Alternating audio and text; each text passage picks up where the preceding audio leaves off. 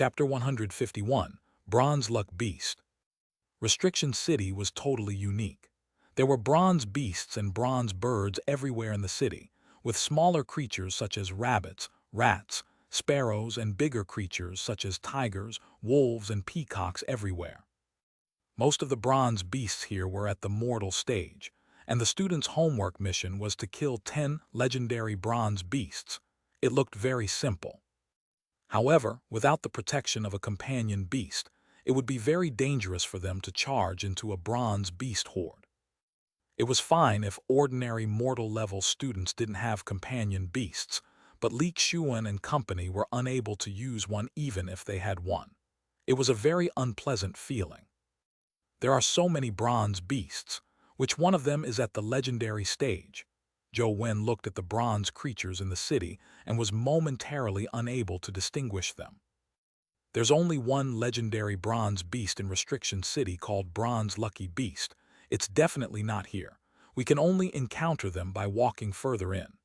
Xianxia paused and pointed at the mortal-level bronze beasts. It's best you ignore those fellows. Let's charge in and find the Bronze Lucky Beast. Why? Zhou Wen was puzzled. There are too many bronze beasts at the mortal stage. Even if we kill all of them now, another batch will quickly surge in from the spatial rift. There's no way to clear them no matter how fast we kill. Furthermore, they have very low drop rates. No matter how many we kill, nothing of use will drop. There's no need to waste time on them, Xianxia said as he rushed into the city. It was rather strange.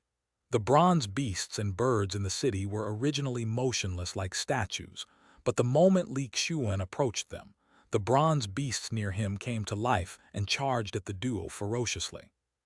The duo tried their best to avoid their attacks, but once they went past a certain range, the bronze beasts stopped pursuing them. Instead, they automatically returned to their original spots, either crouching or standing, as though they had become statues again. Only when they reached the crossroads of the city did Xianxia point at a bronze behemoth statue and say, "That's the Bronze Luck Beast." Zhou Wen took a careful look and saw that the statue resembled both a tiger or a lion. It had scales growing on its body, and its tail resembled a snake. On its head was a pair of horns, making it look extremely odd. Roar! The two of them were about 50 meters away from the Bronze Luck Beast when it suddenly came alive. It let out a roar before jumping off the bronze platform and charging at Zhou Wen and Xianxia like a green beam. The two quickly dodged, causing the Bronze Luck Beast to miss. Its claws scratched the rock on the ground, leaving deep marks, as though someone had struck it with a sharp axe. Is this what you call ordinary? Zhou Wen knew from its speed and strength that this fellow was definitely in no way ordinary. It was definitely top-notch at the legendary stage. Without using a companion beast, Zhou Wen's strength and speed were probably inferior to it. Clang!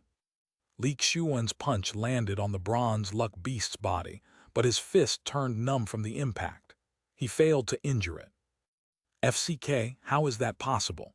The information clearly states that the Bronze Luck Beast's attributes are ordinary. It's only about the same as ordinary golden warriors, making it a little harder to kill. Xianxia was also very depressed. When the two of them were dealing with the Bronze Luck Beast, the ordinary bronze beasts nearby also pounced forward and caused them some trouble. Zhou Wen used Ashen Palm, but it didn't seem to be of much use against the Bronze Luck Beast. The Bronze Luck Beast's resistance didn't seem to be weaker than ordinary golden warriors. However, its speed was much faster than that of a golden warrior. It was among the best, making it extremely difficult to deal with. After using the Astral Slash Blade, Zhou Wen left a deep mark on the Bronze Luck Beast's body. However, the damage wasn't enough to kill it unless Zhou Wen was able to release another 2 or 3 more Astral Slash Blade beams. Having used Astral Slash Blade with all his might, he had drained all of his primordial energy. He had none left for a second attack.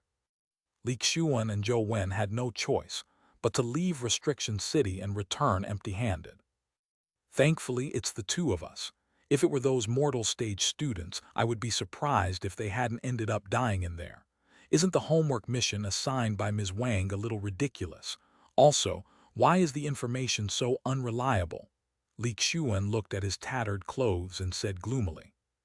Who knows? But that's good too. I'll think about it again when I return. If I were to come up with a strategy to kill the bronze luck beasts, there will definitely be many students who will want to buy it.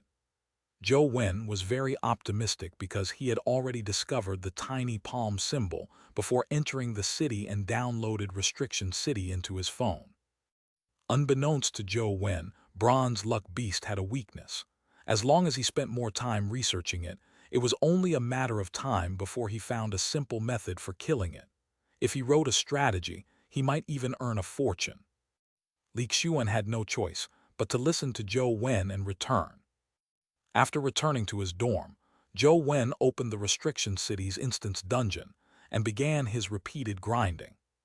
From the path he took after entering the city, and how to best avoid awakening the bronze beasts to killing the bronze luck beast, Zhou Wen repeatedly experimented. Li Xuan was right. The bronze luck beasts were much stronger than what was written in the database. Even a legendary stage student would find it difficult to kill them without using a companion beast in a one-on-one situation. In the past, special admission students needed the collection strength of 4 people to kill the bronze luck beast. Now, most of Zhou Wen's class was at the mortal stage, so it was an impossible task to expect them to kill a bronze luck beast. In the beginning, Zhou Wen had relied on truth listeners, and banana fairies helped to successfully kill a bronze luck beast. After some slow research, he finally managed to kill the bronze luck beast alone. However, his ability to do so didn't mean that the other students could do it.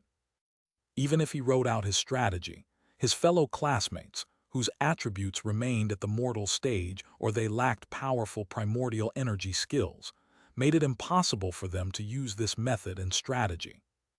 Is there really no other way?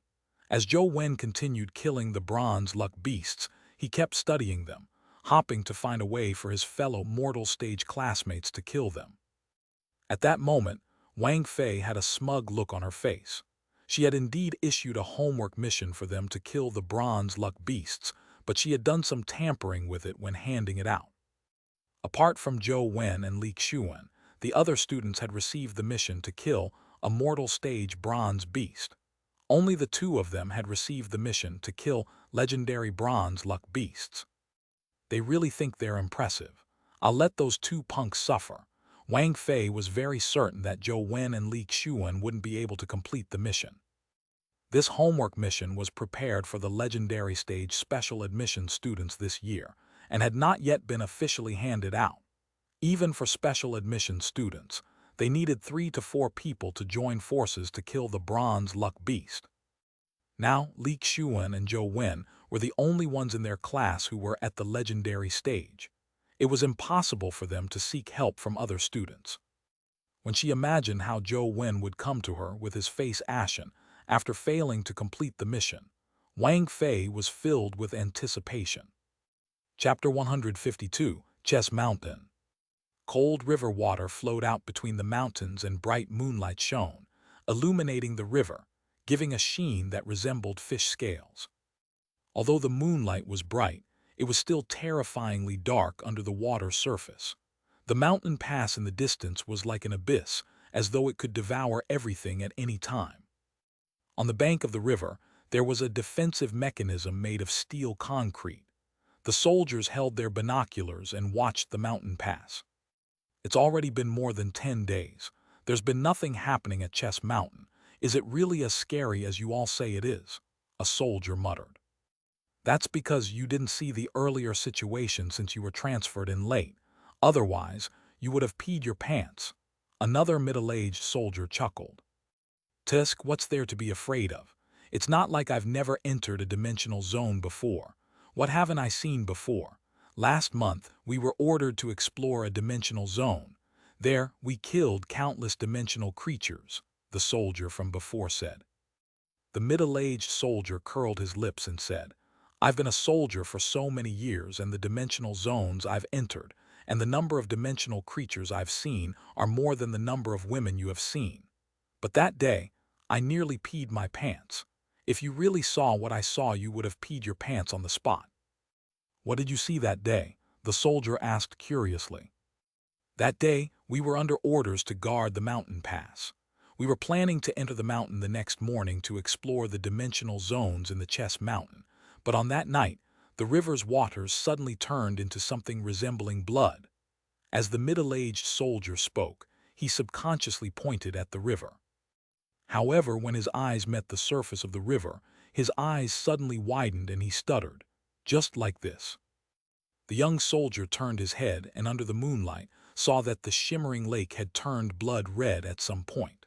The blood-red color rapidly spread out from the mountain pass.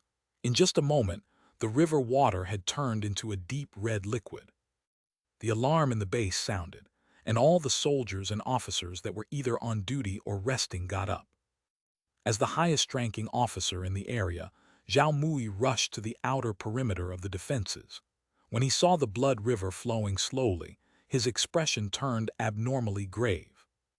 "Commander Zhao, there's something coming out from the Chess Mountains Pass," shouted a soldier who had been using binoculars to monitor the mountain pass. Zhao Mui looked over with his binoculars. Sure enough, he saw something approaching from the mountain pass. Adjusting the focus of the night vision lens to make out what was it, Zhao Mui's expression changed drastically. He saw a humanoid creature walking on the river of blood towards them. The clothes he wore were very odd. It was likely a product of an ancient era. That wasn't the crux. More importantly, the area above his shoulders was empty. He had no head. Instead, the head was in his hands. That head didn't look like a human either. It had a green face and sharp fangs. It had crimson hair and a pair of strange horns growing on its head. The headless monster walked across the bloody river with its head in one hand. It walked out of Chess Mountain and gradually approached the defenses by the river bank. "Fire!" Zhao Mui ordered calmly as he waited for the headless monster to enter the shooting range. "Fire, fire, fire! Give it whatever you have."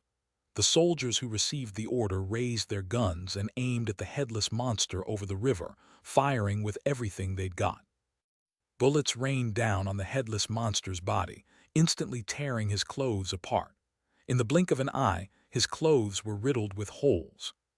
Seeing the headless monster standing motionless above the river's surface, the soldiers couldn't help but stop shooting, but they quickly realized that something was amiss. The monster's clothes were riddled with holes, but no blood flowed out. Suddenly, the head in the headless monster's hand opened a bloodshot eye that seemed to contain infinite amounts of blood. "No good." Zhao Mui's expression changed as he summoned his companion beast, Guardian Spirit Hawk, turning it into a barrier of light that protected the nearby area.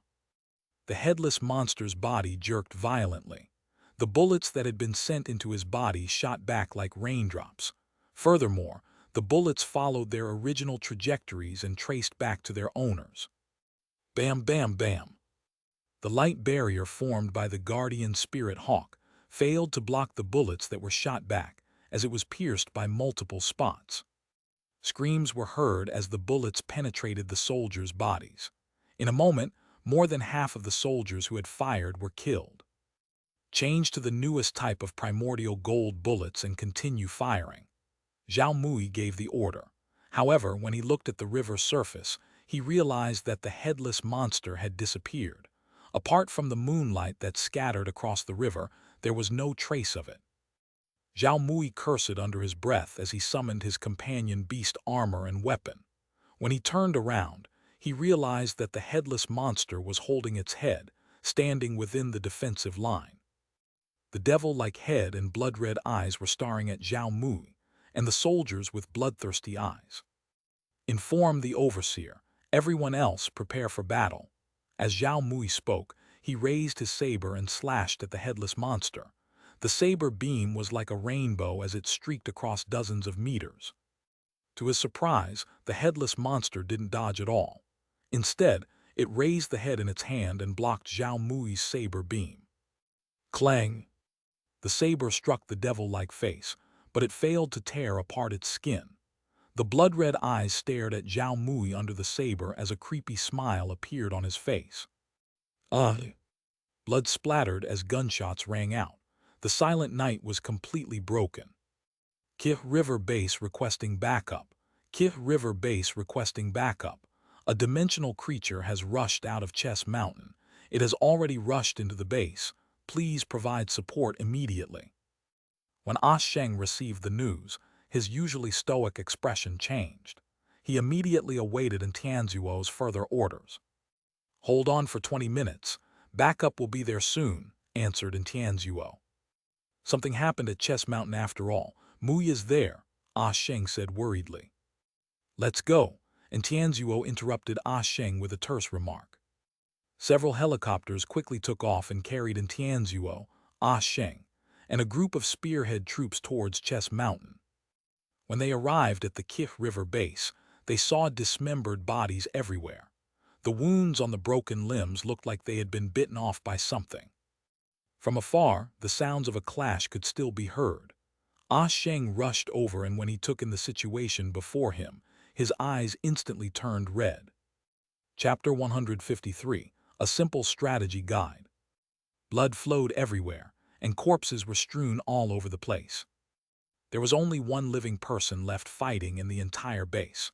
Or rather, it could no longer be considered a living person.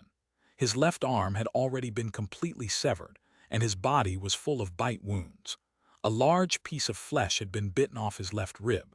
One could vaguely see his internal organs, and the bones on his leg were visible beneath their wounds. Even so, the person was still fighting the headless monster with all his might. Crack! The headless monster bit the person's thigh with the head in its hand.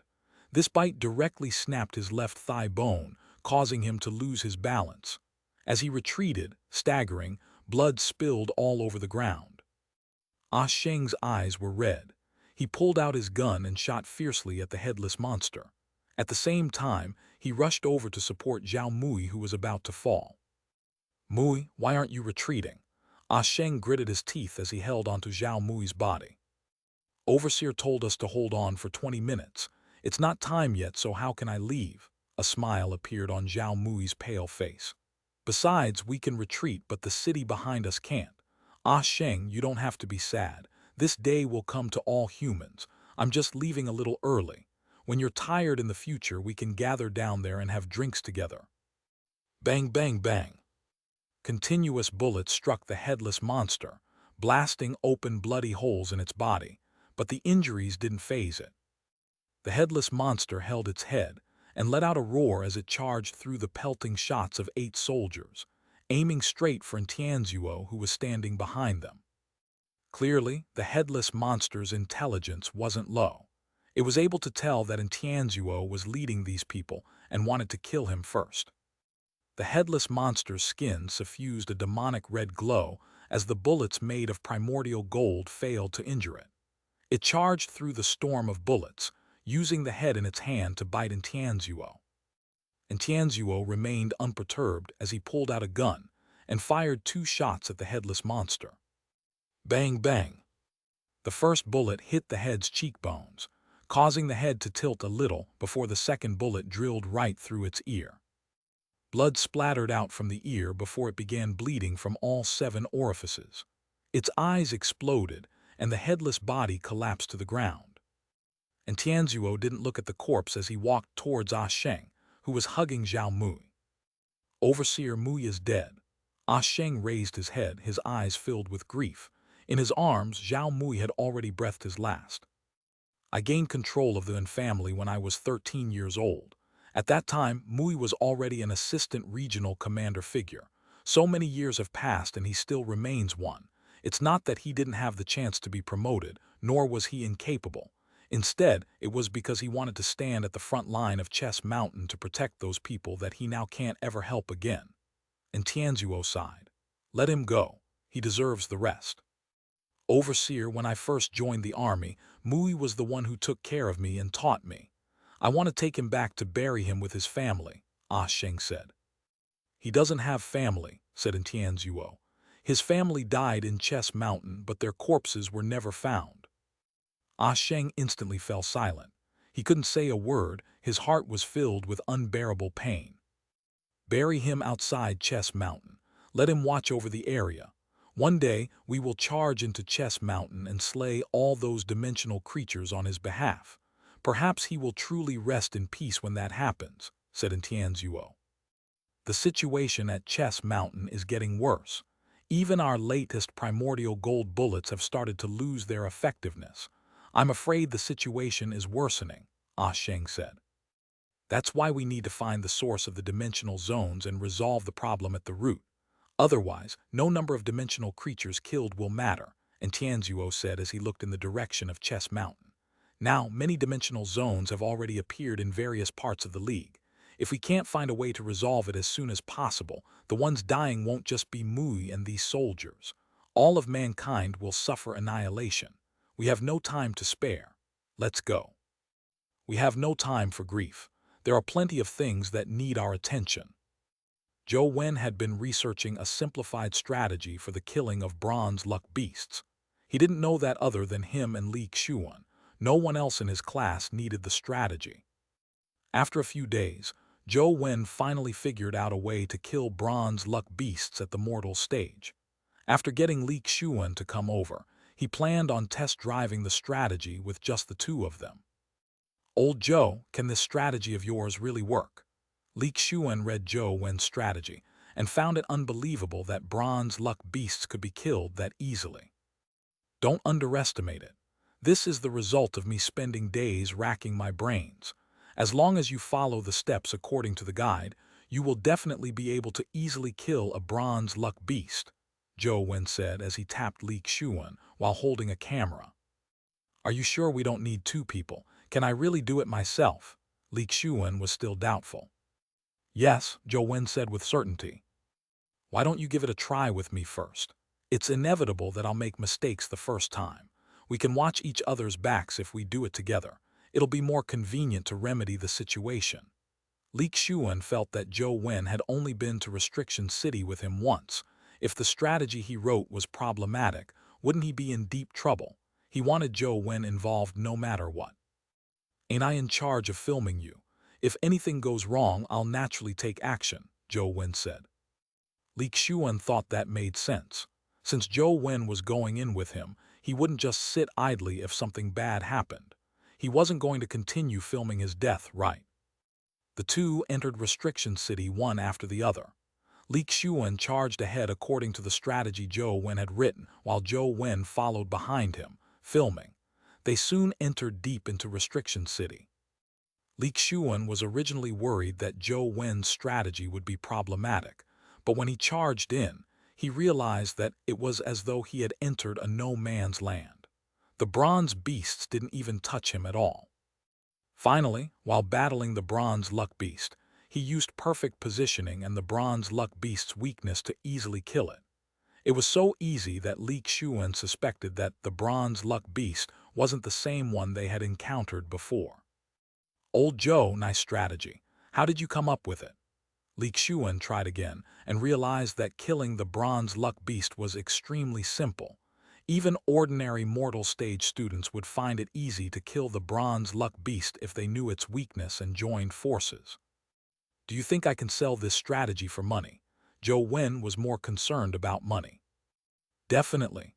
Such an awesome strategy guide definitely will have people willing to spend money to buy it. With our classmates still at the mortal stage, they definitely won't be able to complete their homework mission without this strategy, Li Xuan said with certainty. All right, let's head back and seek out buyers now. Zhou Wen was eager to know how much his strategy guide could be sold for. Chapter 154, A Strategy Guide That Can't Be Sold. What did you say? Li Xuan's eyes widened as he glared at a female student and shouted loudly. The girl looked a little afraid and said meekly, My mission is done. There's no need. There's no need to buy your strategy. That's impossible. Are you joking with me? How did you kill the bronze luck beasts? Li Xuan said while glaring at the girl in disbelief. The girl said cautiously, I didn't kill bronze luck beasts. I only killed 10 bronze bunnies and completed the mission. Bronze bunnies? Isn't our mission to kill legendary bronze beasts? What's the point of killing bronze bunnies? Li Xuan said with a frown. The homework mission didn't say to kill legendary bronze beasts, All you need to do is kill bronze beasts. The girl hurriedly took out her phone to show Li Xian. Indeed, her homework mission only stated that she needed to kill bronze beasts. There was no rule that required her to kill those at the legendary stage. That's impossible, right? We can't be mistaken. Li Xian hurriedly took out his cell phone and read his homework mission again, confirming that he wasn't wrong. It clearly indicated that he needed to kill legendary stage bronze beasts. Old Joe, what does yours say? Li Xian asked Zhou Wen again. Same as yours. Zhou Wen handed his phone to Li Xian. Li Xian took a glance and, just like him, quickly made a few phone calls. Soon, he looked at Zhou Wen with an odd expression and said, "All of our classmates received missions to kill bronze beasts. We are the only two who received the mission to kill legendary stage bronze beasts." Could it be a mistake? Zhou Wen asked. It's impossible for the wrong message to be sent. They are sent en masse. If it was sent wrongly, all the students must have received the wrong message. How can it be just the two of us? This is clearly a message that was separately sent to us, Li Xian said. Then doesn't that mean that my strategy won't be of any use? Zhou Wen's first thought wasn't why Wang Fei had given them such a difficult mission, but if his strategy guide could still be sold. That's hard to say. According to what I know, the class of special admission students received this mission as well. However, those guys are basically at the legendary stage, and all of them have their noses up in the air. They probably won't spend money on buying your strategy, Li Xian said. Zhou Wen couldn't help but frown when he heard that he might not be able to sell the strategy guide. However, when he thought of Wang Lu, his eyes lit up again. He turned to Li Xian and asked, "Li Xian, is there any record in Restriction City? I mean the time record for killing the bronze luck beast." "Definitely. There are records in every dimensional zone." Li Xian instantly understood what Zhou Wen was getting at. "You mean you wish to sell this strategy to special admission students who wish to break the record?" "I can give it a try." Zhou Wen felt that there was a chance. He planned on asking Wang Lu to see if she was interested in buying the strategy. They returned to Four Seasons Garden and went to Wang Lu's dorm to look for her. They happened to meet her on the way there. She was accompanied by about 5 special admission students, seemingly having just returned. They were chatting as they walked, as though they were discussing something. "Zhou Wen, Li Xian, what a coincidence!" Wang Lu greeted Zhou Wen and Li Xian when she saw them. "It's not a coincidence. We came here especially to find you. Did you special admission students receive the homework mission to kill the bronze luck beasts?" Zhou Wen asked directly. "That's right, what's the matter?" Wang Lu looked at Zhou Wen curiously, unsure why he would suddenly ask. "It's this. Li Xian and I have figured out a strategy to kill the bronze luck beast. It should be of some help for killing them, allowing you to kill them faster and even break the record. Would you be interested?" Zhou Wen asked. Before Wang Lu could say a word, a male student beside her said, "Zhou Wen, we admit that your companion beasts are indeed powerful. Unfortunately, we don't have any as powerful as yours. Your strategy is useless to us." "The strategy we came up with doesn't need any special companion beasts. Besides, they can't be used in Restriction City," Zhou Wen said. "Since no one can use a companion beast, we can figure out a method to kill the bronze luck beasts ourselves. Why would we need to spend money on your strategy?" said the boy with a smile. Zhou Wen finally realized that with his low EQ, he had overlooked a problem. Those who could enter Sunset College were geniuses, and the special admission students were geniuses among geniuses. They were all rather proud, so to get them to spend money to buy a strategy from someone else would be akin to making them admit that they were inferior to others. How could proud special admission students be willing to spend money to buy such a thing? Another female student also said, "Zhou Wen, we came to Sunset College to hone ourselves. We have to experience it for ourselves before we can improve. Buying someone else's strategy is equivalent to cheating. It's meaningless to us." The other special admissions students likely had similar views. Wang Lu said, "Zhou Wen, I'm sure your strategy is useful, but I still want to challenge myself." With Wang Lu saying that, Zhou Wen knew that there was no hope in selling his strategy. After they returned to the dorm, Li Xian said to Zhou Wen, "From the looks of it, the strategy would be a tough sell. I wonder what Ms. Wang was thinking. Why didn't she tell us earlier that only the two of us were given the mission to kill bronze luck beasts? We wasted so much time researching a strategy." "It's nothing, just treat it as a form of training and learning." Zhou Wen didn't mind. Li Xian thought for a moment and said, "By the way, you can post the strategy guide to our school's intranet forums. It allows for monetization. Who knows, those special admissions students might be embarrassed to buy it in front of others, but wouldn't have scruples doing it in private." "All right, help me post it. However, the price must be set high. Such a strategy guide isn't worth anything if it's spread, so it's best to earn as much as possible in one go." Zhou Wen still remembered the painful experience of posting the last strategy and warned Li Xian. "But if the price is too high, it won't be easy for them to be purchased, right?" Li Xian remarked hesitantly. "It's fine even if it can't be sold, as long as it's not sold too cheaply." Zhou Wen was quite open-minded. "All right." Li Xian nodded and posted the strategy on the school's intranet forum. When he was done, he saw Zhou Wen lying on the sofa gaming again. He asked, "Aren't you bored to death gaming all day? All you do is kill those ants. Isn't it boring?" "Not at all," Zhou Wen said without looking up. "Stop gaming. Join me as I kill the 10 bronze luck beasts first. We'll break the record. Since those special admissions students don't want to, let's break it ourselves," Li Xian said. Zhou Wen followed Li Xian to Restriction City. As for the post, it attracted the attention of someone. The counselor of the special admissions class, Liu Zhengyan, saw the post titled, "A God's Guide to Slaying a Bronze Luck Beast in a Minute." Chapter 155, Liu Zhengyan's Plan. It isn't difficult to kill a bronze luck beast in a minute at the epic stage. For those at the legendary stage, to kill bronze luck beasts in such a short period of time without using a companion beast is not impossible, but it's just too difficult. Liu Zhengyan was originally curious, but after trying to take a look at the content, he realized that it was monetized. Furthermore, the points needed to read it when converted to League Current was ridiculous.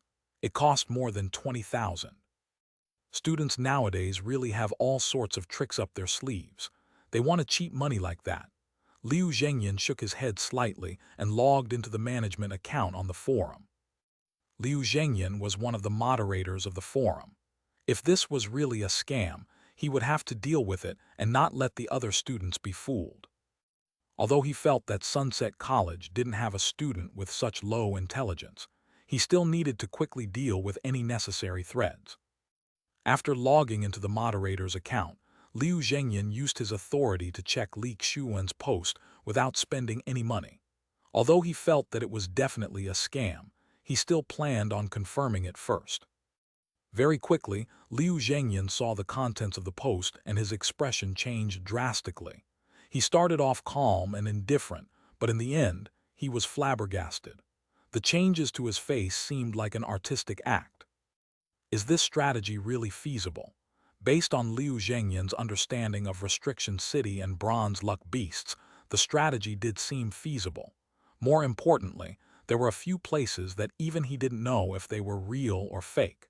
He was unable to determine the authenticity of the strategy. If it's really possible, then the person who wrote this strategy is amazing. Liu Zhengyan decided to make a trip to Restriction City and personally test it out. If this strategy were real, he planned on including it as teaching material and let all the special admission students study it. Liu Zhengyan didn't want them to learn how to kill bronze luck beasts, but to learn from the line of thinking and methods used to derive the strategy. The rarest thing about this strategy was that it was a meticulous and creative design. There was no need to rely on powerful strength to resolve the problem. It was solely designed using perfect positioning, suppression, and the use of the opponent's weakness. If the strategy was proven to be real, even a few mortal stage cultivators could kill the bronze luck beast in a group. Such a strategy was simply the work of a genius. Liu Zhengyan eagerly headed to Restriction City. He only wanted to quickly verify the authenticity of the strategy. However, when he entered Restriction City, he realized that someone was already killing bronze luck beasts. The few of them near the city gates had already been killed. Liu Zhengyan's heart stirred as he headed deep into the city. Indeed, not long after, he saw two students killing the bronze luck beasts. When he saw the movements of the two students, he immediately came to a realization. He didn't need to experiment anymore, and he knew that the strategy was real. Besides, he already knew who had posted it. Li Xian and Zhou Wen, were they the ones who wrote that strategy? Liu Zhengyan looked from afar at the duo slaying of the bronze luck beasts and only grew increasingly alarmed. Li Xian was executing the steps of the design strategy. With his strength alone, he could easily kill the bronze luck beast. The entire process definitely took less than a minute. This had already broken the student records of the school. The crux of the matter was that Li Xian had completed it too easily. Furthermore, it also proved that bronze luck beasts had a huge weakness. As long as one targeted this weakness, killing it would be too easy. What left Liu Zhengyan even more surprised was Zhou Wen. Although the person attacking the bronze luck beast was Li Xian, Zhou Wen had been following him all the way with a camera. He tossed and turned in the group of bronze beasts and followed Li Xian, perfectly capturing his every move. It was not easy to keep up with Li Xian's actions, much less in Restriction City. There were many mortal stage bronze beasts and bronze birds around. With the bronze beasts awoken by Li Xian, Zhou Wen's subsequent tailing of him made the bronze beasts and bronze birds target him with priority. However, Zhou Wen's pace was light and nimble as though he was taking a stroll. He didn't even look at the bronze beasts, yet he was able to dodge all of their attacks. The entire process was pleasing to the eyes, so fluid that Liu Zhengyan felt like it was a sight to behold. This Zhou Wen doesn't only have powerful companion beasts, his standards aren't bad either. He should be more than able to enter the special admission class. The more Liu Zhengyan looked at him, the more he felt that difficulty as a videographer was more difficult than Li Xian, who was the protagonist when hunting the bronze luck beasts. When Liu Zhengyan had watched the entire process of the two of them hunting the bronze luck beast, he secretly left Restriction City without alarming Zhou Wen and Li Xian. After returning to his office, he logged on to the website again and found the thread Li Xian had posted. Then, he clicked on it. This time, Liu Zhengyan didn't use his moderator account and access. Instead, he purchased the monetized thread as a normal user. Since I've already paid for it, it shouldn't be a problem for me to use it. Liu Zhengyan smiled and had already made up his mind. The special admissions class was different from the ordinary classes. If the ordinary students of Sunset College were left to develop themselves, then the students of the special class were specially nurtured. There was no saying which of the two teaching methods was exactly good or bad, but the teaching methods of the special class were more targeted with results showing faster. However, this kind of teaching method required the students to have a very good foundation. This was something that ordinary students did not have. At the same time, they also needed a large number of resources from the college, so it was difficult to extend it to everyone. Liu Zhengyan planned to use this strategy as teaching material and give detailed explanations to the students of the special class. However, it wasn't for now, but after the special admissions students completed their homework missions. With the pride and confidence of the special admissions students, they would definitely be very confident in their own results. Some would even feel proud of their own results. However, if they saw this strategy and saw the tremendous effects of it, he believed that it would be a good learning experience for them. However, before that, Liu Zhengyan had to confirm that those students didn't know about it already. Otherwise, the educational effects would be greatly reduced. Liu Zhengyan wasn't worried about the thread on the discussion forum. With such a high price, no student would be foolish enough to purchase it. The only thing that needed to be resolved was Li Xian and Zhou Wen's recorded results. It looks like I need to have a good chat with Ms. Wang. Liu Zhengyan decided to discuss the matter with Wang Fei and get her to temporarily hold back Li Xian and Zhou Wen's results and videos. It wouldn't be too late to announce them after he had finished teaching his students. Chapter 156. Who was the one who wrote the strategy guide? Wang Fei had been in a rather good mood recently. Ever since she gave Zhou Wen the mission to kill the bronze luck beasts, her mood had greatly improved. "Ms. Wang, are you there?" Liu Zhengyan's voice and knocking came from outside her office. Wang Fei opened the door and invited Liu Zhengyan in. She poured him a cup of tea and asked with a smile, "Mr. Liu, what's the matter?" "It's like this, Teacher Wang. Did you assign a homework mission for Zhou Wen and Li Xuan to kill bronze luck beasts?" Liu Zhengyan asked frankly. "Didn't I inform you about this matter? Did something happen?" Wang Fei looked at Liu Zhengyan in confusion. "Nothing happened. I just have something to ask of you," Liu Zhengyan said. "Mr. Liu, you are my senior. You helped me a lot when I first joined the school. There's no need to be so polite with me if there's anything you need me to do," Wang Fei said. Liu Zhengyan said, "All right, then I won't stand on ceremony with you. I hope you can temporarily hold back Zhou Wen and Li Xuan's results and videos. You can report their results and videos after my class completes the homework mission." "Mr. Liu, I don't understand. What are you getting at?"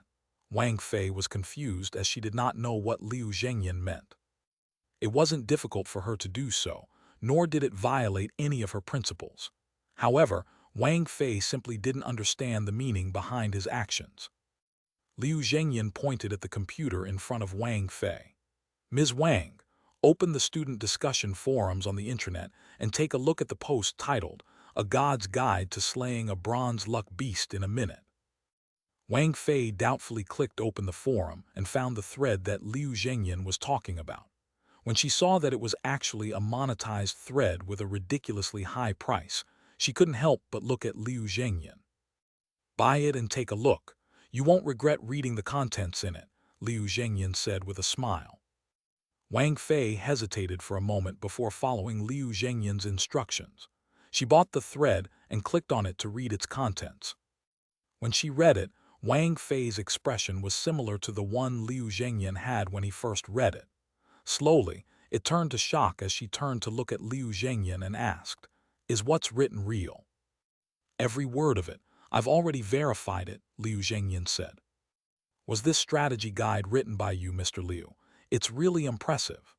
Wang Fei misunderstood and thought that the strategy guide was written by Liu Zhengyan.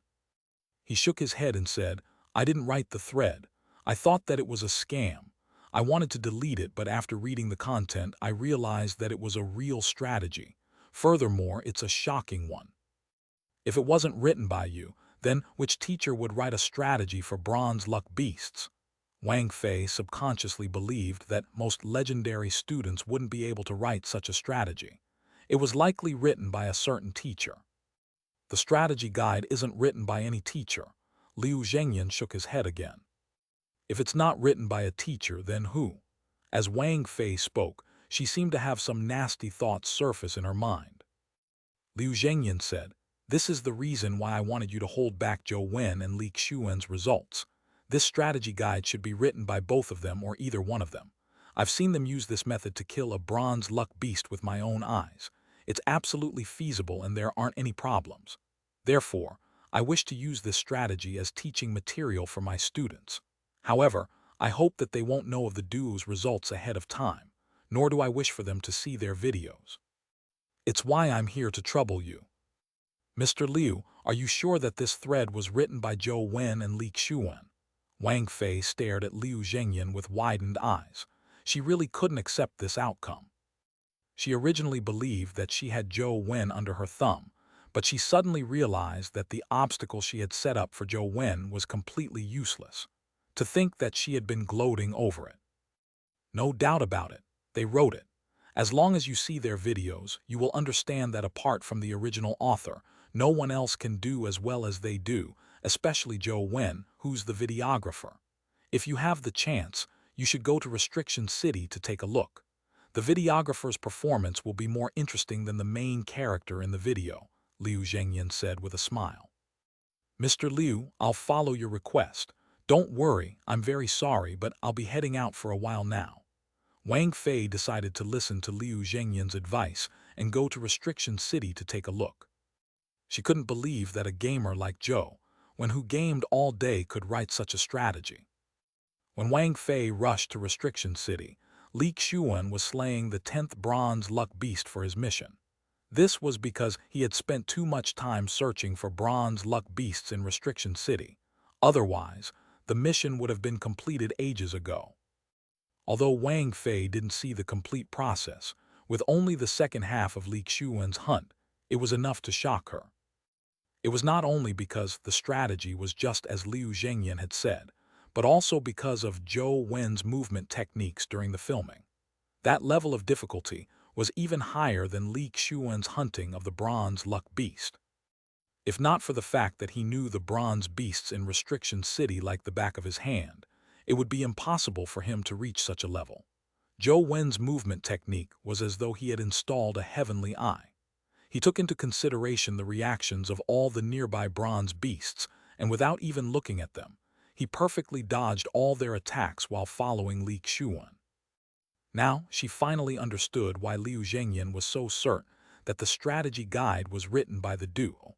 Only someone who knew the bronze beasts so well could write such a strategy. This fellow, he's just too talented. How did he do it? Wang Fei looked at Zhou Wen with an odd expression as she felt mixed emotions. It was hard to describe what she felt. Zhou Wen was more outstanding than she imagined. As Zhou Wen's counselor, Wang Fei was very pleased and happy for her good friend, Aoyang Lan. However, when she thought of how such a genius was obsessed with mobile games, the words, "What a waste of a treasure," surfaced in her mind. Zhou Wen and Li Xuan didn't notice the distant Wang Fei. After Li Xuan completed his mission, it was Zhou Wen's turn to kill 10 bronze luck beasts. This change made Wang Fei more certain that the strategy was written by Zhou Wen. At least he took most of the credit. When Li Xuan did the filming, his movements were clearly a lot more amateurish. From time to time, he had to take care of the attacks of the mortal stage bronze beasts to prevent himself from being injured. He wasn't able to be as focused as Zhou Wen on the filming. Chapter 157, Multiple Life Providences. When Wang Fei returned, she was exceptionally calm. She was somewhat astonished by Zhou Wen's talent and capabilities.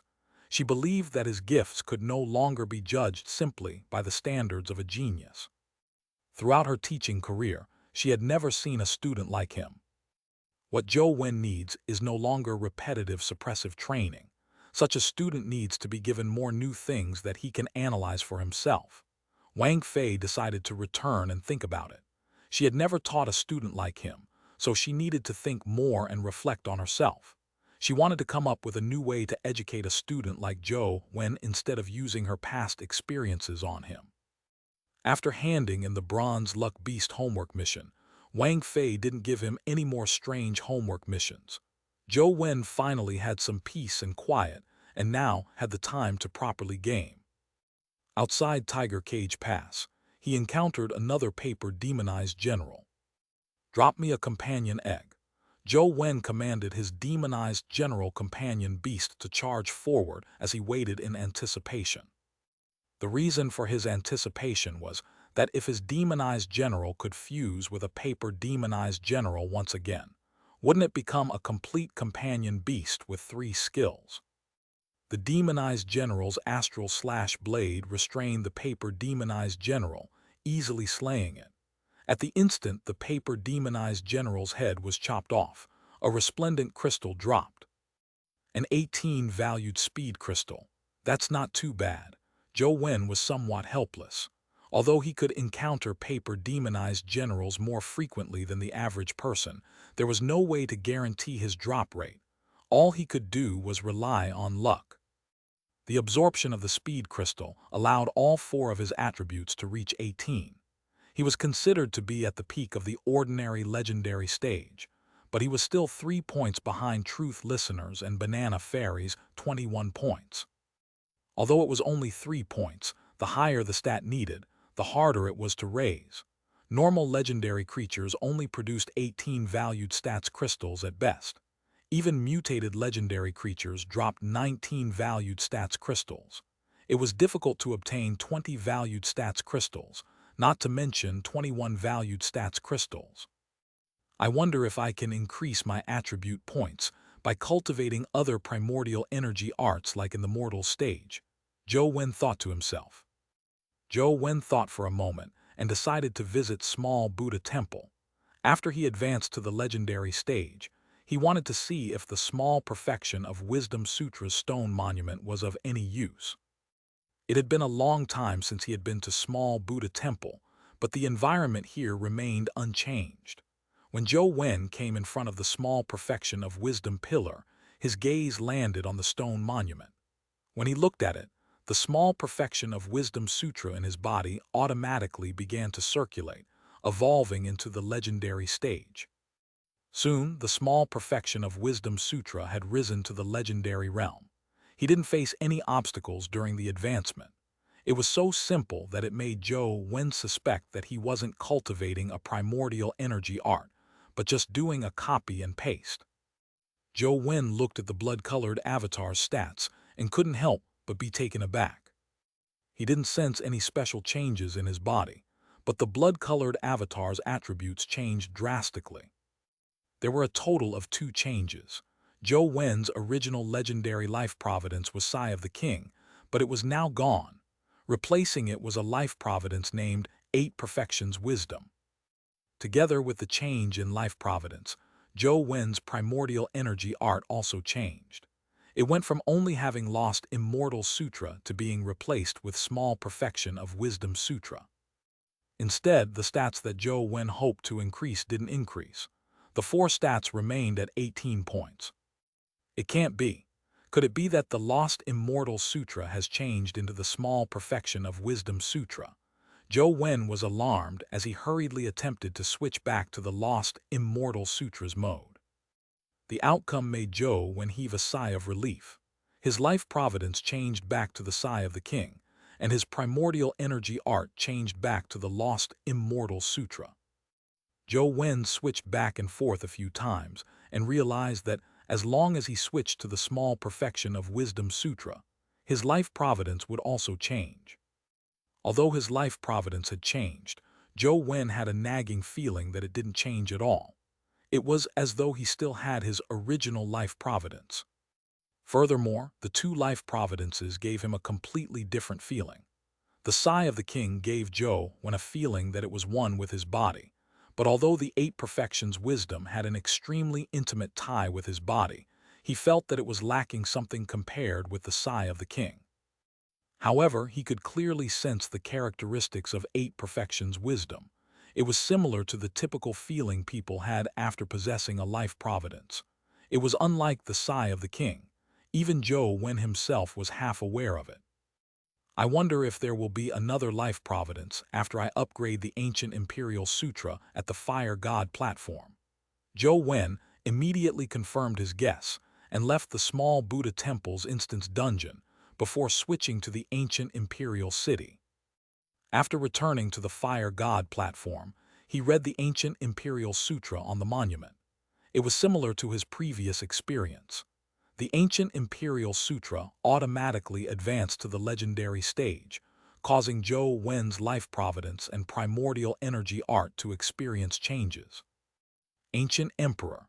When Zhou Wen looked at the 2 words of his life providence, he understood the benefits that such a life providence could bring him. Zhou Wen made another trip to Mount Leijun's instance dungeon, and the outcome was the same. The wordless monument also gave him a life providence of Tao body, and the primordial energy art only had 2 words, Tao Sutra. However, be it the 8 Perfections Wisdom, Ancient Emperor, or Tao body, despite being able to clearly sense their effects, Zhou Wen found it unnatural.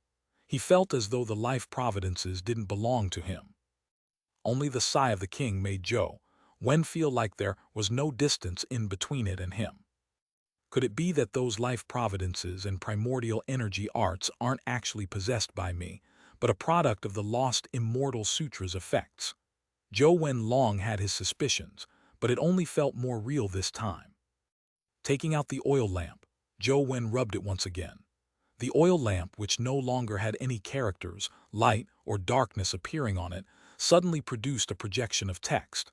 It turned Zhou Wen's life providence into Godfiend, and his primordial energy art turned into Godfiend era. Just like the first three life providences, the Godfiend's life providence also felt somewhat distant. It made him uneasy, but it was only a feeling. It didn't obstruct him from using it. Zhou Wen wasn't able to use 4 different life providences at the same time. He could use the corresponding life providence when his primordial energy art switched to the corresponding type, and different life providences gave him different augmentations. 8 perfections, wisdom greatly augmented his body. It was similar to Li Xuan's immortal god of combat that allowed for his physical resilience to improve greatly as he gained a powerful recovery ability. The Dao body life providence augmented his primordial energy, greatly increasing Zhou Wen's recovery speed.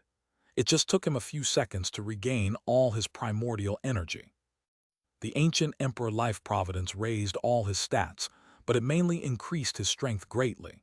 Furthermore, it made his strength attribute experience some abnormal changes. The Godfiend life providence was the oddest. Zhou Wen originally believed that it would augment his speed attribute greatly, but that wasn't the case. The Godfiend life providence augmented all his attributes, but not by much.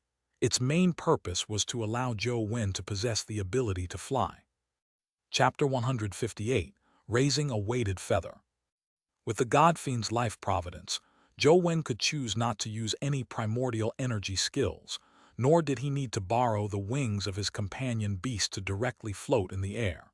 Furthermore, he could fly freely, as though he had invisible stairs in the air. Every life providence had its unique effects, and they all seemed very powerful, but Zhou Wen had a nagging feeling that these powers didn't belong to him. He was at home studying the effects of the primordial energy arts and life providences when he suddenly heard the doorbell ring. At first he thought it was Li Xuan, but when he opened the door, he realized that it was Feng Qiuyan. "Why are you here?" Zhou Wen asked curiously. "Coach, I would like you to tailor a second cultivation plan for me," Feng Qiuyan said firmly. "Didn't I say before that you have to finish the plan I tailor-made for you before you can proceed to the next stage of cultivation?" Zhou Wen really didn't wish to lie to Feng Qiuyan, so he could only find an excuse to reject him. However, before he could finish speaking, Feng Qiuyan said, "Coach, I've already mastered the realm of the slow saber." "What? You've mastered it?" Zhou Wen widened his eyes as he looked at Feng Qiuyan in disbelief. He had only said it in passing. Although he had included some of his insights, most of them were just random thoughts he pulled out of his ass. The fact that Feng Qiuyan had actually managed to master the realm of the slow saber realm with his nonsense left Zhou Wen in disbelief. "I've really mastered it. I'll demonstrate it to you now." Feng Qiuyan slashed at Zhou Wen with his saber. In the past, Feng Qiuyan's slashing of his saber was very quick, so fast that no one could see it clearly. It was like a bolt of lightning. It was extremely fast and agile. His saber remained very fast, but it was so fast that it gave one a heavy feeling. It was as if there was immense weight on his saber, as if a mountain was pressing on it. This saber move allowed others to see it clearly. It looked very slow, but in fact, its speed was even faster than before. "You move as if you are raising a weighted feather." Zhou Wen directly spoke of the feeling that Feng Qiuyan's saber had given him. Feng Qiuyan nodded and said, "As expected of Coach, you knew about this realm all along. If it wasn't for your guidance, I don't know how long it would have taken me to figure it out." Zhou Wen wasn't able to describe his current feelings as he thought to himself, "Feng Qiuyan, you are truly a genius. You actually managed to master something with that little said. What else can I say?" "Coach, please continue to tailor a cultivation plan for me," Feng Qiuyan said solemnly to Zhou Wen. Without waiting for Zhou Wen to say a word, Feng Qiuyan transferred the money to Zhou Wen. It was actually more than 20,000, 3 times more than the first lesson. "Coach, I know that you aren't doing it for this pittance, but this is just a form of my appreciation," Feng Qiuyan said. "I'm doing it precisely for this pittance, all right." Zhou Wen was really in need of money, but he found the money to be a hot potato. I've been a little busy recently. I probably don't have much time to tailor a plan for you. Zhou Wen wanted to find an excuse to send Feng Qiuyan away. However, Feng Qiuyan immediately said, "It's all right. Coach, if you have time, give me some pointers. If you don't have time, I can wait." Zhou Wen looked at Feng Qiuyan with a complicated expression, momentarily at a loss for words. After a long hesitation, Zhou Wen gritted his teeth and said, "Feng Qiuyan, listen to me. In fact, from the beginning, I only wanted to earn a little bit of your money from teaching you. What I said to you previously was all nonsense. For you to master the realm of the slow saber is because you are talented and perceptive. It has nothing to do with me. I'm sorry, I'll refund you the money you paid previously. I hope that you won't take it to heart." Zhou Wen really didn't wish to lie to Feng Qiuyan.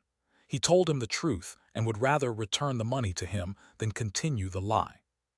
However, Feng Qiuyan didn't believe him at all. He stopped Zhou Wen from refunding him the money and said, "Coach, it's fine if you don't have time. I can wait. If you think my talent is too poor and don't wish to teach me, it doesn't matter. I'll stay by your side. You don't have to deliberately teach me. Just let me figure things out on my own." Zhou Wen wasn't an eloquent person. He was at a loss for an explanation as he stammered, "That's not what I meant." "Coach, you don't have to say anything else. I know people like you are very diligent in your cultivation. You will definitely squeeze every minute and second for cultivation, or else you wouldn't have improved so quickly. I was selfish to make you waste your time tailoring a plan for me. But other than you, I can't tolerate those mediocre people who only teach following a fixed curriculum. So please do not reject me. I know that your time is precious, so you don't have to do anything. Just let me be by your side and self-study. Don't worry, I won't affect your day-to-day life. I won't disturb you when it's inconvenient." Feng Qiuyan's eyes were steeled with resolve. This person must be crazy. Zhou Wen looked at Feng Qiuyan with his mouth agape. He realized that he had no way of explaining himself. "I'm telling you that I really have nothing to teach you. Are you sure you want to stay?" Zhou Wen said feebly. "Coach, don't worry. I will definitely not disturb your cultivation," Feng Qiuyan said firmly. "As long as you're happy, let me make things clear. I have nothing to teach you. If you insist on staying, the money you gave me won't be refunded," Zhou Wen said. "I don't usually use a lot of money. I haven't used much of the allowance that my family gave me. There's still about 1 million left. If you need it, you can take it all," Feng Qiuyan said. "There's no need." Zhou Wen shook his head helplessly as he went back inside and sat on the sofa to continue gaming. Feng Qiuyan walked in and closed the door before following Zhou Wen, preparing to watch him play games. "Do you want to watch me game too?" Zhou Wen put down his phone and asked Feng Qiuyan. "I want to understand your entire cultivation process. Gaming is also part of your cultivation, right? What game are you playing? I want to download one too," Feng Qiuyan said seriously. It was obvious that he wasn't joking. "This is a game I created myself. It hasn't been completed yet, so it is a trade secret." Zhou Wen felt like he was about to go mad. Feng Qiuyan was obviously the one who had been deceived, but he, the deceiver, felt extremely depressed. "I see." Feng Qiuyan nodded and stopped watching him game. He walked to Zhou Wen and pulled a chair to sit down as he stared at him intently. Zhou Wen couldn't be bothered with him. He believed that Feng Qiuyan would leave once he was bored, so he decided to ignore him. Since Feng Qiuyan couldn't see what game he was playing, he continued gaming and grinding the game's instance dungeons. Chapter 159, True Grinding. This time, Zhou Wen was grinding the ant nest. When he arrived in the ant city again, he immediately switched his primordial energy art to the Tao Sutra. His life providence also changed to Tao Body, giving him immense augmentation to his primordial energy recovery rate. At the same time, he got the blood-colored avatar to summon the banana fairy in her fan-like state. Seeing the swarm of black-winged flying ants charging at him, he swatted the fan at them. The dozen or so black-winged flying ants in front of him were immediately sent flying. The cold wind caused their bodies to freeze into ice sculptures. When they were hit, They immediately shattered into broken limbs that fell to the ground. Following the dozen or so notifications that a black-winged flying ant had been killed, a dimensional crystal dropped on the ground. Awesome. This is what it means to grind. Zhou Wen summoned the three-eyed golden warrior, mutated demonized general, the mutated lotus flower ant, and the silver-winged flying ant, but he didn't let them attack. All he did was put up a battle formation for defense, preventing the horde of black-winged flying ants from approaching the blood-colored avatar. The three-eyed golden warrior took point as the swarm of black-winged flying ants failed to injure its golden body. It occupied the space of nearly half the black-winged flying ants. The other companion beasts also used their own strengths to prevent the ant swarm from approaching the blood-colored avatar. However, there were just too many black-winged flying ants. In just a few seconds, a large group had gathered and were on the brink of breaking through the defensive perimeter. Zhou Wen glanced at the blood-colored avatar's primordial energy. Under the effects of the Tao body, his primordial energy had recovered to the maximum of 18 points. Without any hesitation, he swatted his fan again. Boom, boom. A large group of ants was sent flying as they slammed into each other, shattering to pieces. The notifications of black-winged flying ants being killed flooded the screen. Under the protection of the three-eyed golden warrior and other companion beasts, the blood-colored avatar delivered a gust of cold wind every few seconds. The immense numbers of black-winged ants couldn't withstand such a slaughter. In less than half an hour, the massive ant city had almost no black-winged flying ants left. Zhou Wen controlled the blood-colored avatar to charge into Ant City. All kinds of ants crawled out of the nest in an attempt to attack him, but a large swath of them was killed by the great yin wind. There were shiny dimensional crystals on the ground, mixed with companion eggs. It was a spectacular sight that Zhou Wen had never seen before. Awesome, how awesome! Zhou Wen led the group of companion beasts to storm through Ant City, leaving a river of blood in his wake. He didn't even have time to pick up the dimensional crystals and companion eggs that dropped. Kill, kill, kill! Zhou Wen immersed himself in a frenzy, slaughtering every ant he saw.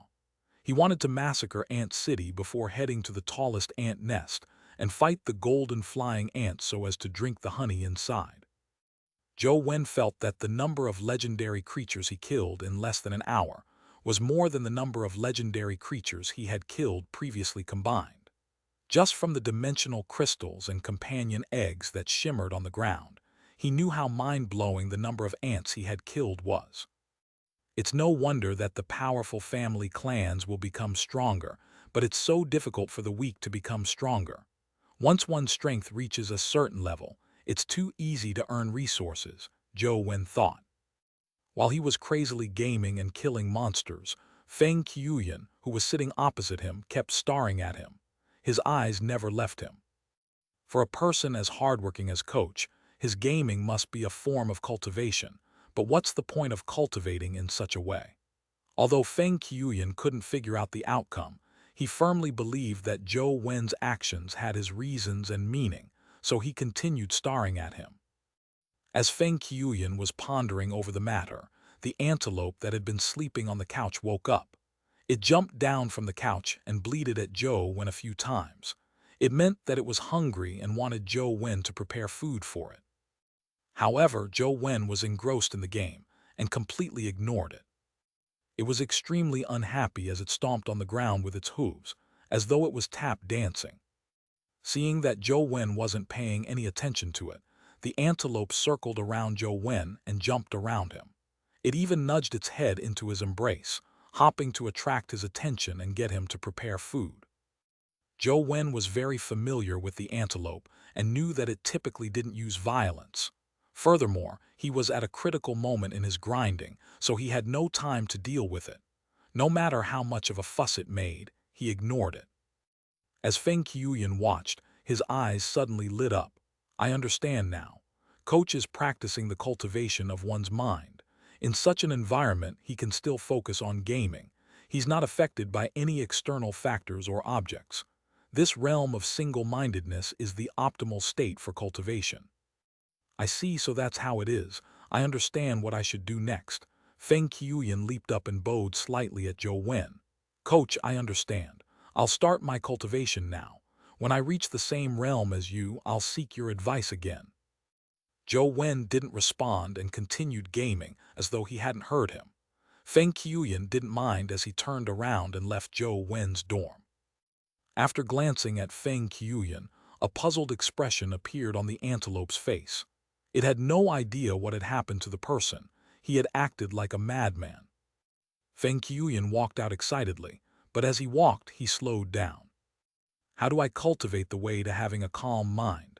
Just as Feng Qiuyan was thinking, he saw a person walking towards him. On careful look, it was Li Xiuan. Feng Qiuyan, why are you here at Zhou Wen's place? Li Xiuan asked in puzzlement. Feng Qiuyan's eyes lit up as he quickly came to Li Xiuan. Without answering him, he asked, Li Xiuan, you have the best relationship with Coach. Do you know how he usually cultivates to be completely single-minded? What's single-minded? That fellow old Zhou is like a fool when he's gaming. He doesn't hear a thing, Li Xiuan said casually. That's right. What kind of disturbance practice does he do when he's gaming? Feng Qiuyan hurriedly said. Is there a need for practice? When he's gaming, he isn't distracted at all. In the past, I had a pretty chick tempt him while he was gaming, but guess what happened in the end? That punk acted as though he couldn't see that chick at all. When that girl stopped him from playing, he threw her to the ground with a slap and continued gaming, Li Xiuan said as his saliva splattered. So one needs to get past lust first. Feng Qiuyan's eyes lit up as though he had figured out something. However, when Feng Qiuyan thought about it, he realized that this was Sunset College. There was no way he could find such a woman to practice with. Instantly, he felt a little stumped. Do you know anywhere that has women? The kind that are very noisy, Feng Qiuyan asked, having heard from Li Xiuan that he had previously found women for Zhou Wen.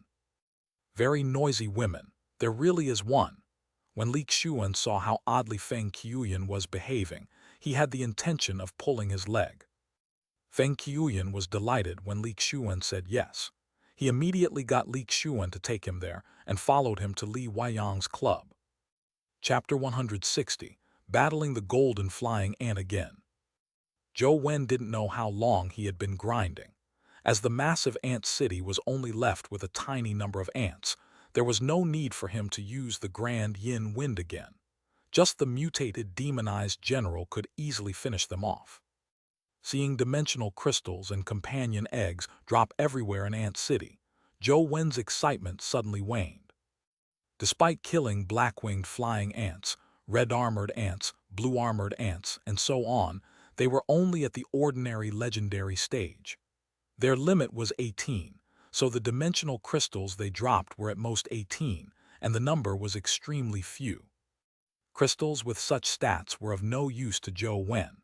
Only the primordial energy crystals could be used to replenish his primordial energy.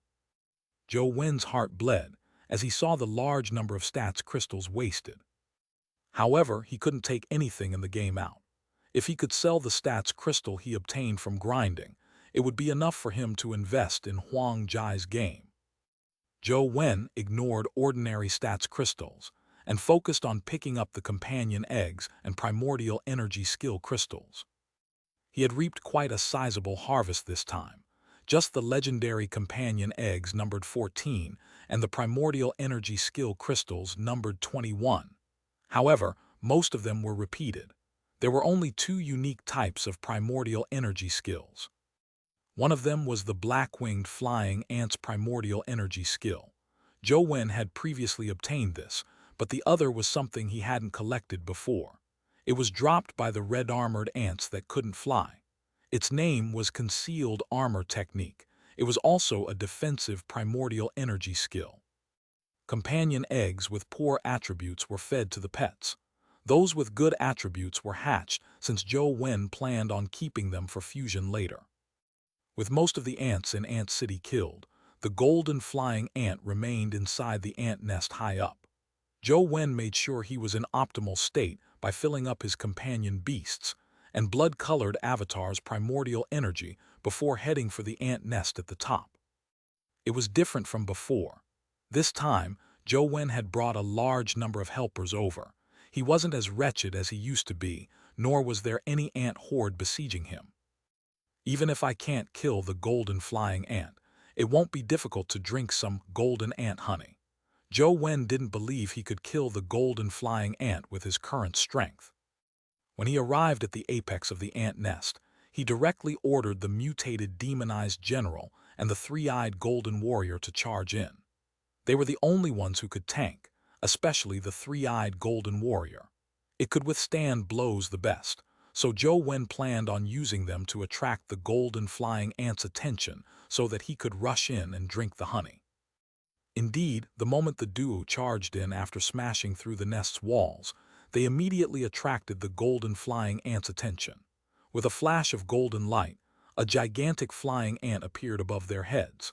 Its sharp claws slashed straight at the mutated demonized general's head. The mutated demonized general roared angrily as it delivered astral fist. Its entire body glowed with golden light as it punched at the golden flying ant's claws. But the next second, Zhou Wen saw a golden beam flash. One of the mutated demonized general's arm flew up into the air, having been sliced off by the golden flying ant. Holy SHT, it's that powerful. Zhou Wen was alarmed as he didn't dare hesitate any further. He controlled his remaining pets to charge at the golden flying ant as the blood-colored avatar jumped into the ant honey and began gulping mouthfuls of honey. After a few mouthfuls, the game produced a notification. Absorbed golden ant honey, primordial energy +1. His primordial energy finally raised from the limit of 18 to 19. Zhou Wen was delighted as he continued drinking the ant honey, hopping to directly break through to 21 points. However, despite filling his stomach to the point of not being able to swallow any further, he didn't receive a notification of his primordial energy raising to 20 points, much less 21 points. Could it be that I haven't drunk enough? Zhou Wen cloyed from the excessive sweetness. Perhaps just opening his move would make him vomit honey. He just couldn't continue drinking. On the other side, Zhou Wen's pets had been mercilessly killed by the golden flying ant aside from the three-eyed golden warrior. There was a deep wound on the three-eyed golden warrior's chest. Despite having golden body and invulnerable golden power, it was still heavily injured. The golden flying ant's strength was extremely terrifying. Seeing it rush over again, the three-eyed golden warrior was unable to duck the speedy attack. All it could do was use golden palm to meet it. With a cracking sound, the three-eyed golden warrior's palm was cleaved apart. His body involuntarily flew backward and crashed into the cocoon hanging in the middle of the ant nest. Suddenly, the golden flying ant phased away and appeared in front of the gigantic cocoon in a flash. It used its body to block the three-eyed golden warrior from crashing into the gigantic cocoon. When the three-eyed golden warrior collided with the golden flying ant, it was sent flying to the side. The latter immediately charged forward in an attempt to slay the three-eyed golden warrior. Zhou Wen's heart stirred as he controlled the blood-colored avatar. He raised the banana fan and waved it at the gigantic cocoon, sending a cold gust of wind over. The golden flying ant that was charging at the three-eyed golden warrior immediately flew back. A strange golden barrier shot out from its body to protect the gigantic cocoon. The grand yin wind collided with the golden barrier, but only trembled it a little. The barrier remained unbroken. In the next second, the two feelers on the golden flying ant's head emitted a terrifying golden light. Like a golden lightning bolt, they struck the blood-colored avatar, and the screen of the cell phone turned black. The golden flying ant is undoubtedly at the epic stage, but I wonder what's inside the gigantic cocoon. Logically speaking, it should be the descendant of the golden flying ant, but its energy aura seems different from the golden flying ant. Although Zhou Wen was puzzled, he didn't have the ability to kill the golden flying ant. Even if he wanted to explore the secret of the gigantic cocoons, he couldn't. Unfortunately, I only managed to increase my primordial energy by 1 point despite drinking so much of the ant honey. I wonder if there's a limit to how much it can raise my primordial energy, or if there are other reasons. Zhou Wen was truly exhausted today. Although he still had plenty of primordial energy, the repeated use of grand yin wind over long periods of time left him mentally exhausted. After putting away his phone, Zhou Wen saw the antelope glaring at him as though he wanted to eat him up. "Brother Antelope, I'm sorry. I'll go get you some food now." Zhou Wen hurriedly ran out of the building and prepared to eat something before bringing back some fresh vegetables for the antelope. When he reached the entrance of Four Seasons Garden, he met Wang Lu and the other special admission students. Zhou Wen wasn't familiar with the other special admission students, so he only greeted Wang Lu before heading to the cafeteria. A special admission student named Li Zhu said with a smile, "Zhou Wen, have you sold the Bronze Luck Beast strategy yet?" "No," Zhou Wen answered before heading straight to the cafeteria. He didn't have the time for idle chats. Chapter 161, Who's First? It would be a wonder if he could sell it. In terms of companion beasts, we are indeed not as strong as him. Unfortunately, Restriction City doesn't allow the use of companion beasts. Who needs his strategy? Li Zhuo pursed his lips as he watched Zhou Wen leave. The girl beside him added, "He thinks he's very strong just because he defeated John, but it was all because of his companion beasts. To write a strategy guide and sell it to our special class is indeed excessively arrogant. Let's not talk about the geniuses like Jiang, Wang Lu, or Feng Qiuyan in our special class. Even the average ones are far superior to the students of the ordinary classes. If he wants to write a strategy guide, it will be us writing for them." The few special admission students shared the same thought. They still felt a little displeased that Zhou Wen had tried selling them the strategy guide. It had hurt their pride. Wang Lu frowned slightly and said, "Zhou Wen is indeed a genius. The guide he wrote must have something to learn from. However, we aren't buying it because we want to train ourselves, so there's no need to belittle him." Li Zhuo laughed and said, "Wang Lu, you are overthinking things. We have no intention of disparaging him. We are just saying that no one is weaker than him in terms of their own abilities. There's no need to buy his strategy." Wang Lu could tell that Li Zhuo was insincere, but she didn't say anything else. The few of them headed for class together. The mission to slay the Bronze Luck Beasts had been completed, so Liu Zhengyan was to provide them a summary and explanation. All the special admission students had to attend the class. Liu Zhengyan was in a good mood today. He didn't blame Feng Qiuyan or another student for being late. He only waved his hand to get them to quickly take their seats. "Mr. Liu seems to be in a good mood today. He didn't reprimand the late students," a girl said in surprise.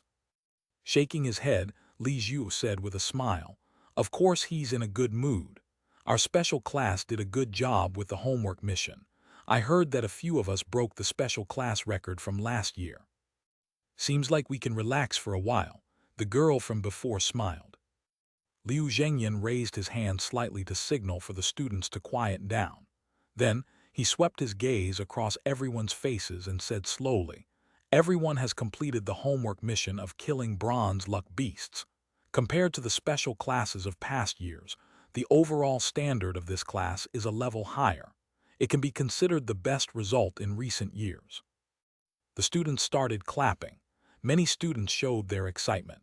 Having been in school for more than a month, this was the first time they heard Liu Zhengyan praise them. Liu Zhengyan waved his hand and waited for the students to quiet down before continuing. This year, a few students performed pretty well. They broke the records from previous years. And Jiang with 3:20, Wang Lu with 3:27, and Feng Qiuyan with 3:28. Such results can be said to be extremely outstanding. The other students looked at the three of them enviously.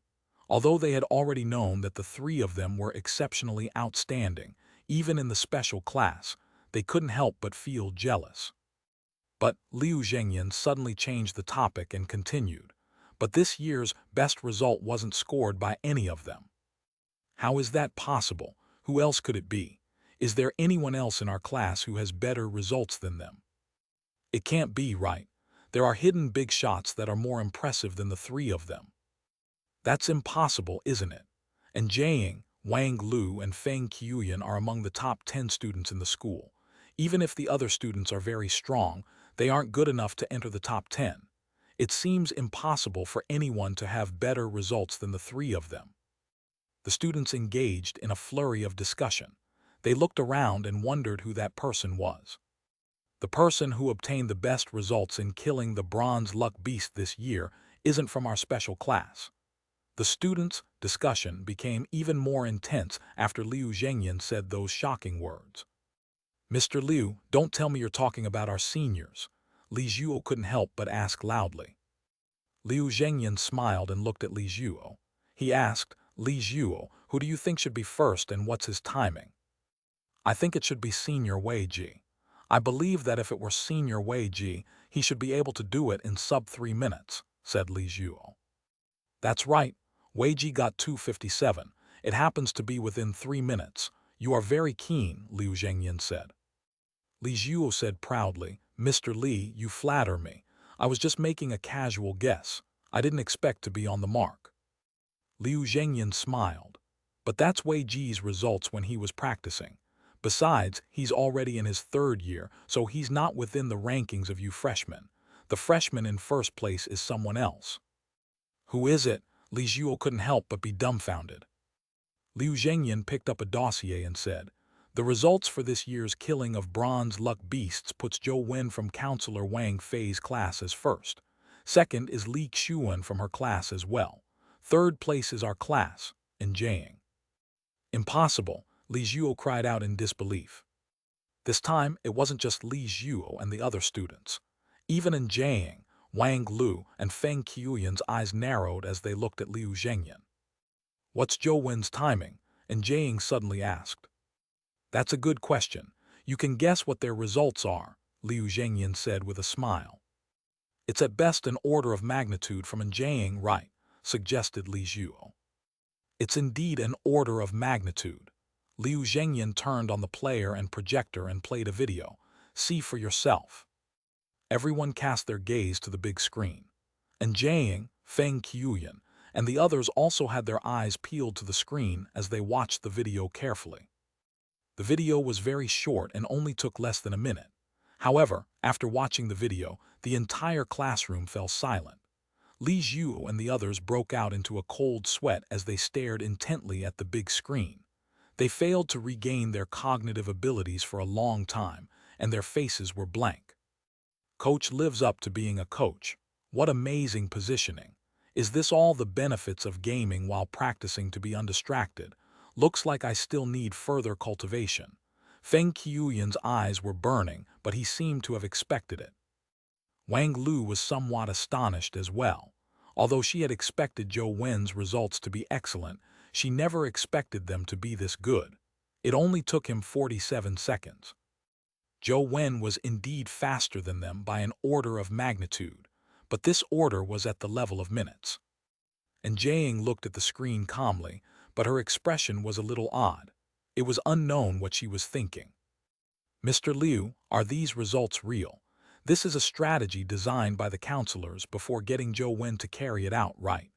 Li Zhu still found it unbelievable. Unfortunately, no counselor participated in the design of this strategy. The strategy was written by Zhou Wen and Li Qiuan. I also spent money on the discussion forums to read their monetized thread before I learned that there was such a method to kill bronze luck beasts. Such a line of thinking and design can be said to be unique. To resolve a problem from a weakling's point of view, relying on intelligence and not strength is very difficult. Today, we will be discussing in detail the ingenuity of the design and their unique line of thinking. I believe all of you will learn plenty from it, especially their thoughts on solving the problem.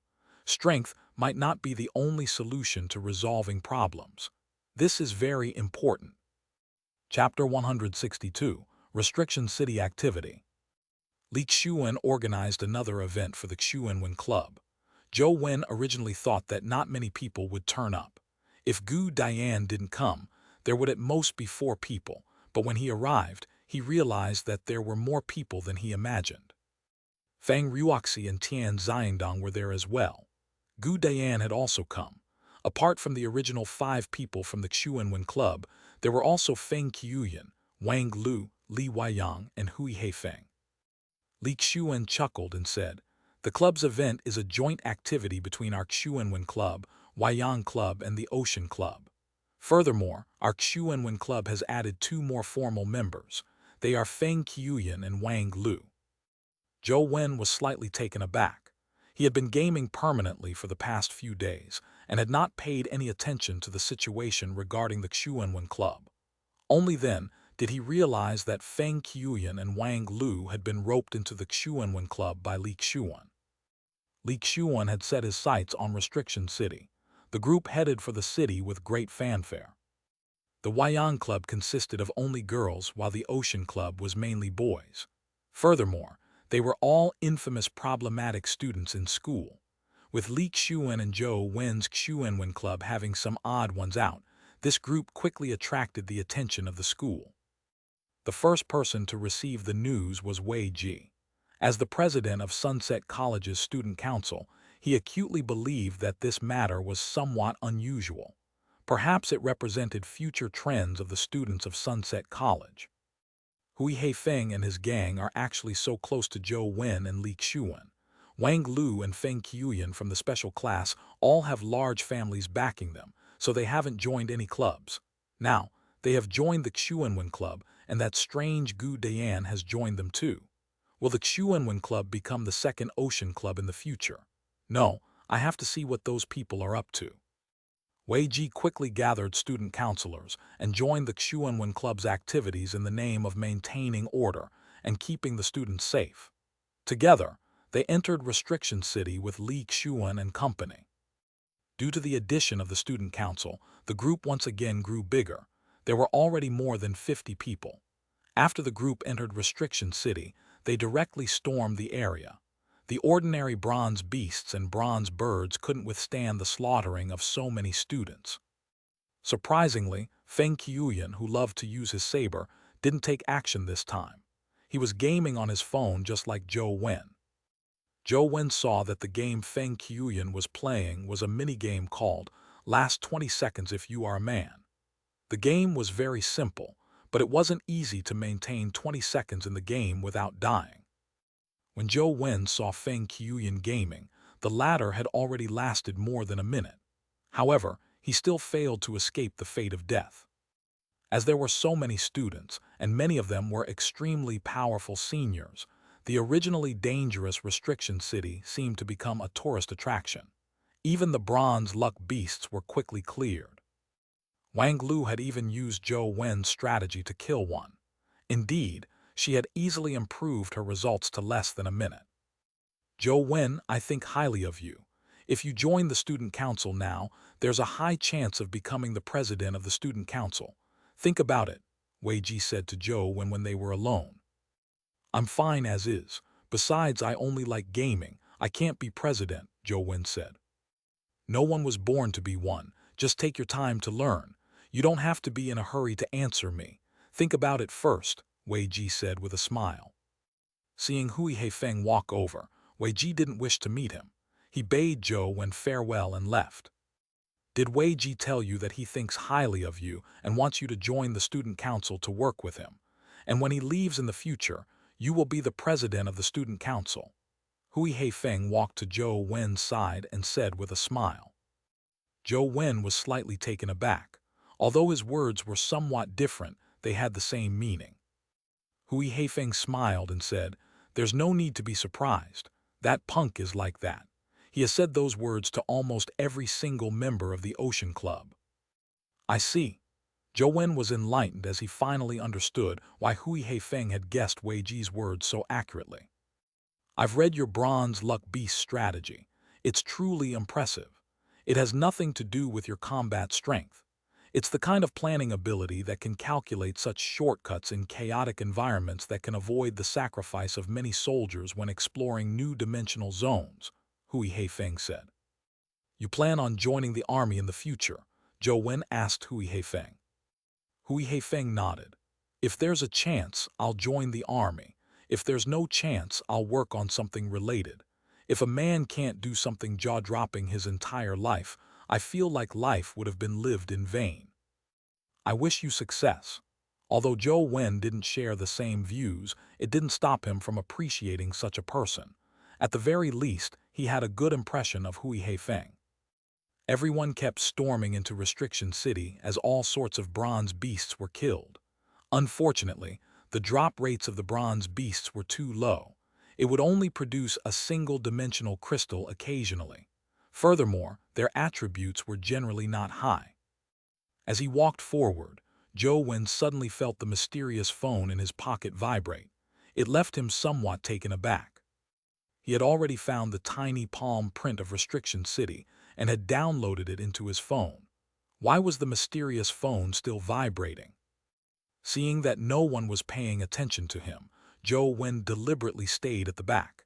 He took out the mysterious phone, wanting to know why it was vibrating. As soon as he took out the phone, the camera was automatically activated. Zhou Wen raised his phone and looked around the city. When a scene appeared on his screen, the camera app automatically locked onto it.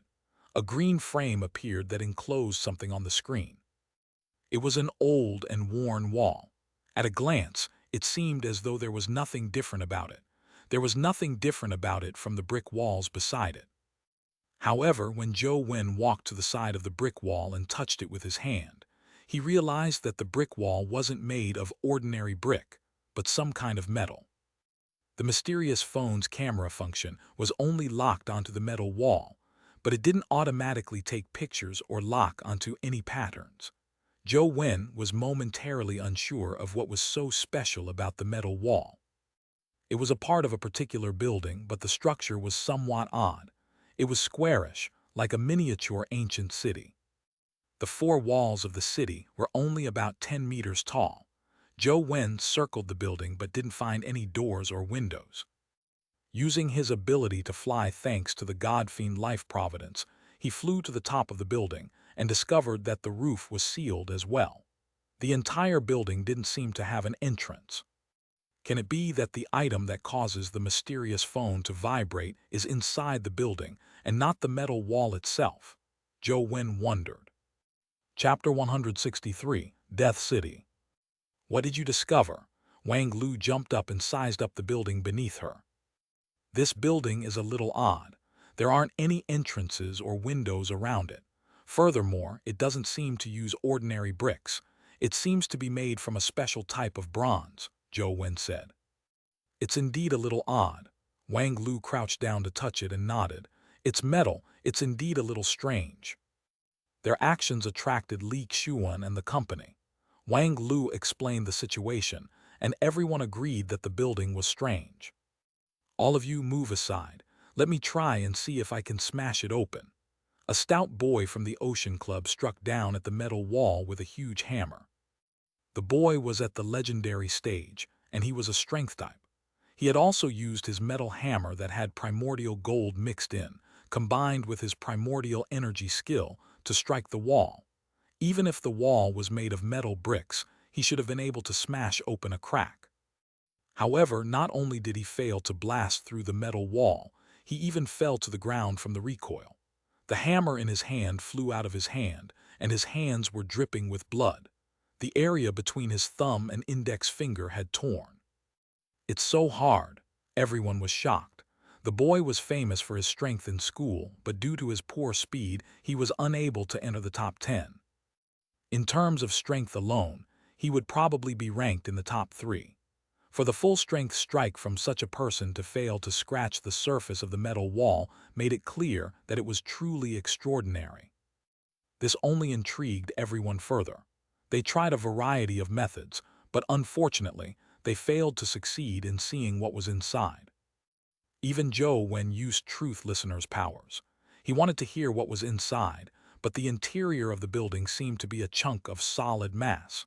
There wasn't any movement at all. Zhou Wen couldn't hear a thing from the dead silence. "That's Death City," a voice suddenly sounded.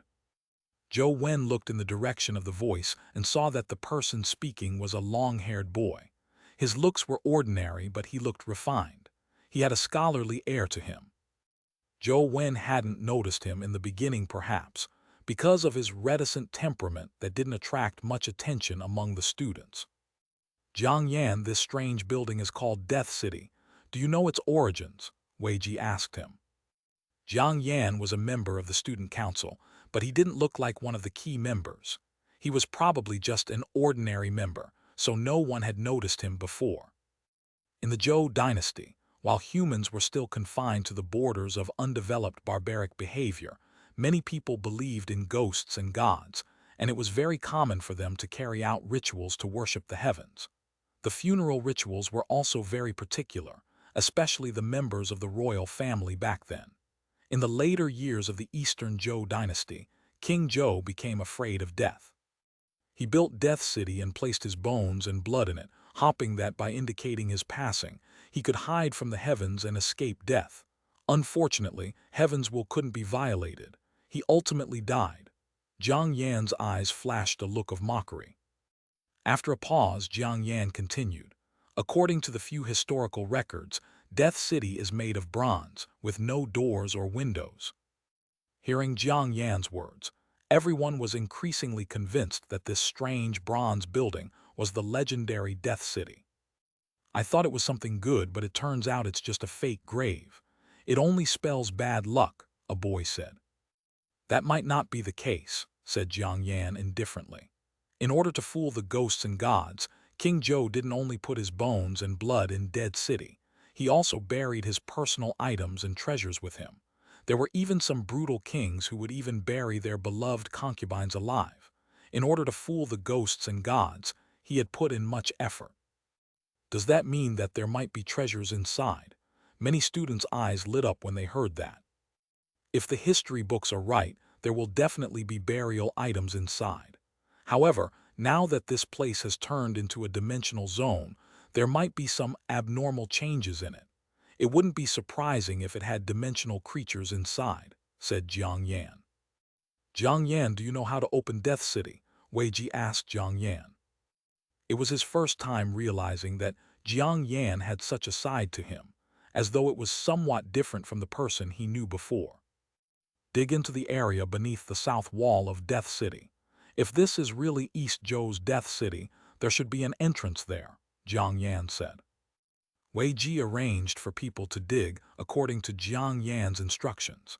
After a hole 7 to 8 feet deep was dug, they saw a hole appear on the metal wall.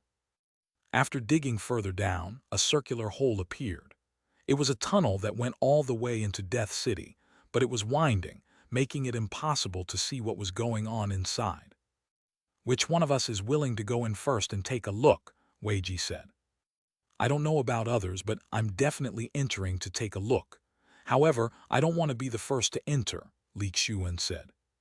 After a short discussion, Hui Heifeng was the first to enter. The 4 clubs sent a few people in. Zhou Wen originally didn't wish to enter, but Li Xuan pulled him inside. Soon, they heard Hui Heifeng's voice from ahead.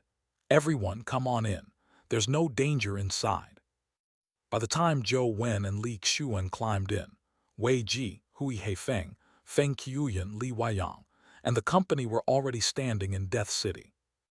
Zhou Wen originally imagined that he would see skeletons and coffins, but after entering, he realized that there was nothing of that sort. There was only a tree in the city. The tree was about 2 meters tall. The branches and leaves were all black, but there were many thin white lines on them. It looked like a painting drawn in black and white. Jiang Yan, what's going on? Didn't you say that this Death City has King Zhou's bones and burial items? Why is there only this tree? Wei Ji questioned Jiang Yan. Jiang Yan said indifferently, I've already said that those are records in the history books. After the dimensional storms, it's normal to have abnormal changes inside. Then do you know what tree this is? Someone asked. I don't know, Jiang Yan replied straightforwardly. Everyone was somewhat disappointed. Even though they didn't really have any hopes of digging up any treasures, learning that there was only one tree in there wiped away their curiosity instantly. They were somewhat disappointed. What crappy tree is this? It caused us to waste so much time. A member of the Ocean Club kicked the tree trunk unhappily. With this kick, the pitch-black tree swayed and turned a bright white color. In the blink of an eye, the black tree had turned completely white. Chapter 164, The Color Chapter Tree. The originally black tree turned snow white in an instant. Everyone was shocked and retreated warily. However, other than turning snow white, the tree did not undergo any other changes, nor was there any danger. After a while, the white tree gradually turned black again, as if nothing had happened. This tree is a little strange. It's clearly a black tree, so why did it suddenly turn white? Zhou Wen was extremely curious as he held a wooden stick and stabbed it a few times. However, the black tree remained black without any changes from before. Zhou Wen aimed his mysterious phone at the black tree, and the camera function immediately locked onto it. Clearly, it was the tree that had caused the mysterious phone to vibrate. He pressed the shutter button, and the phone immediately entered the picture-taking interface. Quite a number of people were using their cell phones to illuminate the area as well as taking pictures of the black tree. Zhou Wen's actions didn't seem too out of the ordinary. As there was no danger, someone boldly shook the black tree. In the next second, the black tree had turned into a ruby-like color. It was like a gem in the shape of a tree, shimmering with a dazzling glow of riches. The person shaking the tree was a girl. This scene gave her a shock, and she hurriedly retreated. Just like before, nothing dangerous happened. The red gem tree gradually lost its luster and soon returned to its dark appearance. This is really strange. Zhou Wen seemed to have thought of something as he carefully shook the black tree with his hand. Indeed, the black tree had changed color again. However, it was different from the previous few colors. This time, the black tree had turned golden. It seems like the color will be different depending on the person, Zhou Wen said. Let me give it a try. Everyone was curious as they attempted to shake the black tree. Indeed, just as Zhou Wen said, when different people touched the black tree, it would transform into another color. Even if it changed to red, the red itself was a different shade.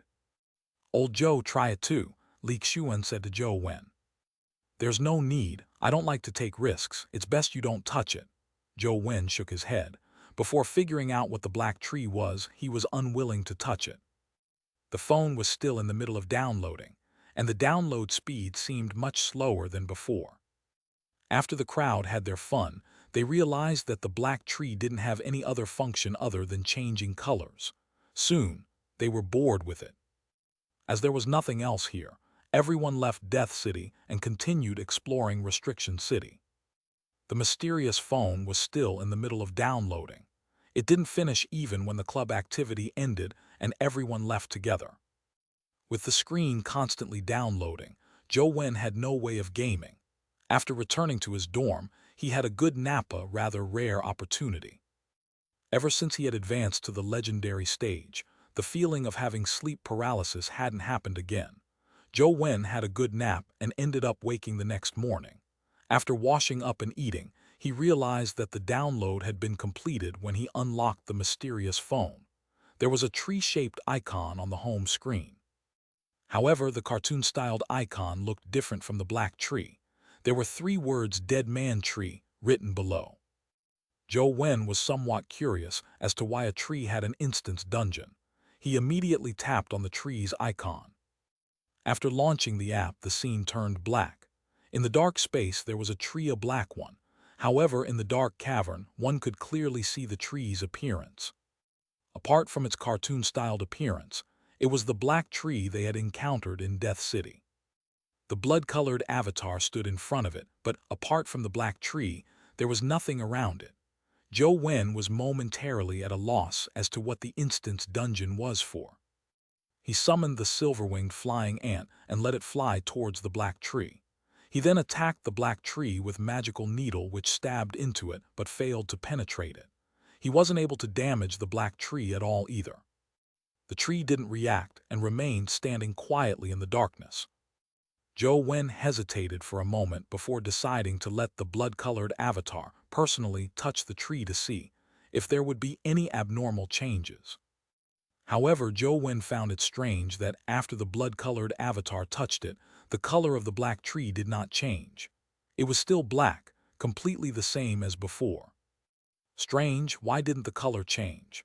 Zhou Wen remembered that in Death City, the black tree had undergone a change in color when people touched it. Nothing like what had happened to him was experienced in-game. Is it me or is it a problem with the game? Zhou Wen was momentarily unsure of what the tree was for, nor did he understand the use of the instance dungeon. All he could do was ignore it for the time being. After quitting the game, he logged into other dungeons to hunt monsters. Now, Zhou Wen only grinded two types of monsters. One was mutated legendary monsters, since only they could drop stats crystals above 18 points which were of use to him.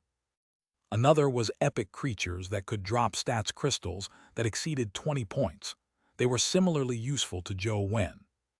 However, epic creatures were too powerful. He was no match for the few epic creatures Zhou Wen encountered in-game, so all he could do was search for the mutated legendary creatures. In a room at the Yin family's residence in Luoyang, and Tianzuo had recently returned home. Tianzuo, has the situation around Luoyang been very bad recently? Ouyang Lan asked worriedly. It's not that bad. Apart from the problematic matters at the Kif River, there aren't too many problems in other places, said Tianzuo with a smile. Mom, don't worry.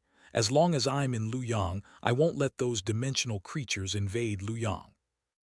Ouyang Lan nodded slightly and sighed before saying, the Holy Land qualification competition is just around the corner. If Zhou Wen goes alone, I won't be at ease. Let Ah Sheng accompany him, right? Mom, are you really letting Zhou Wen go? Aren't you going to reconsider? And Tianzuo frowned. Ouyang Lan shook her head and said, I know what you're thinking. However, Xiaojing has a congenital illness. It would be terrifying if something were to happen to her during her acceptance of the special physique. I don't want little Jane to take any risks. Do you understand? Understood, and Tianzuo added, but I believe that little Jane can do it. There's no need to elaborate on this matter. I've already made up my mind. Furthermore, the nomination has been changed to Zhou Wen. There's no way to change it. Yang Lan stopped Tianzuo from continuing. And Tianzuo remained silent. Although he didn't agree with Ouyang Lan's decision, he would not go against her wishes. He had always been a filial son. Ouyang Lan sighed lightly. Besides, Zhou Wen might not be willing to go. He has no blood relationship with the two of you, but his temper is extraordinarily similar. He's always so stubborn. It's different. He's stubborn while we are confident, said Tianzuo proudly. Yang Lan only looked at Tianzuo and smiled without saying another word. Chapter 165, Dead Man Tree. And Jiang huddled into a ball and leaned against the corner of the wall, enduring the pain that was like a knife being twisted inside her. Why don't people who can cultivate the sun strafe art cherish it? I have to endure such pain just to cultivate it. Why is heaven so unfair to me? And Jiang thought of Zhou Wen amidst the pain as she clenched her teeth, seemingly reducing the pain she felt. She had a congenital disease, so she couldn't cultivate sun strafe art, a primordial energy art which was highly yang in nature. However, if she failed to master the sun strafe art, she would not be able to obtain the special physique she needed. In the Holy Land, there were several special physiques. The special physiques that everyone could obtain were different, but they had to have the corresponding strength attributes to obtain the corresponding special physiques. The special physique that Jiang wanted was the Sun God body. If she could master the Sun strafe art, she would have an 80% chance of obtaining the Sun God body if she stood out.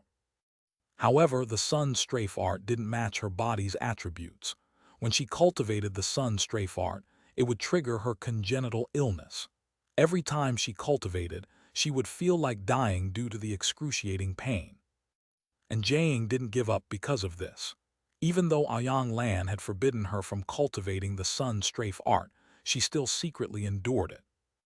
Even Ouyang Lan believed that Jiang had advanced to the legendary stage by using another primordial energy art. She never expected Jiang to endure extreme pain to advance to the legendary stage with the sun strafe art. However, this matter was something Jiang had never told anyone. Even Tianzuo wasn't aware of it. After completing the Sun Strafe Arts cultivation, the pain in Jiang's body gradually disappeared, making her complexion turn for the better.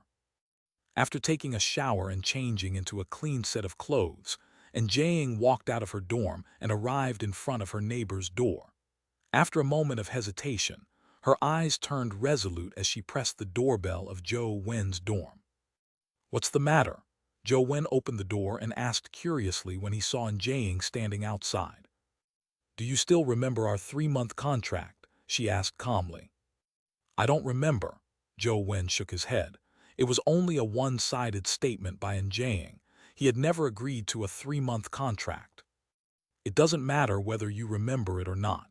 Although it's not 3 months yet, since you've already advanced to the legendary stage and have so many powerful pets, it will be a fair battle between us now. It's time for us to end things," Jiang said. "I'm not interested in that special physique nomination. If you want it that much, I can accompany you to meet Sis Lan. Let me convince her to return the nomination to you," Zhou Wen said. Jiang looked at Zhou Wen and suddenly felt extremely aggrieved. She had risked her life to obtain the nomination, but it was nothing of importance to Zhou Wen. Suddenly, Jiang's fighting spirit vanished without a trace. "So what if I defeat Zhou Wen? So what if I prove that I'm more outstanding than him? I still can't go to the Holy Land to get the Sun God body." Jiang felt like everything was meaningless. Without looking at Zhou Wen again, Jiang turned and left, looking somewhat lost. Strange person. Zhou Wen found it odd when he saw Jiang leave just like that. However, since Jiang had automatically given up antagonizing him, it was naturally best for Zhou Wen. Zhou Wen, bad news. Just as Zhou Wen was about to close the door and return to his room to continue gaming, he saw Xianxia running over, panting. "What's wrong?" Zhou Wen asked with a frown. "Something happened. Something big has happened." Xianxia gasped for breath as he said, "Someone died in our college. A few students died." "Did they die in the dimensional zones?" Zhou Wen asked. "No, they died in school.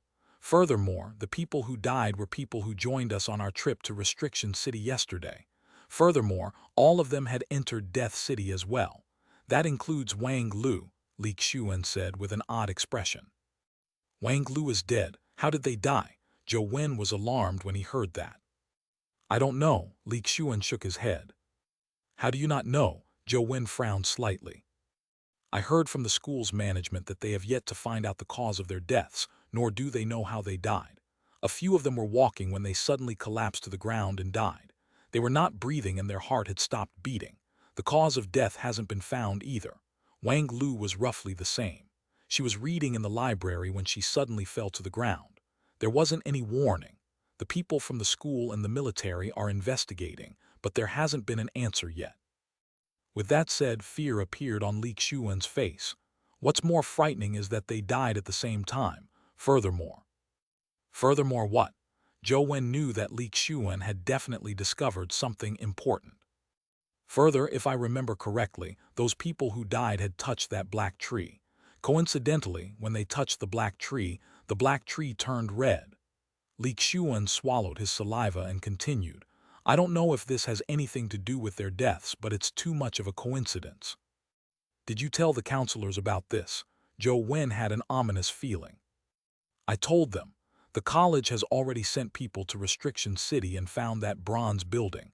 However, after entering, there was no sight of that black tree.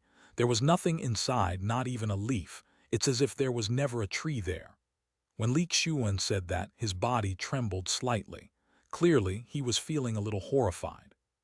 "Let's go, take me to their corpses," Zhou Wen said through gritted teeth. "The military has already taken over this matter, and the corpses are in the military's hands. I'm afraid it will be difficult for us to enter," Xianxia said. "Take me there now." As Zhou Wen spoke, he switched on the mysterious phone and opened the dead man tree icon. After he loaded the game, Zhou Wen immediately felt his heart turn cold when he saw the dead tree. He saw that the originally pitch-black dead tree was now completely red, like it was carved out of a ruby. It emitted a strange red glow. The deaths of Wang Lu and company are indeed related to this dead man tree. Now that the tree has turned red, Wang Lu and company have died. Then, if the tree becomes another color, will those students who share the same color after touching the tree also die? Zhou Wen's ominous feeling intensified. Now, all he wanted to do was quickly see their corpses and see how their deaths were related to the dead man tree. He wanted to know if there was still a chance of them being revived.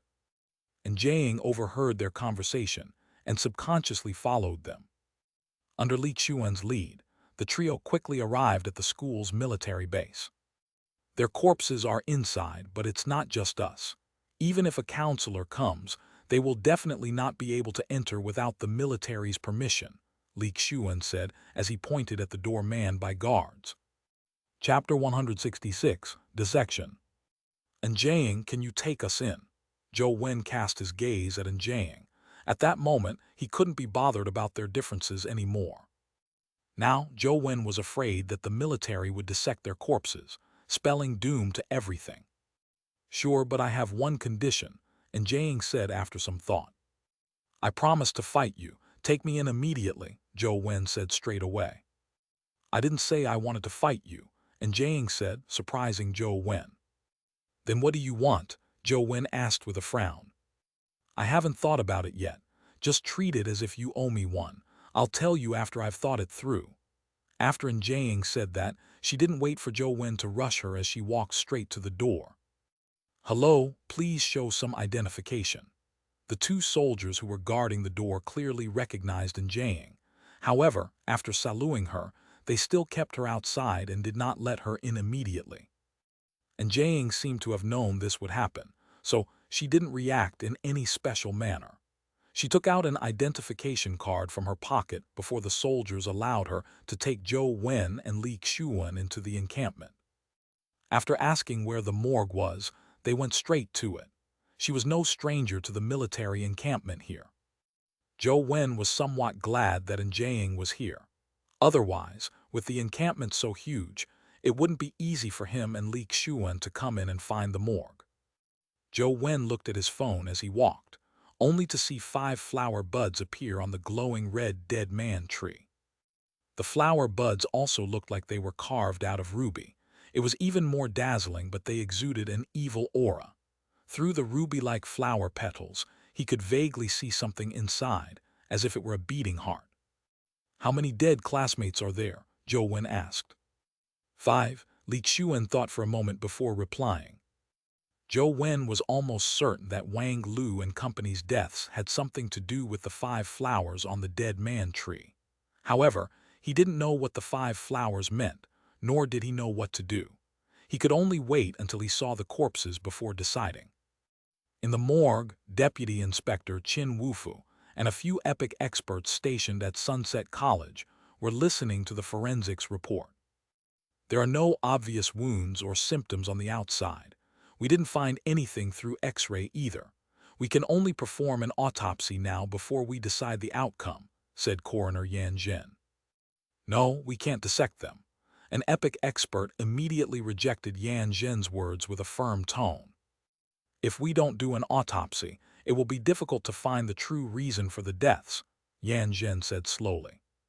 The daughter of the Wang family died here for no reason. If we were to dissect her body, how are we going to explain it to the Wang family when they arrive? The epic expert from before said. Since Wang Lu's corpse cannot be dissected, we can first dissect the corpses of the other 4, said Yan Zhen. That would work. The epic expert's tone softened significantly. You can't dissect them. However, Qin Wufu vetoed Yan Zhen's suggestion. Why can't we dissect them? Yan Zhen asked as he looked at Qin Wufu. Although their bodily functions have stopped, they still have a tiny bit of life on them. They might not be truly dead yet. You can't dissect them and kill them, Qin Wufu said. Yan Zhen laughed after hearing that. Deputy Inspector, if we don't dissect them now, we won't be able to find the reason why they are in such a state. Then, what's the difference between them and the dead?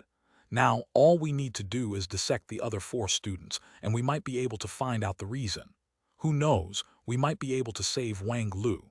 This is the best choice we have right now, isn't it? A few epic officers also felt that this was a pretty viable plan. If Wang Lu could be saved, their problems would be greatly reduced.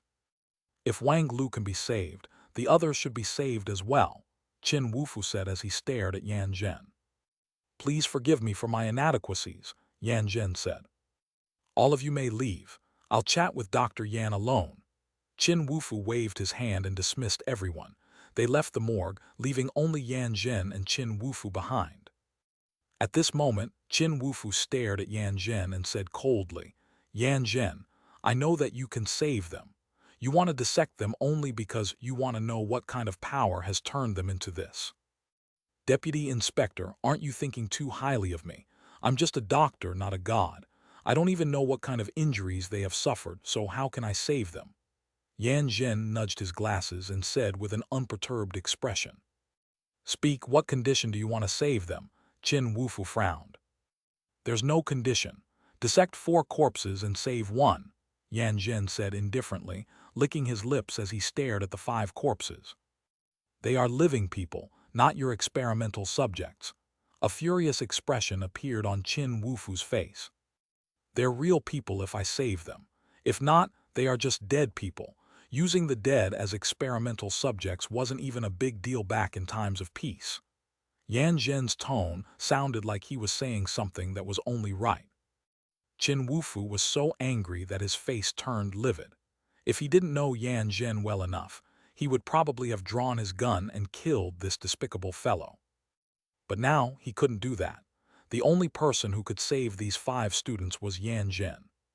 Suppressing the anger in his heart, Qin Wufu said coldly, rescue these 5 students. I will apply for you to use the bodies of the dead soldiers for your experiments. No, I want these 4 experimental subjects. Yan Zhen categorically rejected Qin Wufu. There was no room for negotiation. Haven't you always been wanting to experiment with the corpses of dead soldiers? If you miss this chance, you definitely won't get another one. You're giving that up just to dissect these 4 students. Is it worth it? Qin Wufu looked at Yan Zhen and said. It's worth it. These 5 people are in a very strange state. If I dissect them, it might be of great help to my research. I want to see what kind of power is at work, said Yan Zhen. I will definitely not give you this opportunity, said Qin Wufu angrily. You have no choice. If I don't save them, Wang Lu will also die. Should I let Wang Lu die with the 4 of them, or let the 4 die while Wang Lu lives? Deputy Inspector Qin, make your choice. Yan Zhen looked at Qin Wufu with certainty, as though he was certain that Qin Wufu could do nothing about him. Qin Wufu stared intently at Yan Zhen, wishing that he could slay this bastard with his saber. However, he knew that it was useless even if he killed him. Yan Zhen definitely wouldn't yield unless he achieved his goals. Killing him made no difference. Furthermore, killing Yan Zhen meant Wang Lu was doomed.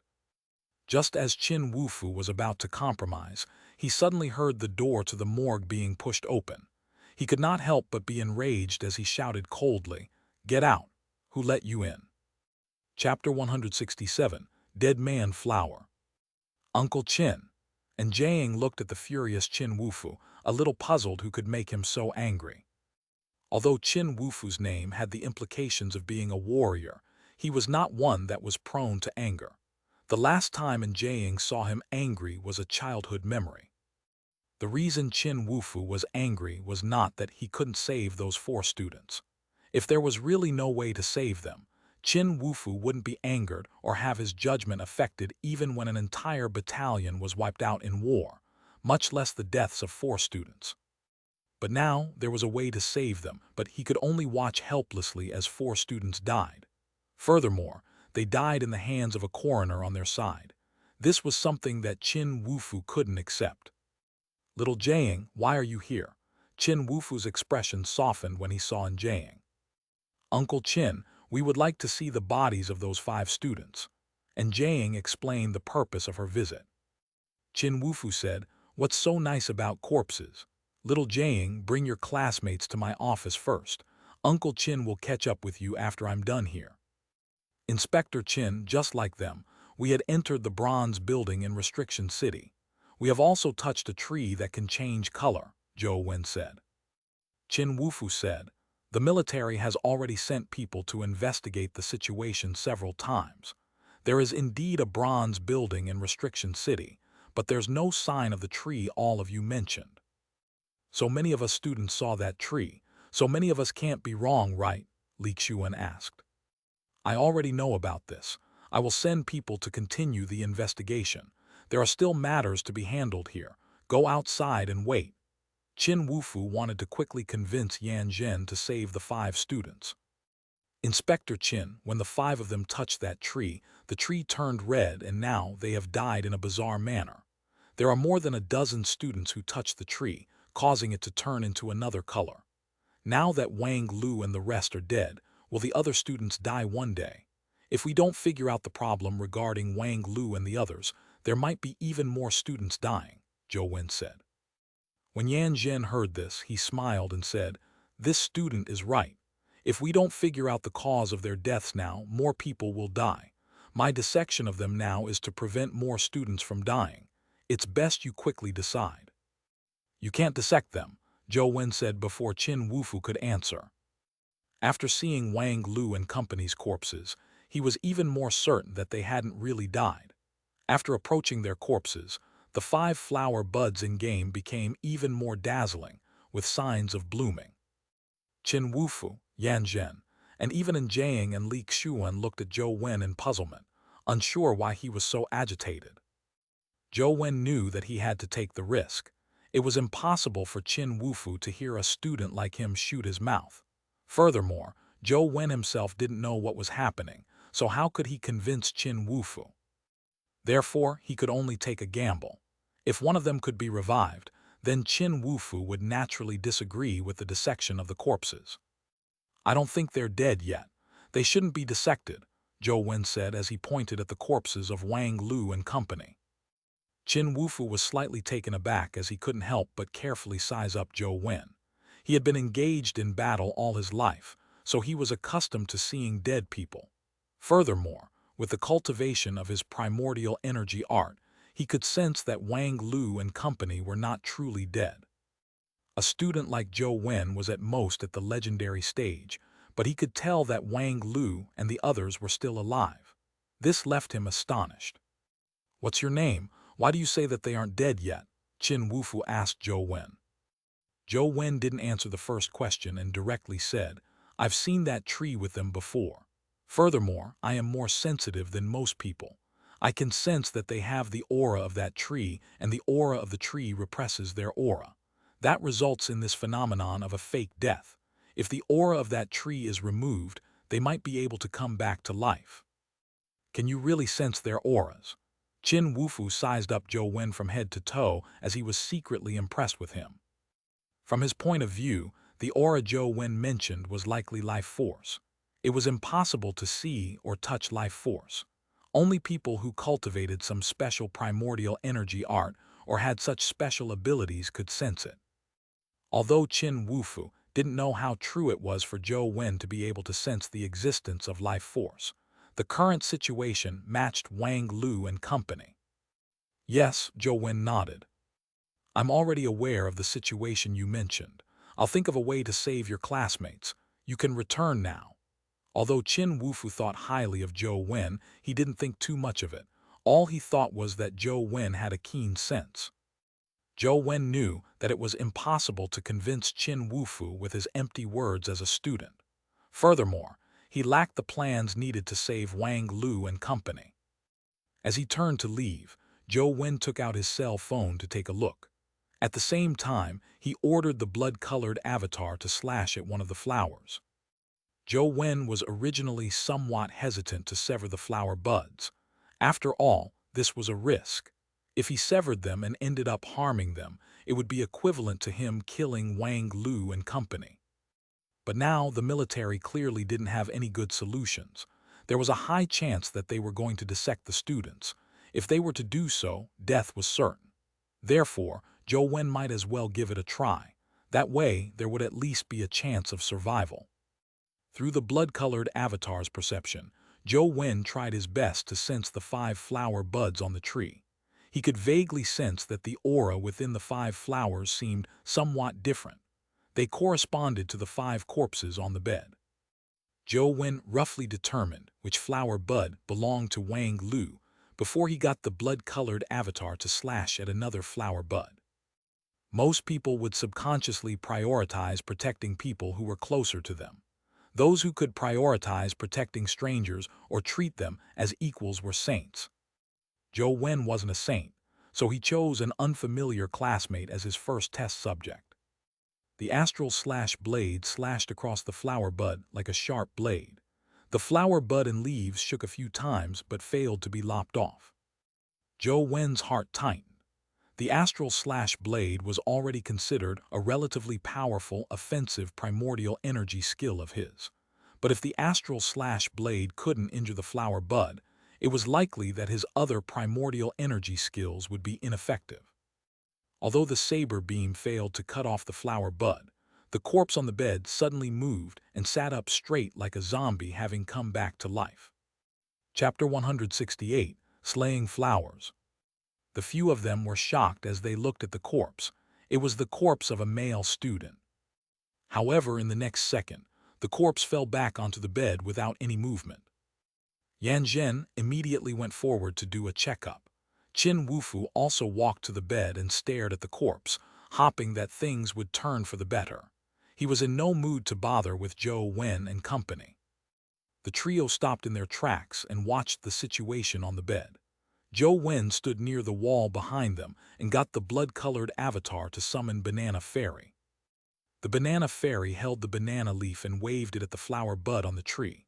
The grand yin wind swept over, causing the leaves to shake violently. However, that was all. It failed to blow off the flower buds. On the other hand, the corpse began to tremble again. It was an extremely harrowing sight. When Zhou Wen saw that he couldn't even blow off the flower bud with the grand yin wind, his expression warped. He knew that it would be very difficult for him to cut off the flower bud today. Unwilling to watch Wang Lu and company die, Zhou Wen had no choice but to summon his pets and attack the flower bud one after another. It could be considered a last-ditch effort. How is this happening? The boy's corpse shook continuously. Yan Zhen had used several methods but failed to detect anything, nor could he stop the shaking. Noticing that Yan Zhen seemed to be at a loss, Qin Wufu couldn't help but frown. Yan Zhen's medical skills were not only excellent, and the primordial energy art he cultivated had something to do with his life providence and life soul, so he had an ability that was just short of reviving the dead. Now that he couldn't do anything about it, things were clearly turning for the worse. Zhou Wen watched his pets attack the flower bud one by one, but it was completely ineffective. Just as he was feeling disappointed, he saw Truth Listener's figure flash. It arrived in front of the flower bud, grabbed it with its paw and plucked it off. Zhou Wen couldn't help but be delighted. The moment the flower bud was plucked, the boy, who had been trembling non-stop on the bed, suddenly sat up. His tightly shut eyes suddenly opened. What are you trying to do?" When the boy saw Yan Zhen about to stab him with a needle, he immediately shouted and jumped down from the bed. Yan Zhen, quickly stop. Qin Wufu was overjoyed. At the same time, he stopped Yan Zhen and immediately subdued the boy. He quickly checked his body and discovered that other than being a little weak, the boy was no different from a normal, healthy person. Zhou Wen was also observing the boy. Seeing that he was indeed fine, he got Truth Listener to pluck another flower bud from the tree. The flower buds were easily removed by Truth Listener. This time, Zhou Wen felt a lot more relaxed. He immediately saw the game system notification. Obtained an unripe dead man flower. As the flower bud was plucked off, another schoolmate was revived. This delighted Qin Wufu greatly. Li Xuan was also overjoyed. He had also touched the dead tree and had always been very afraid that he would die just like them. Now that he saw them alive again, he immediately felt a weight lift off his chest. Zhou Wen waited for a while, and seeing that the student was fine, he got Truth Listener to pluck the other flower buds. The flower buds were plucked off one after another. Similarly, the schoolmates revived. Wang Lu was the last to wake up as she looked around blankly, unsure of what had happened. Everyone was overjoyed. Only Yan Zhen frowned as he sized up the 5 students as if he was filled with doubt. Qin Wufu called out to the other medical personnel and asked them to give the 5 students a detailed examination. The results were normal, but their bodies were a little weak and were in need of nourishment. Seeing that they were fine, Zhou Wen heaved a sigh of relief before leaving with Li Xuan. Yan Zhen, it looks like you're going to be disappointed this time, Qin Wufu said to him in a good mood before leaving with Jiang. However, Yan Zhen ignored Qin Wufu. He only looked at the test results of the 5 students and sank into deep thought. How did this happen? Their bodies had completely stopped functioning, so why would they be able to revive without any external help? Yan Zhen carefully recalled the entire process. The anomaly of the 5 corpses seemed to happen only after the 3 students arrived. Could it be related to the 3 students? Zhou Wen's face flashed across Yan Zhen's mind. Although there were 3 people, he had the deepest impression of Zhou Wen. Perhaps it was because Zhou Wen had said that Wang Lu and company were still alive, or because of Yan Zhen's intuition. He was increasingly convinced that the matter was related to Zhou Wen as he thought about it. That's interesting. Was this a subconscious act or did he do something? The corners of Yan Zhen's mouth pulled up as though he had thought of something interesting. Yan Zhen was more inclined to the latter as he thought to himself. They'd all come into contact with that tree. Could it be some situation that allows them to exert a mutual influence amongst themselves? It looks like there's a need for further research. After Zhou Wen returned to his dorm, he took out the mysterious phone and looked at the 5 ruby-like flower buds in Truth Listener's hand. Dead man flower, flower of a condensed soul unripe. After some research, Zhou Wen realized that the 5 flowers could neither vanish nor be absorbed. They didn't seem to be of any use. From the looks of it, it must have been plucked off before it matured. That's why it turned into this. What would happen if the dead man flower matured? Zhou Wen wasn't at all sure. Just as he was considering how to deal with the 5 flower buds, he saw Truth Listener gesturing, as though it had something to tell him. At the same time, Truth Listener's conscience was sent over. The thought was vague, and Zhou Wen was unable to take in the information clearly, but he could roughly make out that Truth Listener wanted to eat the 5 flower buds. Since there was no point in keeping them, Zhou Wen agreed.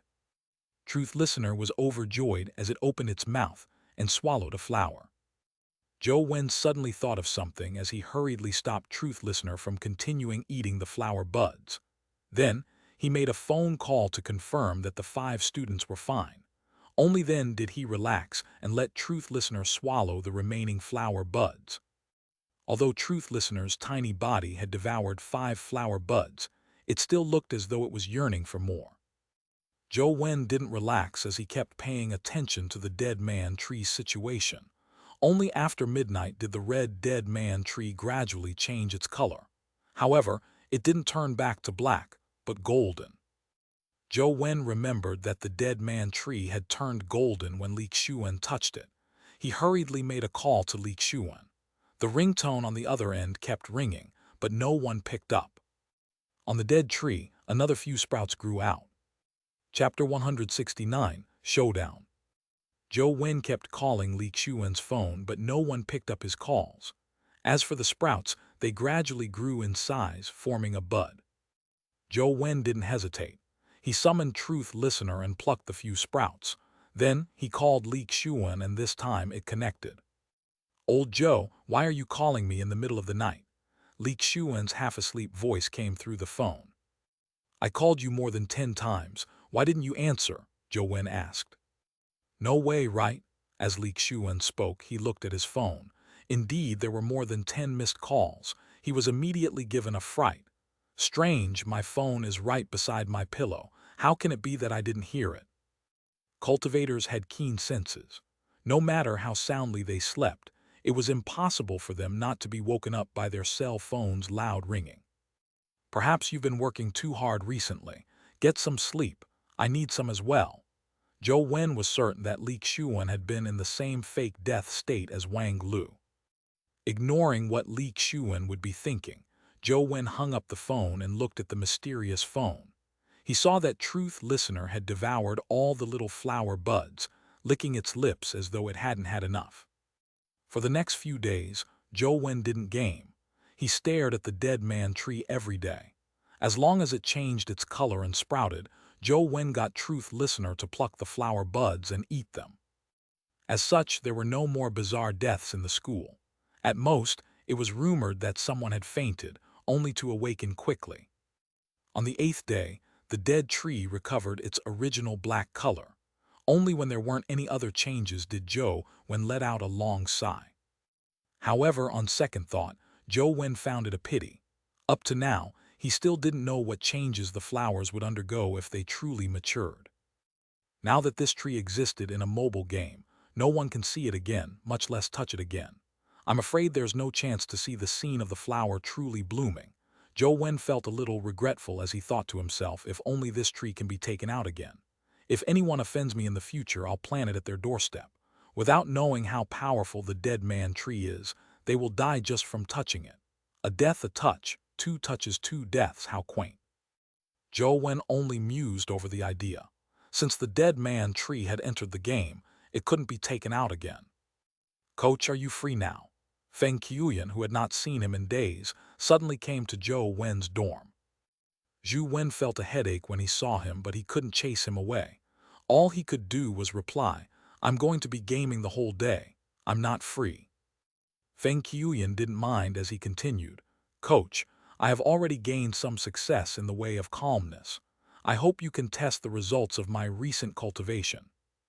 Zhou Wen wore a look of puzzlement. He didn't remember when he had taught Feng Qiuyan how to calm his mind. Yet, this fellow had actually mastered it.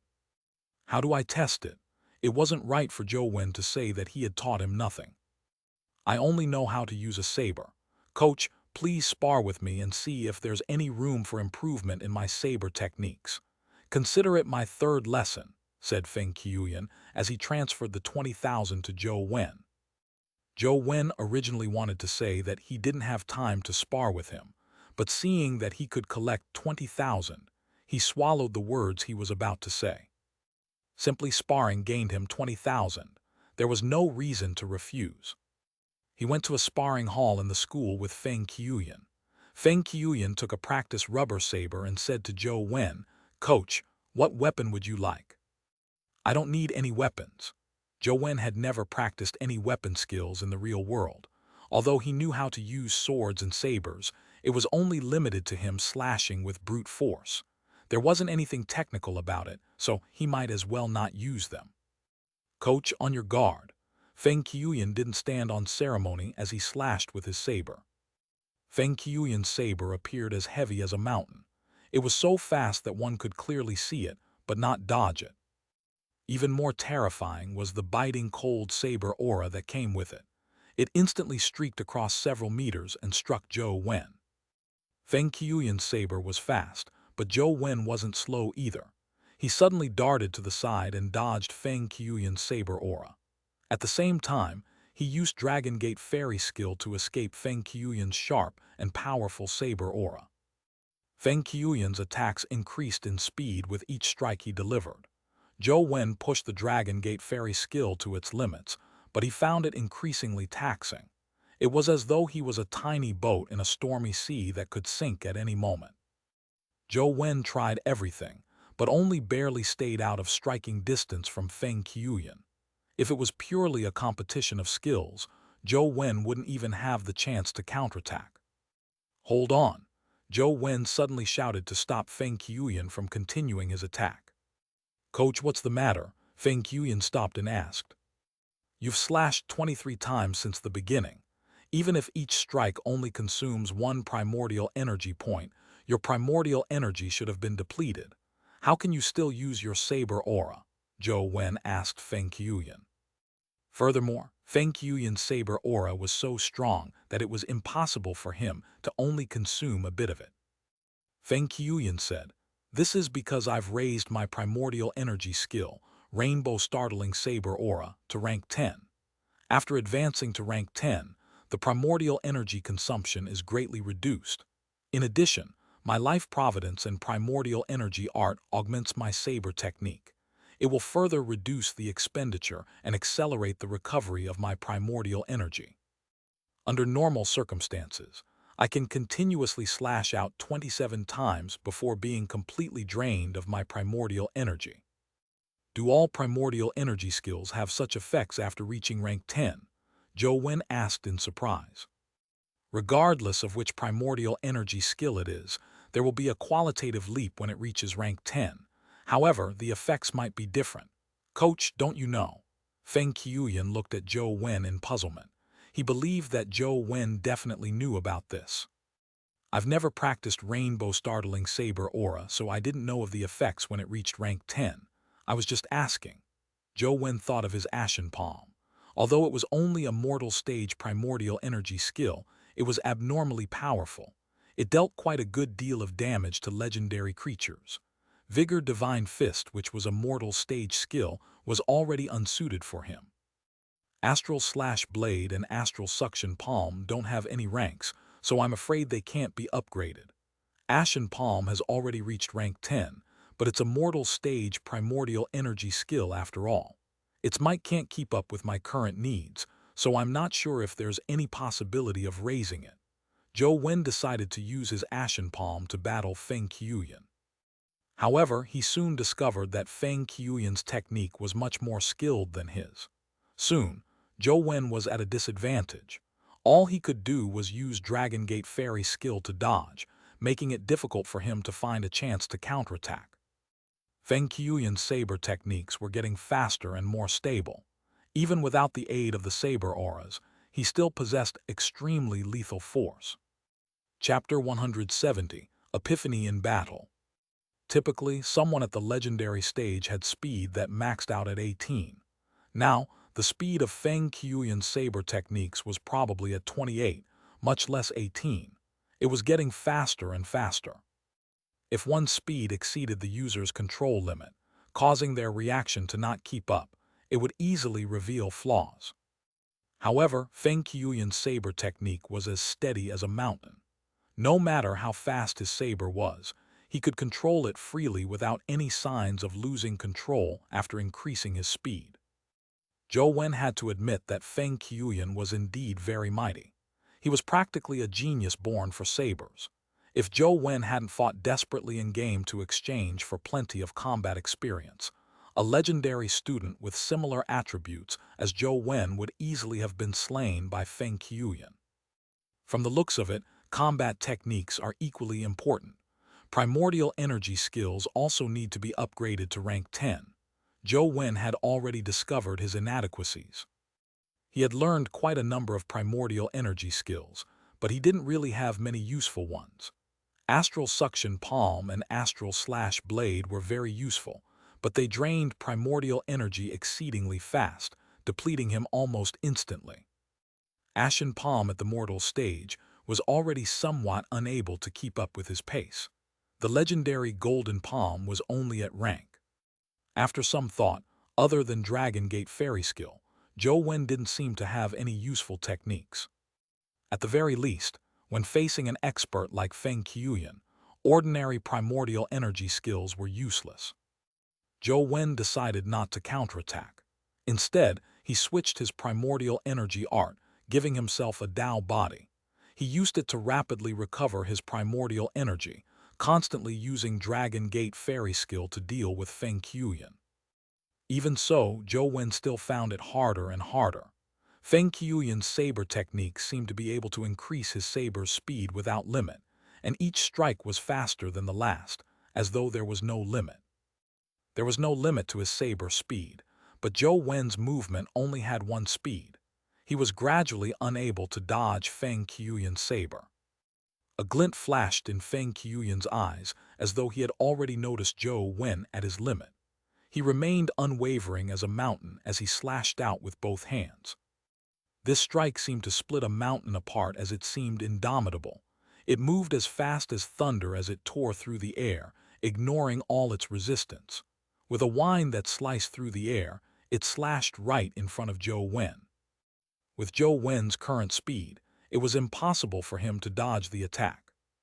However, Zhou Wen didn't show any signs of panic. His eyes were calm as the entire world seemed to slow down before him.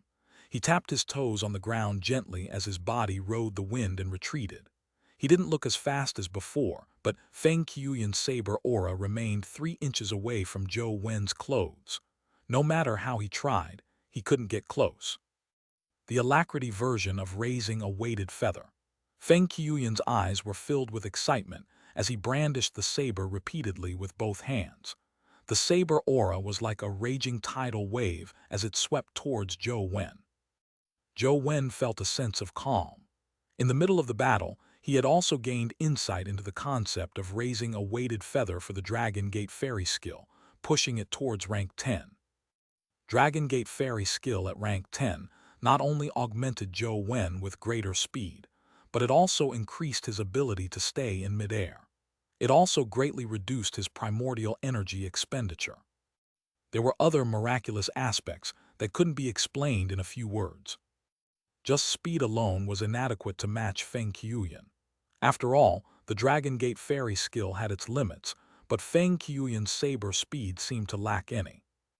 At the same realm of raising a weighted feather, Feng Qiuyan's saber quickly caught up to Zhou Wen, who was in midair. Just as he was about to strike Zhou Wen, Feng Qiuyan was suddenly taken aback. This was because Zhou Wen's figure suddenly became light. It was as though he was weightless. As he rapidly plummeted, it was as though he had opened a parachute, making his body feel like it was rising instead. This change in speed made Feng Qiuyan show an error in judgment. The saber slashed the area beneath Zhou Wen's feet, failing to touch him.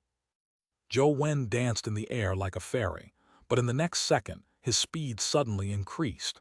He grabbed the moment Feng Qiuyan made the mistake, and like a bolt of lightning, struck Feng Qiuyan's head. Feng Qiuyan's saber had lost its force, but his momentum continued propelling his body forward. He was already unable to dodge Zhou Wen's strike. Feng Qiuyan was decisive as he threw his saber and turned to his side to dodge Zhou Wen's strike. At the same time, he turned around and brushed past him. With a flip of his hand, he grabbed the saber in midair and slashed it at Zhou Wen. Then, using the spin he generated that boosted his waist, he slashed at Zhou Wen. In midair, Zhou Wen's figure once again became lightweight, causing Feng Qiuyan to make a mistake in his judgment once more. He struck the empty air again. This time, Feng Qiuyan didn't pursue him as he stared at Zhou Wen with a glint in his eyes. As expected of Coach, that was the counter version of raising a weighted feather, wasn't it? Zhou Wen nodded. Raising a weighted feather and raising a feather weight. By combining them, it's similar to a technique that mixes truths and bluffs. It's just a small trick. It sounds easy, but it's very difficult in practice.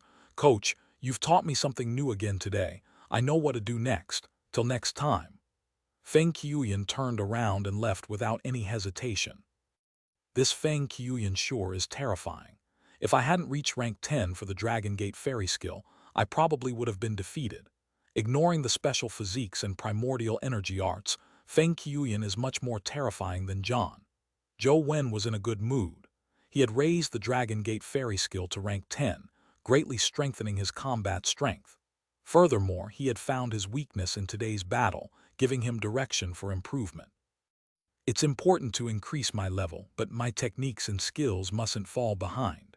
After all, no matter how powerful one is, it requires powerful skills to fully deliver one's greatest strength. Zhou Wen pondered over what skills he should practice. There were too many skills in the world. There were sabers, swords, staffs, spears, whips, axes, hooks, forks, and all sorts of other weapons that had skills that matched them. It was likewise with feet, fists, fingers, palms, and legs. All of them had different skills. A person's time and energy were ultimately limited. Although Zhou Wen was talented and could master everything quickly, being adept at one type of skill was much easier to reach the sublime realm than training in everything. Furthermore, Zhou Wen still needed to take time to raise the few primordial energy skills that were more suitable for him at rank 10. He also needed to spend time gaming to have more high-level crystals drop. He really didn't have that much time to master them all.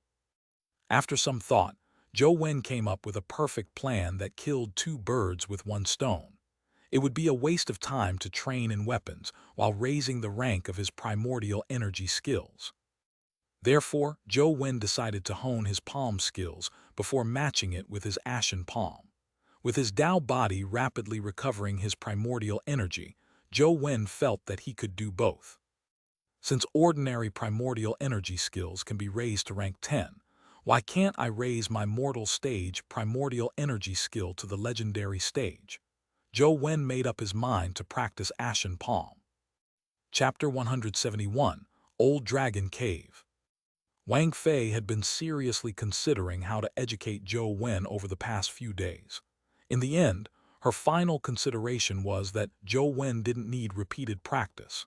Instead, he needed a lamp to shine a path for him, allowing him to see far.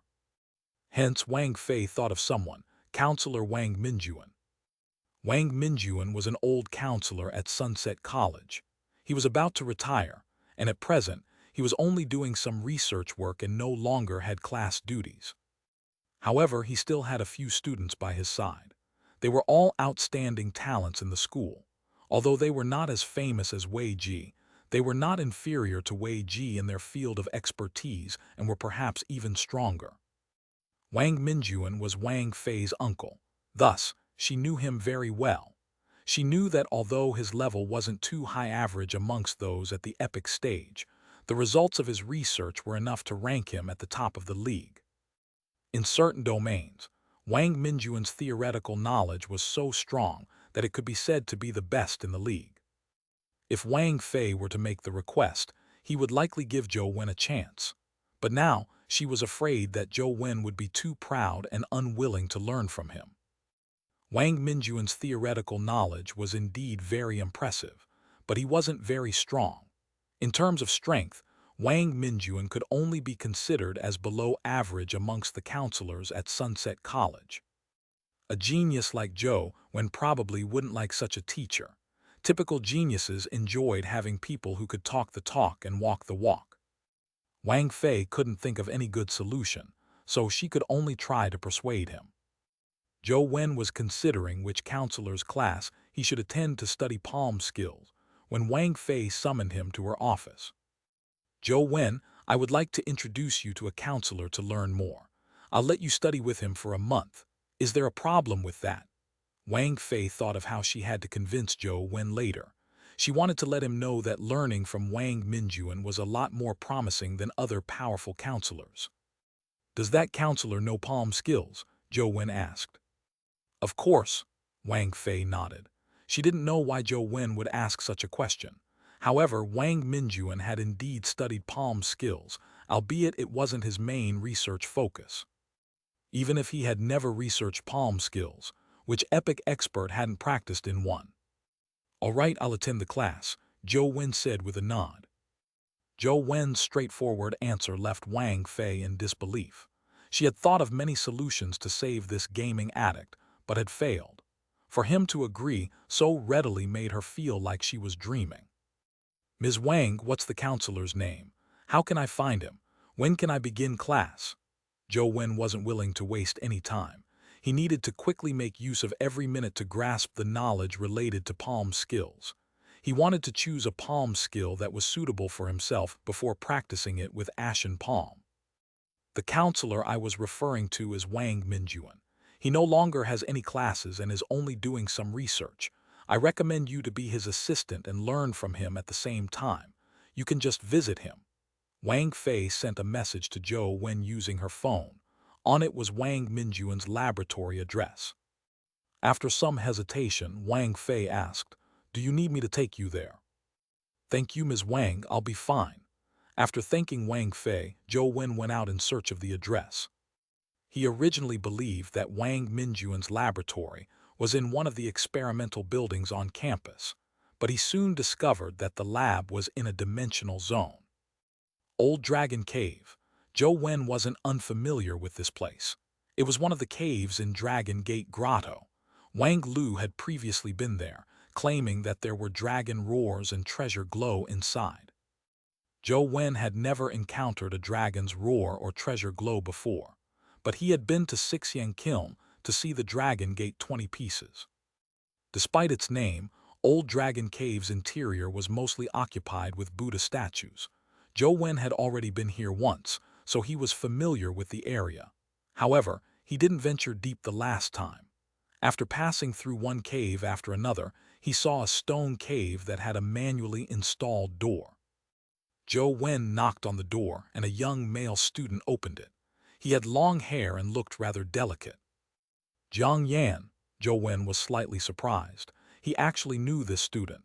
He was the student counselor who had recognized Death City. Zhou Wen, right? Counselor Minjuan mentioned that you were coming. However, he's at Dragon, well, to carry out some inspection work. He won't be able to meet you for the time being, but you don't have to worry. He has left some work for you. Jiang Yan took Zhou Wen into the lab.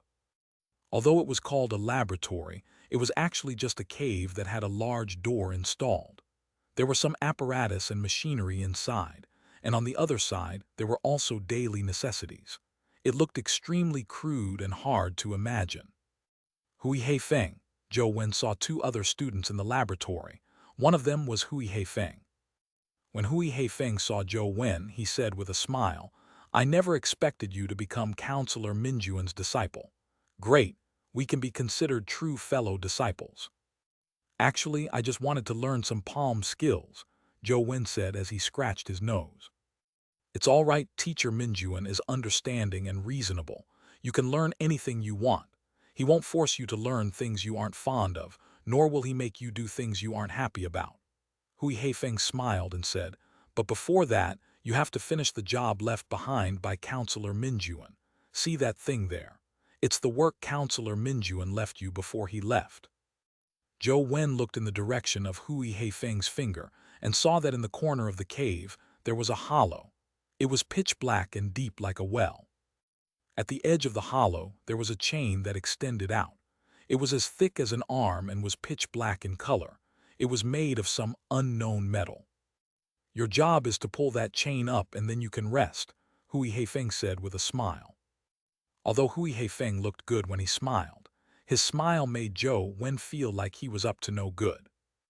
Jiang Yan, who was elsewhere, didn't say a word. He only handed a piece of paper to Zhou Wen. Zhou Wen saw that the note mentioned his arrival today and that work had been arranged for him. It was signed off by Wang Minjuan. "Since it's work left behind by Mr. Wang, I'll just do it." Zhou Wen had no choice but to walk to the hollow and grab the chain. The moment he placed his hands on it, they immediately retracted as if they had been electrocuted, causing Hui Heifeng to laugh out loud. Chapter 172, Dragon Fishing. Zhou Wen found the chain bone-chilling. It was colder than holding an ice block, as though the frost would drill into his bones. Hui Heifeng laughed and said, "There's no need to be afraid. The coldness in the chains can't hurt your legendary body." "Why is this chain so cold?" Zhou Wen once again held the chain, feeling as though he had reached his hand into liquid nitrogen. Of course, this was only Zhou Wen's feeling. He had never attempted to put his hand into the liquid nitrogen. Hui Heifeng said, "This hollow's name is Dragon. Well, but there's no water underneath. Instead, there's a very thick white fog. The white fog is extremely cold, and there are some places where the temperature is even lower than liquid nitrogen. This chain extends all the way into it and is affected by the white fog, causing it to turn extremely cold. If an ordinary person were to hold the chain, they would probably freeze their fingers in no time. However, with the body at the legendary stage, the effects won't be too severe." "What's this chain for?" Zhou Wen asked as he pulled up the chain. "Do you know how to fish?" Hui Heifeng asked without answering Zhou Wen's question. "I tried when I was young. It was just for fun, nothing serious," Zhou Wen answered. "Then you have to study hard. This chain is used to fish something. It's not fish but a dragon," Hui Heifeng said sternly. "Dragon fishing." Zhou Wen looked at Hui Heifeng in surprise, hoping that he could make things clear.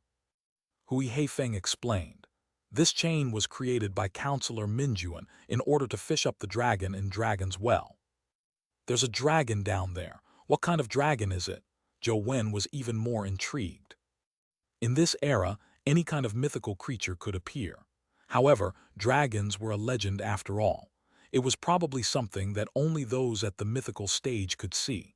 The average person had no chance of encountering one. I don't know. It's something Counselor Minjuan deduced. We have never seen it before, but this dragon's well does emit a dragon's roar rather frequently. Occasionally, we can see a strange light shining out from dragon's well, Hui Heifeng said. At that moment, a languid voice suddenly interjected. No one has ever heard the voice of a dragon before, so how do you know that it's a dragon's roar?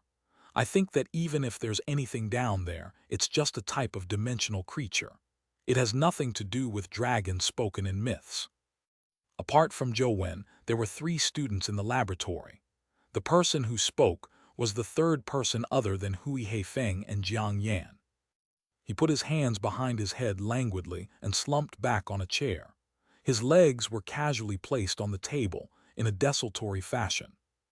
His name is Xianxia, another student of Counselor Wang. Hui Heifeng briefly introduced him. Xianxia leaned against the chair and casually greeted Zhou Wen. Junior, you came at the right time. I've had to pull up that crappy chain in the past. Now that you're here, I'm finally free. I have to thank you for that. It's only right. Zhou Wen didn't think much of it as he continued pulling the chain upwards. It was unknown how long the chain was, but Zhou Wen didn't find its end despite pulling up more than 10 meters. Furthermore, the areas he gripped turned colder as the chain was pulled up. It was something that Zhou Wen was unable to withstand despite his potent body. All he could do was circulate his lotus flower Buddha body primordial energy skill to protect his hands to withstand the terrifying cold. Junior, you can't use any primordial energy skills when you pull the chains. This is a rule set by teacher, Xianxia said languidly. Among the 3 of them, he was the only one who called Wang Minjuan teacher instead of the usual counselor. Is there such a rule? Zhou Wen looked at Hui Heifeng and Jiang Yan sat by the side reading quietly, as if he hadn't heard Zhou Wen's words. He felt oblivious to whatever was happening, only focused on reading. Hui Heifeng, on the other hand, was using some equipment to train his body. As he trained, he said, Counselor Minjuan has indeed set this rule. We can't do anything about it, just bear with it for a while. Thankfully, the cold really won't hurt you. It just makes you feel a little uncomfortable. What a strange counselor. Zhou Wen had no choice but to stop using his lotus flower Buddha body. All he could do was rely on his flesh and blood to resist the coldness from the chain. The more Zhou Wen pulled, the colder his hand became. His fingers were so numb that they couldn't even bend. However, Zhou Wen didn't seem to have any intention of stopping as he continued pulling the chain. Hui Heifeng, Jiang and Xianxia looked at Zhou Wen either intentionally or unintentionally as though they were watching something interesting. He kept pulling until all 10 fingers turned numb from the cold. With a slip of his hand, the metal chain that he had pulled up by nearly 100 meters slid down again. Hui Heifeng and company only watched. None of them said a word, nor did they have any intention of helping him. Zhou Wen looked at the falling chain and didn't feel discouraged. He sat by the side and rested for a while. After the coldness in his hands dissipated and his fingers returned to normal, he got up to pull the chain again. This time, Zhou Wen did better than the last time. When he reached a little more than 100 meters, he couldn't stand the cold again, causing the chains to fall again. Zhou Wen waited for his hands to recover before picking up the chain again. This time, he pulled out more than 110 meters, but he ultimately failed to withstand the coldness on the chains, causing it to slide down once more. After repeatedly pulling for 7 to 8 hours, Zhou Wen still failed to pull out the entire chain. Just as he was about to continue pulling the chain, he saw someone crawl out of Dragon's Well. The man was wearing an Arctic suit and had a helmet on his head. When he climbed up, he took off his helmet, revealing a mature man's gentle face. He looked rather young and had long hair. A few strands of white hair made him look more mature and masculine. He looked like a superstar in movies. Zhou Wen originally thought it was a senior, but ended up hearing Hui Heifeng say, "Counselor, you're back." "This is Wang Minjuan." Zhou Wen looked at the man in front of him in surprise, momentarily unable to accept it. He heard from Wang Fei that Wang Minjuan was about to retire, and thought that he was probably an old counselor with a head full of white hair. He never expected Wang Minjuan to look like that. "Are your hands all right?" Wang Minjuan nodded at Hui Heifeng and company before naturally pulling Zhou Wen's hands over. A warm energy flowed into Zhou Wen's hands and instantly dispersed the coldness. "Thank you, counselor, I'm fine," Zhou Wen hurriedly thanked him. Wang Minjuan released Zhou Wen's hand and asked with a smile, "How many times did you pull the chain?" Chapter 173, 7 Distribution Palm. "I didn't count, probably dozens of times," Zhou Wen answered. "Why didn't you think of other solutions after making so many failed attempts?" Wang Minjuan asked Zhou Wen with interest. "I just wanted to try pulling it up," Zhou Wen said. When Wang Minjuan heard this, he smiled and said, "You're quite interesting. The three of you, tell him how you pulled the chain for the first time." Wang Minjuan's words were obviously directed at Hui Heifeng and the rest. Hui Heifeng was the first to speak. "When I pulled the chains, I felt that the chain was too cold, so I sped up, pulling it all the way up before my hands froze." Seeing Wang Minjuan's gaze on him, Zhang Yan held the book in his hand and said, "I also felt that the chain's bottom was too cold, so I slowed down my speed. Sometime after the chain leaves the frost, the temperature naturally gets higher. Slowly, I pulled the chain up." Xianxia pursed his lips but didn't say anything. Wang Minjuan said, "Xia doesn't abide by the rules the most. When he couldn't pull it up, he used a primordial energy skill to pull the chain up. Speaking of which, 3 of the 5 students who studied under me succeeded the first time when pulling the chain. 2 of them failed to pull it up, but you are the first to fail despite making so many attempts." Wang Minjuan smiled at Zhou Wen. "Who was the other person who failed?" Zhou Wen asked curiously. "One of your seniors who has already graduated," Wang Minjuan said indifferently and didn't mention it again. He continued, "The rules are for rookies to pull the chain up before they are allowed to rest." "All right." Zhou Wen walked back to Dragon Well and grabbed the chain before pulling it up again. However, Zhou Wen didn't seem to learn from the lesson or use the experiences of his seniors. He continued pulling at the same pace as before, and eventually he failed. Wang Minjuan only smiled and didn't bother him anymore. He took off his Arctic suit and changed into casual clothes. He then put on an apron and took out some vegetables to begin cooking. Not long after, the dishes were ready. There wasn't much variety, and they were relatively light and plain. They were basically vegetarian dishes, with the only non-vegan dish being hard-boiled eggs. The few students gathered around the table to eat. Zhou Wen put down the chain and came over, ignoring the rules. Wang Minjuan didn't say a word, as he similarly handed a set of cutlery to Zhou Wen. Everyone was given a bowl of porridge and an egg. After the meal, Zhou Wen continued to pull the chain. Wang Minjuan, Hui Heifeng, and company did their own things. Apart from having the necessary exchanges, none of them spoke much. Zhou Wen had originally come here to study palm skills, but he ended up becoming the chain puller. He ate and slept as usual, and only managed to pull up the nearly 200-meter-long chain at noon the next day. When the end was pulled out, Zhou Wen was taken aback. The end of the chain looked like a giant fish hook, but upon closer inspection, he realized that it wasn't a fish hook, but in the shape of a ship anchor. Furthermore, Zhou Wen had seen such a ship-shaped anchor twice. The first time was at the Ziyuan crystal shop, and the second time was on Gu Dian's pocket watch. However, the anchor didn't have a woman's side profile, and the hook was polished sharp. It looked like it was used as a hook. Zhou Wen reached out to the side of the ship's anchor and touched it. He couldn't help but frown when he realized that it had signs of being polished. Dragons are very greedy creatures, especially when it comes to food. As Wang Minjuan spoke, he brought a bag of companion eggs over and used rope to secure them on the hook. "Lower it. I hope there'll be something next time," Wang Minjuan said as he looked at the bottomless dragon's well. Zhou Wen lowered the chain back down. After finishing all his work, he came in front of Wang Minjuan and asked, "Counselor, is there anything else you need me to do? In the future, you will be in charge of pulling the chain.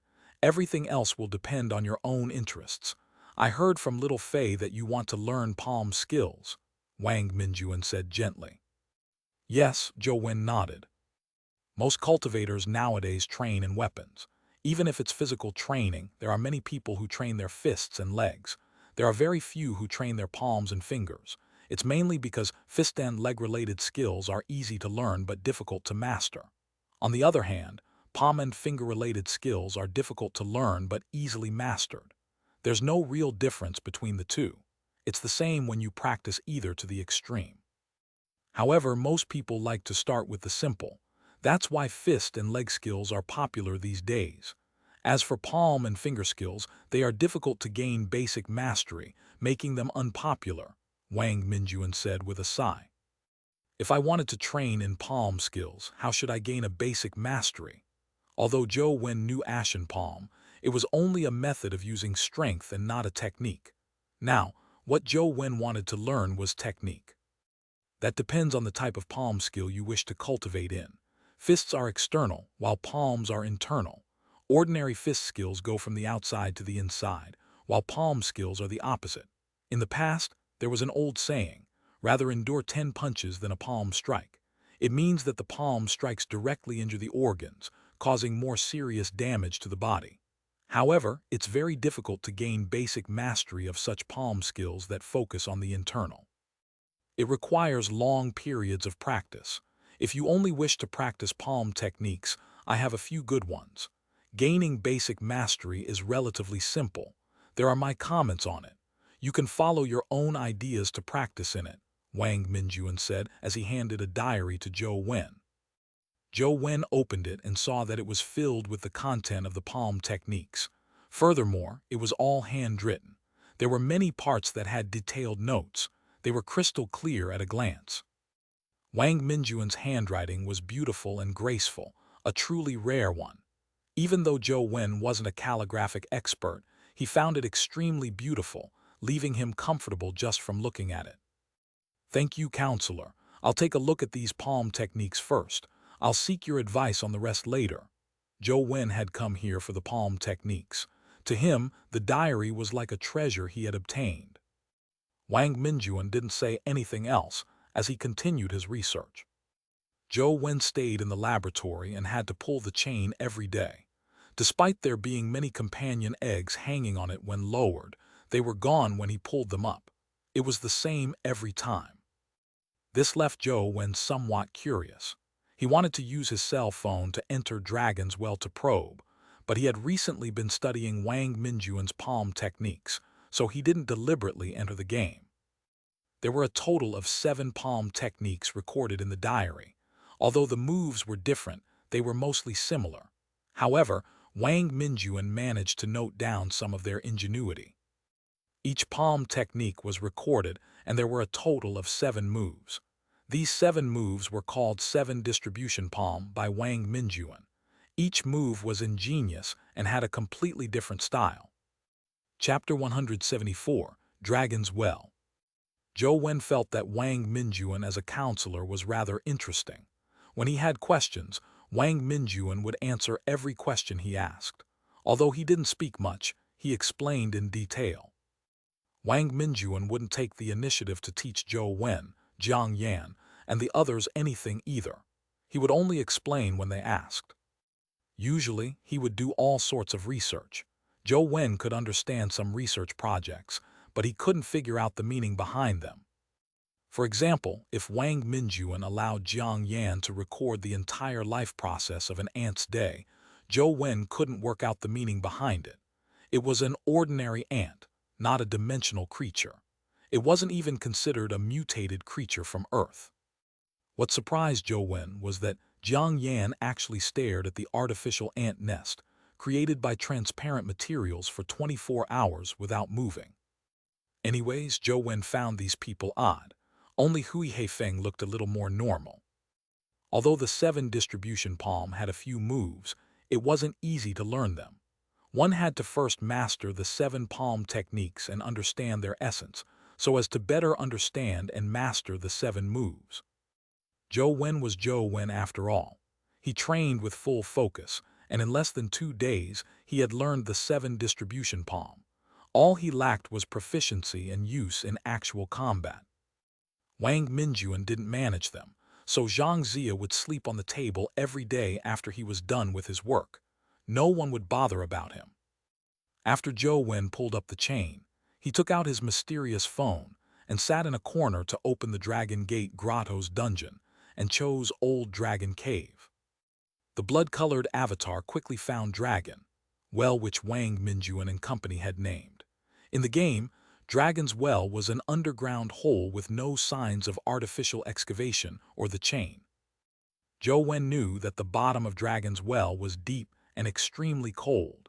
He summoned the silver wings and switched to the small perfection of Wisdom Sutra, which strengthened his physique before descending Dragon's Well. Dragon's Well's mouth was only about a meter wide in diameter, and the lower he went, the wider it became. However, when he was about 50 meters down, he saw white fog everywhere, making it difficult to see clearly. What was even more terrifying was that the temperature in the white fog was strangely low. After Zhou Wen used the lotus flower Buddha body, he still felt extremely cold when he came into contact with the white fog. The coldness drilled right into his bones, and shortly after using all his strength to descend amidst the white fog, the screen turned black as the blood-colored avatar froze to death. Although Zhou Wen's body was fine, he shared the same feelings as the blood-colored avatar. The feeling of freezing to death was extremely uncomfortable. Even the small perfection of Wisdom Sutra and the lotus flower Buddha body can't withstand the white fog's coldness. How low is the temperature? Zhou Wen was alarmed, but he wasn't willing to give up. After some thought, he revived the blood-colored avatar again. Zhou Wen switched the primordial energy art to the ancient Imperial Sutra before letting the blood-colored avatar descend into Dragon's Well. Every time Zhou Wen circulated the ancient Imperial Sutra, he felt as though a ball of fire was burning in his body. He wanted to try and see if the heat of the ancient Imperial Sutra could withstand the cold. The moment he entered Dragon's Well, Zhou Wen felt something was different. Back when he used the small perfection of Wisdom Sutra, although his resistance had increased, he could still sense the cold. Now that he was using the ancient Imperial Sutra, he only felt warmth throughout his body, without any cold at all. When the blood-colored avatar entered the white fog, Zhou Wen only felt a slight chill. Soon, the heat in his body dissipated the cold. Zhou Wen was delighted.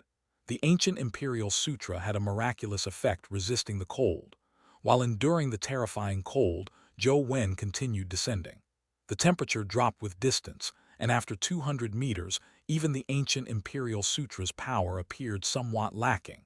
It left Zhou Wen feeling a chill, albeit a tiny bit. It wasn't enough to truly harm the blood-colored avatar's body.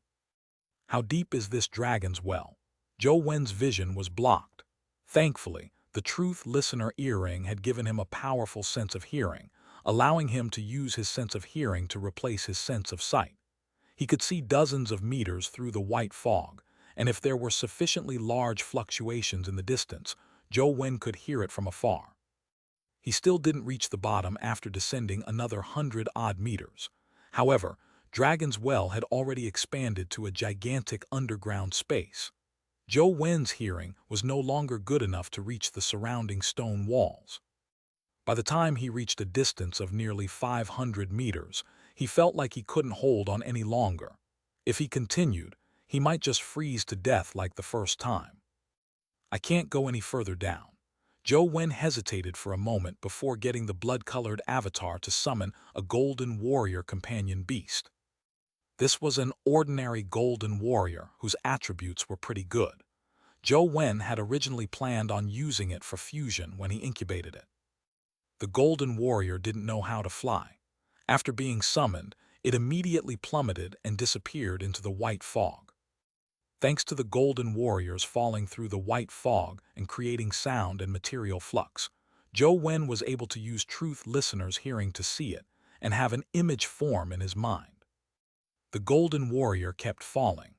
The Golden Warrior with the golden body life providence was unable to resist the cold produced by the white fog. Frost grew on its jade-like skin as it rapidly spread throughout its body. After falling a distance away, the Golden Warrior's body was frozen into an ice sculpture, emitting creaking sounds. Before long, it exploded, splintering into broken ice blocks that plummeted further. As the fragments fell, they became smaller and smaller. Almost at the point of losing sight of them, Zhou Wen heard a terrifying scene. As the tiny ice fragments streaked across the white fog, Zhou Wen heard them land on something before a scene formed in his mind. It was a creature that resembled a winding mountain range. On a huge stone pillar that resembled a mountain peak, there was an oval-shaped object, looking like an offering. When the ripples produced by the ice fragments touched the oval object, it made Zhou Wen clearly understand what it was. The surface of the object wasn't smooth, but rather seemed to be wrapped by threads. Is that a cocoon? The oval object in Ant City appeared in Zhou Wen's mind. It looked very similar to the cocoon in both shape and size. Before Zhou Wen could think further, the terrifying creature that had been hit by the ice fragments suddenly opened its huge mouth and roared upwards. It was an extremely strange sound that Zhou Wen found indescribable. It wasn't like a beast's roar, nor was it a bird's screech. It was like a long hum from a musical instrument. Bam! When the sound wave reached him, the blood-colored avatar's body immediately exploded and the game screen went black. Is that thing down there really a dragon? Is the thing it's protecting the same as the cocoon protected by the golden flying ant? Zhou Wen was filled with puzzlement. Chapter 175, Dr. Soul. Zhou Wen found it impossible to snatch the treasure from the terrifying dragon-like creature's proverbial jaws. With just a casual roar, the fellow instantly killed the blood-colored avatar despite the 200 to 300 meters. This was probably a top existence among epic creatures, or even a mythical creature. In contrast, Zhou Wen felt that the golden flying ant was much easier to deal with. From the looks of it, I should think of a way to finish off the golden flying ant and see what's inside the cocoon. Zhou Wen was extremely curious. However, Zhou Wen was still lacking to date. Even if he continuously used the grand yin wind, he was still no match for the golden flying ant. It's a little difficult to kill the golden flying ant. Is there any way to obtain the cocoon without killing it? The more Zhou Wen thought about it, the more he found it feasible. Before that, I need to have sufficient speed. The Dragon Gate Fairy skill nimbleness is sufficient, but its thrust and absolute speed aren't its strength. Zhou Wen frowned as he thought. He wondered what primordial energy skill could make him faster. Zhou Wen, why are you frowning? Did you encounter some difficult problem? Wang Minjuan happened to walk over and asked when he saw Zhou Wen frowning in thought. Teacher, Zhou Wen subconsciously called out. He found it easier to address him as teacher like Xianxia, so he began following Xianxia. What problem did you encounter? Why don't you tell me? Wang Minjuan said with interest. He didn't seem to have the airs of a teacher, evident from how he often cooked for Zhou Wen, Jiang Yan, and the rest whenever he had nothing to do. If one didn't know his identity as a counselor, one would completely treat him as an older brother next door. Teacher, I've learned the Dragon Gate Fairy skill, but I feel that it isn't fast enough. Are there any faster primordial energy skills that imbue alacrity at the legendary stage? Zhou Wen asked Wang Minjuan the question that happened to be on his mind. Wang Minjuan thought for a moment and said, the Dragon Gate Fairy skill is considered one of the best alacrity-type primordial energy skills at the legendary stage. There are even faster primordial energy skills, and our Sunset College does have such a primordial energy skill, but it's not easy to obtain it. What's that primordial energy skill? Which zone has it? Zhou Wen was delighted when he heard that. Outside Sunset City, there's a strange dimensional creature known as the Sun Chasing Bird. It has a type of primordial energy skill called Sun Chasing, allowing people to possess a speed faster than Dragon Gate Fairy skill. In addition, The speed up isn't just twice as fast, said Wang Minjuan. Zhou Wen was taken aback when he heard that. The reason Sunset College had that name was largely due to Sunset City. No human had ever been able to enter the dimensional zone known as Sunset City. It was even more terrifying than Tiger Cage Pass. To hunt dimensional creatures there, ones that could fly and with unparalleled speed-type primordial energy skills, was extremely difficult for humans. Although sun-chasing birds were only at the legendary stage, Zhou Wen believed that the difficulty of killing one wasn't lower than killing a golden flying ant. After all, it wasn't an easy task to catch up to it in the sky. There's always a chance no matter what. I'll visit the exterior of Sunset City to take a look. If I can download Sunset City as a game dungeon, it's not like I have no chance of killing the sun-chasing birds. Zhou Wen applied for a leave of absence with Wang Minjuan and planned on searching the area outside Sunset City for the tiny palm symbol. Since Wang Minjuan didn't restrict their freedom, and it wasn't the time to pull up the chain, he approved of Zhou Wen's departure. Zhou Wen left Old Dragon Cave, and while walking up the steps of Dragon Gate Grotto, he began wondering how he could obtain the cocoon if he couldn't kill the sun-chasing birds. Suddenly, Zhou Wen felt his heart palpitate as though something ominous was about to happen. It made his cold sweat flow down his back. He was alarmed as he immediately observed the area ahead of him. He saw a man walking towards him on the same flight of stairs. He wasn't ugly, but he looked a little cold. Yan Zhen. Zhou Wen recognized the person as the unease and palpitations in his heart intensified. When he first met Yan Zhen, he felt that this person was a little sinister. "We finally meet again. I've been waiting so long for you," Yan Zhen said as he walked over, staring at Zhou Wen. Clearly, he was here for him. Zhou Wen turned around in a bid to leave, but he was dumbfounded when he turned around. He saw a figure wearing a white coat standing not far behind him, nearly sticking to his back, yet he hadn't realized it. The shadow looked like a human, but its feet didn't touch the ground. Instead, it was floating above the stone steps. "That's my life soul. His name is Dr. Soul," Yan Zhen's voice came from behind. Zhou Wen's expression changed as he summoned his wings, hopping to combine it with his god-fiend life providence to fly up. However, Dr. Soul's left eye seemed to flash like a camera. The flash in his eye contained a strange red color. The moment he was illuminated by the red light, Zhou Wen's body, which was about to soar into the sky, instantly froze. He was unable to move an inch. Zhou Wen felt his muscles stiffen, and he couldn't move his body. He couldn't even summon his companion beasts. Yan Zhen came in front of Zhou Wen and sized him up before saying with interest, "I've investigated all the students who entered Death City. Only 3 of them didn't touch the black tree you mentioned, including you. But why did you say that you touched that tree? Why did you lie?" Zhou Wen was trapped by some kind of power and couldn't even speak. Yan Zhen snapped his fingers as the red light in Dr. Soul's eye flashed.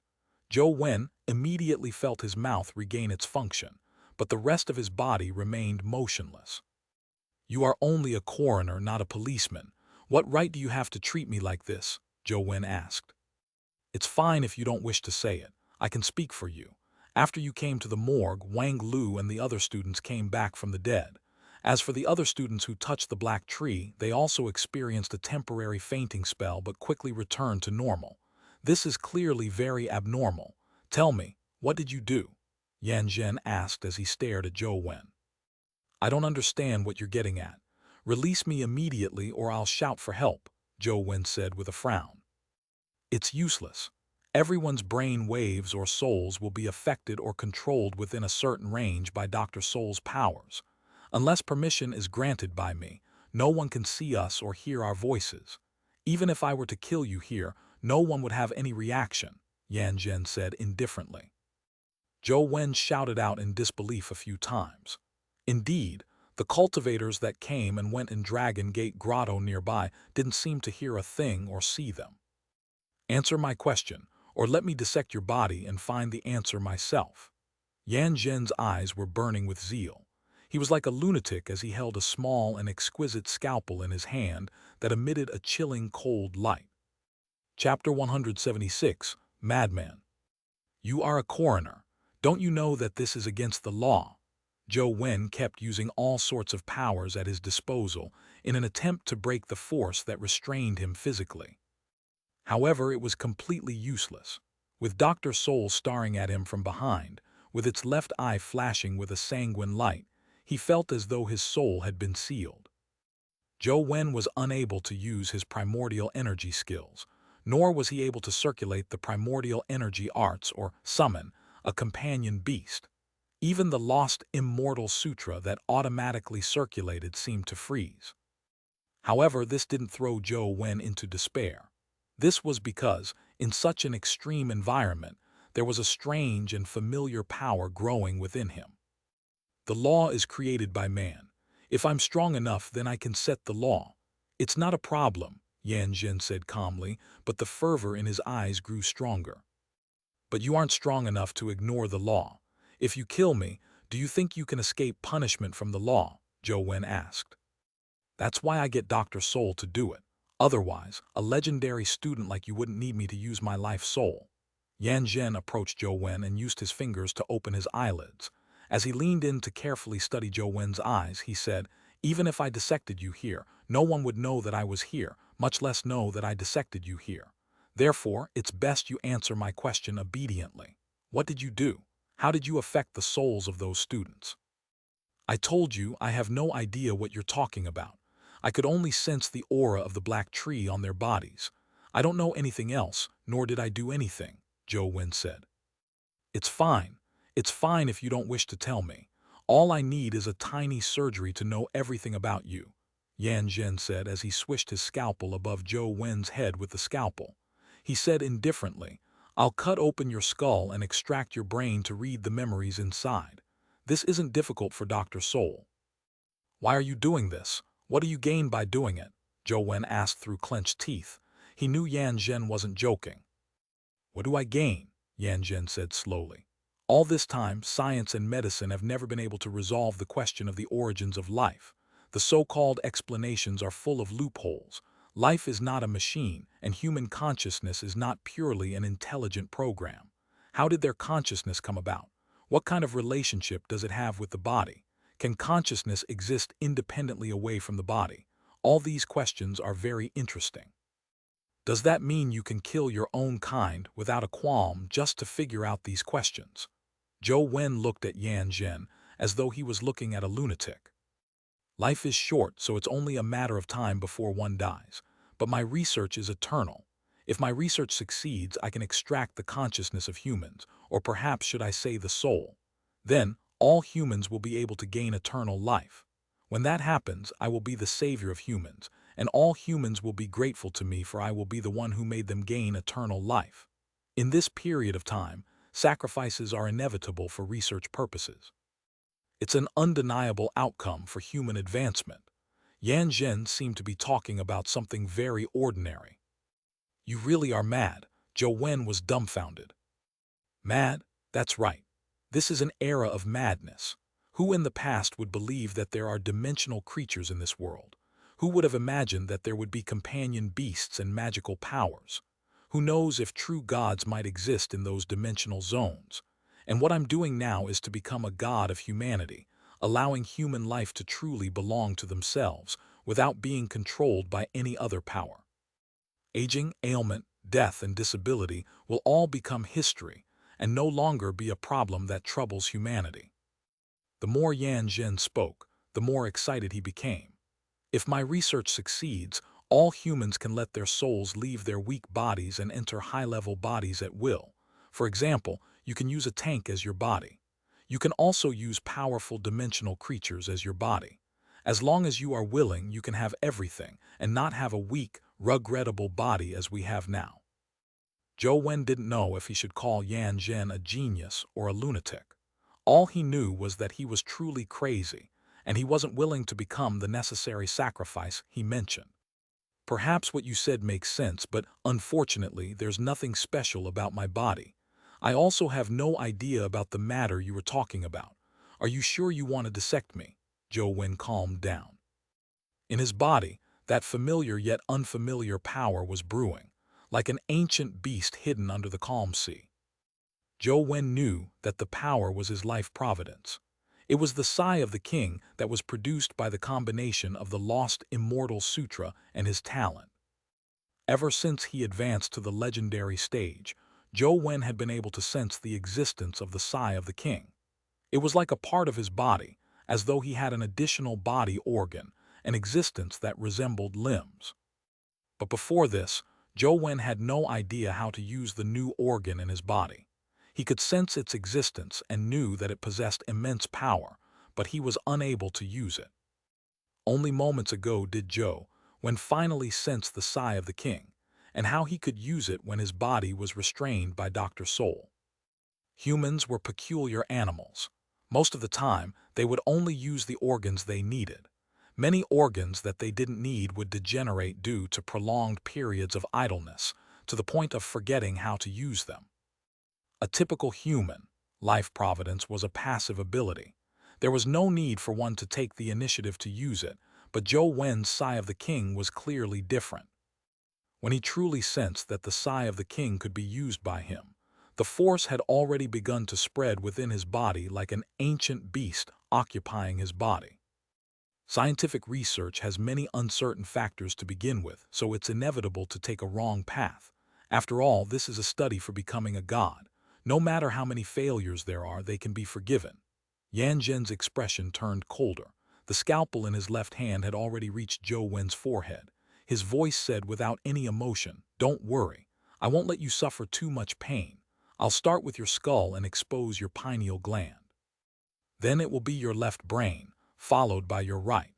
When your brain is completely dissected, Dr. Soul will be able to use his powers to read the information within." As Yan Zhen spoke, the scalpel's blade shimmered with some crystalline light. Under his slender fingers, he was about to cut through Zhou Wen's skull. Boom! At the instant, Yan Zhen's fingers moved. The force which resembled an ancient beast within Zhou Wen's body erupted. Chapter 177, Terrifying Life Providence. The scalpel's blade was already clinging to the skin on Zhou Wen's head and was just about to cut in. But at that moment, Yan Zhen's pupils constricted. The scalpel's light flickered, but it could no longer move an inch forward. It was as if it was being held by an invisible force. No matter how much strength Yan Zhen exerted, he couldn't move an inch. "You do have secrets on you." Yan Zhen was delighted instead of being alarmed. His eyes burned with frenzy as terrifying power erupted from his body, transforming into streams of light that gathered onto the scalpel, causing the light on it to become even more terrifying, one that was as resplendent as the sun. Behind Zhou Wen, Dr. Soul also released terrifying power simultaneously. He also held a surgical blade condensed from a beam of light and slashed it at the back of Zhou Wen's head. Even though Zhou Wen's body didn't move, Yan Zhen and Dr. Soul appeared to be grabbed by a huge, invisible hand. They suddenly lost their balance and floated in front of Zhou Wen. Yan Zhen's face was filled with shock as he struggled with all his might, the blood-red glow in. The eyes of Dr. Soul's eyes kept flickering, but it was completely useless. It was as if they were being controlled by an invisible hand, unable to move or make a sound. As the hand tightened, their bodies were being squeezed thinner and thinner.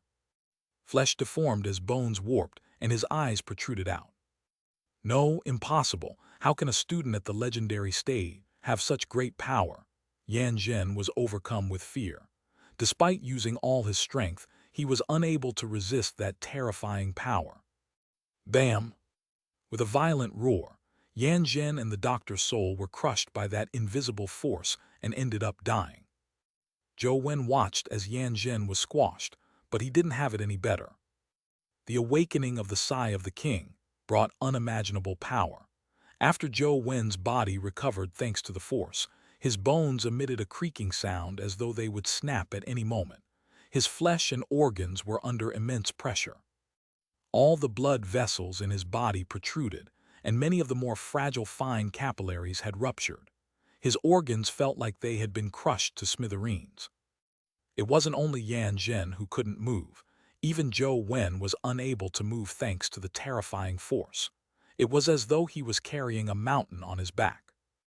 Unlike Yan Zhen, Zhou Wen could see a shadow appear over his body. It was this figure that had squeezed Yan Zhen and Dr. Soul to their deaths. Bam! Zhou Wen couldn't withstand the terrifying power from his body as he collapsed to the ground with one knee propping him up. Blood spewed out of his mouth as the power that descended on him became more terrifying. It exceeded the limits of what his body could withstand. His organs looked like they were about to split apart. Just as Zhou Wen believed that he would be the first person in history to be crushed by his life providence, the force receded like the tide and shrank back into his body. He suddenly relaxed as the pressure abruptly vanished, and he felt his vision go dark as he fell to the ground and fainted. When Zhou Wen woke up, he realized that he was actually lying in Wang Minjuan's lab. He was sleeping on the only bed in the laboratory, Wang Minjuan's resting spot. The students usually slept on the floor. He couldn't see Wang Minjuan, Hui Heifeng, or Xianxia. Only Jiang Yan was reading quietly in front of the oil lamp. "Why am I here?" Zhou Wen moved and felt his body ache terribly. He didn't have any strength and his body was as soft as a newborn. "It's best you don't move around. Your bones are fractured and your organs are damaged. Although Counselor has already used his life soul to heal your body, you still need to recuperate for a period of time. Otherwise, those injuries will easily relapse," Jiang Yan said casually. "How did I end up here?" Zhou Wen asked again in puzzlement. Logically speaking, Yan Zhen had died on the spot and being seriously injured, he had fallen unconscious by the side. Even if the police didn't believe that he had really killed Yan Zhen, they would still have taken him back to investigate. Therefore, it only made sense if he was in the police station's hospital right now. When Hui Heifeng went out to buy some stuff, he heard a scream. When he went over, he found you fainted on the ground with serious injuries. He immediately got Counselor over to treat your injuries and bring you back. Jiang Yan put down the book in his hand and looked at Zhou Wen. "You suffered such serious injuries in Dragon Gate Grotto. Who injured you?" "I don't know who injured me. Was there anyone else nearby?" Zhou Wen was filled with puzzlement. It was fine if Dr. Soul had been crushed. After all, it was only a pure energy body, so it didn't leave any traces. Yan Zhen was a living person, and Zhou Wen had watched him explode. Blood had splattered everywhere, so it was impossible for him not to leave a trace. However, Jiang Yan's recount made it seem like no one had seen Yan Zhen's corpse. "There were many people, but they were just bystanders. We didn't discover anyone who had injured you," Jiang Yan replied with certainty. With that said, Jiang Yan got up and walked to the side. He picked up a bowl and walked in front of Zhou Wen. "This is the medicine prepared by Counselor before he left. He told me to feed you when you woke up. Not one drop can be left behind. This is one of my missions today." With that said, Jiang Yan picked up a spoon and scooped a spoonful of medicine and moved it to Zhou Wen's mouth. "I'll do it myself." Zhou Wen struggled to sit up, but his body was aching so terribly that he felt limp and without any strength. "Didn't I tell you just now that Counselor has just treated your injuries and your body needs to recover? Don't move around or hinder me from completing my mission," Jiang Yan said as he took the spoon to Zhou Wen's mouth. Zhou Wen knew that his body couldn't muster any strength, so he could only open his mouth and drink the mouthful of medicine. He found it extremely bitter, and he had no idea what it tasted like. "What medicine is this?" Zhou Wen couldn't help but frown. "Medicine personally created by Counselor. It should be useful," Jiang Yan said indifferently. Jiang Yan fed Zhou Wen spoonful by spoonful until the entire bowl of medicine was finished 10 minutes later. The medicine was so bitter that it made Zhou Wen's mouth and intestines turn bitter. He almost couldn't sense any other flavor. "Rest well, don't move around. Counselor said that you can only get off the bed in 2 days. If you don't want to be treated again, then lie down obediently," Jiang Yan said. Although Zhou Wen was weak, he could still move his limbs, albeit lacking the strength for any strenuous activities. When he pulled away the blanket to take a look, he realized that he was only wearing his underwear. He was shocked and was just about to ask Jiang Yan if he had seen his phone when he turned his head and saw that his clothes were neatly placed by the bed. There were 2 phones and some miscellaneous items on them. The bracelet was there too. Zhou Wen immediately heaved a sigh of relief as he reached out for the mysterious phone. There was no problem with turning it on. Zhou Wen unlocked the phone and was instantly taken aback. The other apps on the cell phone's home screen were normal, but there was an additional number, 1, on the dead man tree icon. Chapter 178, Demonized General with 3 Skills. Zhou Wen was puzzled as he clicked on the dead man tree icon. Soon, the image of the dead man tree appeared on screen. However, at that moment, the dead man tree had already turned white. Between the white leaves, there was a white flower bud. How did this happen? Zhou Wen was alarmed. He looked at it for quite some time but failed to notice anything. The flower bud was still young, so there was nothing special about it. However, the bud's appearance made Zhou Wen recall Yan Zhen's corpse. Yan Zhen was indeed dead, but no one had discovered his corpse. Now that there was another flower bud on the dead tree, it was very difficult to not make any connections. No way. Could it be that the dead man tree in-game can suck dead people from reality? Zhou Wen couldn't help but frown when he thought of this. If the dead man tree in-game still had an influence on reality, wouldn't it be very dangerous for him to carry it with him all day? No one knew how great the effects of the dead man tree were. It would only spell greater trouble if the people around him ended up being affected by the dead tree. Zhou Wen recalled his life providence and felt his head ache even more. He had never heard of anyone not being able to withstand their life providence's power. In theory, this was an impossible situation. This was because the life providence had been born out of Zhou Wen's body. Therefore, its power couldn't exceed Zhou Wen's own limits. Otherwise, it would be impossible for him to produce it. Yet, Zhou Wen's life providence had exceeded his own limits. It nearly crushed my body with just one use of my life providence. I'm probably the only person in history. Zhou Wen mocked himself. However, Zhou Wen had a nagging feeling that his life providence was abnormal. It was very likely related to the lost Immortal Sutra. When he advanced to the legendary stage, he had seen an illusion that vaguely looked like a woman, and the woman's voice was similar to the devil-like whispers he heard when suffering sleep paralysis. When he used Sigh of the King, Zhou Wen felt the shadow around him seemed to resemble a woman. However, he wasn't sure because he had only seen a blurry shadow. Furthermore, he had only seen a portion of it. Without a mirror, he couldn't see his entire body, so he naturally couldn't see a complete shadow. Jiang Yan fed him the medicine 3 times a day, making Zhou Wen grimace in pain, to the point of feeling like he had transformed into a bitter gourd. It was as if his flesh and blood were emitting a bitter taste. Only in the evening did Wang Minjuan and Xianxia crawl out of Dragon's Well. He had no idea what they were studying down below. Hui Heifeng left the laboratory for some matters and didn't return that day. Wang Minjuan checked Zhou Wen's body again before saying, "Your injuries are no longer serious. You can get out of bed in 2 days, but you still can't do any vigorous exercise. It will take at least half a month before you can begin practicing your palm techniques again." To Zhou Wen's surprise, Wang Minjuan didn't ask him how he was injured. It made the excuse he had prepared useless. As he couldn't get out of bed, Zhou Wen could only play games on the bed. Thankfully, his injuries didn't affect the blood-colored avatar, so it wasn't a problem to grind in-game. "I say, Zhou Wen, I really couldn't tell. You look so quiet usually, but you were so ruthless when you fought." Zhang Ziyuan placed Wang Minjuan's bowl of porridge on a chair beside Zhou Wen's bed. He grinned as he continued, "Tell me, who beat you up? As your senior, I'll avenge you." "I really don't know who that person is. I was ambushed while walking. I fainted without seeing anyone." Zhou Wen felt weak all over, and it was difficult for him to even sit up, so all he could do was roll around and lay on the bed to eat the porridge. "All right, there's no need to go through so much effort." Zhang Zia picked up the kanji again and fed Zhou Wen with a spoon. "You're really useless. You didn't even manage to see who your enemy was. It's embarrassing for us. Don't tell others that you are teacher's disciple.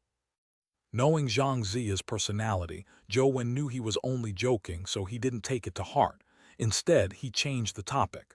I heard that teacher has another disciple. What's the senior's name? How is he now? That senior, well, his name is Liu Yun. You should have heard of his name, right? Like you, he entered Sunset College from Guide High School, Xianxia said with a strange expression. Senior Liu Yun. Zhou Wen was slightly taken aback.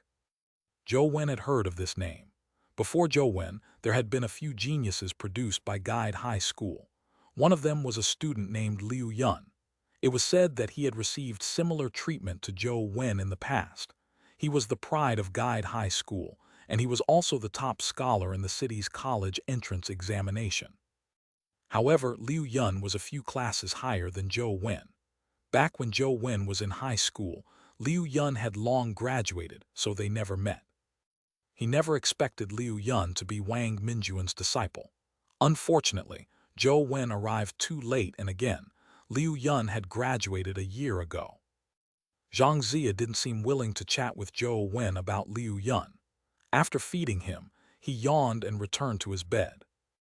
Zhou Wen was rather bored lying there, so he could only continue gaming. When he arrived at Tiger Cage Pass, he encountered a paper-demonized general once again. He was no longer as excited when he saw paper-demonized generals. He had met many before, but none of them dropped a companion egg. Zhou Wen originally imagined that he would end up with nothing, but after he killed the paper-demonized general, he saw a companion egg mixed with red and black colors drop. He found it unbelievable that a paper-demonized general companion egg dropped. After a momentary pause, he got the blood-colored avatar to pick it up. The attributes of the paper-demonized general were similar to the two demonized generals from before, and they had identical life providences. However, the only difference in skills was astral suction palm. After taking a look at the compatibility between the paper-demonized general and the mutated demonized general, he realized that the compatibility wasn't as high as the previous two demonized generals. It was only about 54%, which was equivalent to a 50-50 chance.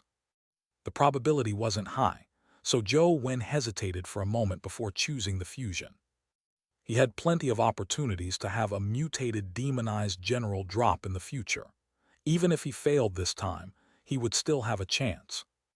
With Zhou Wen's choice, the companion egg transformed into a flash of light and infused itself into the mutated demonized general's body.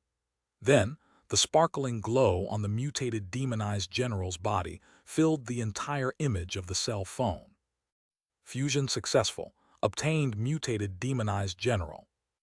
As the light dissipated, the mutated demonized general's figure appeared on-screen. It had a red horse and red armor, with a red crown on its head. It held a strange blood-colored spear, but its body emitted a strange black aura. Mutated demonized general, legendary. Legendary life providence, malignant general. Strength 19. Speed 19. Constitution 19. Primordial energy 19. Talent skill, astral/blade, astral fist, astral suction palm, demon flame spear, demon rider summon. Having succeeded in fusing a mutated demonized general, the attributes were comparable to rebellious knights. Furthermore, it had 5 skills that exceeded the limit. Amongst legendaries, it was considered the strongest existence other than the mythical pets. The reason Zhou Wen hadn't hatched the rebellious knight companion egg all this time was that he had some concerns. Chapter 179, Inauspicious Life Providence. With an excellent grade companion egg like Rebellious Knight, one would typically choose to hatch it unless they were already at the epic stage and not have any need for a legendary companion egg. John had been running around with the Rebellious Knight companion egg without hatching it. This left Zhou Wen somewhat puzzled. Hence, after obtaining Rebellious Knight, Zhou Wen carefully studied all of its attributes, including his life providence. Then Zhou Wen realized the problem. Although Rebellious Knight's life providence being Knight of Destiny didn't seem to be a problem, The blurb introducing it was very intriguing. Knight of Destiny, knight favored by destiny, the eternal protagonist. Despite being a companion beast, he had a life providence of a protagonist. This clearly wasn't a good thing. At the very least, John definitely thought so. Otherwise, there was no reason for him not to hatch Rebellious Knight. After connecting the Rebellious Knight's history with the Knights of the Round Table, Zhou Wen was even more certain about his guess. The reason John hatched Sacred Spear Knight and not Rebellious Knight was definitely because of the same misgivings Zhou Wen had. That Round Table Knight was once the strongest knight under King Arthur, and together with King Arthur, he had established a glorious era together. But it was also because of him that the Round Table Knights fell apart. King Arthur's death also drew the curtains on a legend. No matter how great the legends and novels described this knight, it couldn't erase his betrayal and selfishness. Like the famous Lu Bu in the East District, they had ended an era because of a woman. Although humans could contract with Rebellious Knight and not be afraid of his betrayal, it was ultimately not a good thing to have such an ominous companion beast by his side. The main problem lay in him and his life providence. If I can remove the useless and jinxed Knight of Destiny life providence, there shouldn't be too much of a problem, Zhou Wen thought. Although John couldn't resolve the problem, it wasn't a problem that Zhou Wen was helpless against. The mysterious phone had the ability to fuse companion beasts. As long as Rebellious Knight fused with other companion beasts, he could resolve the life providence's problem. Without a doubt, the best choice was to fuse him with the mutated demonized general. Both were companion beasts with mounts, so the chances of successfully fusing would be higher. However, Zhou Wen had previously seen the mutated demonized general's compatibility with Rebellious Knight. It was only 23%. Even Zhou Wen didn't dare to risk with such a low probability. There was almost no chance of success.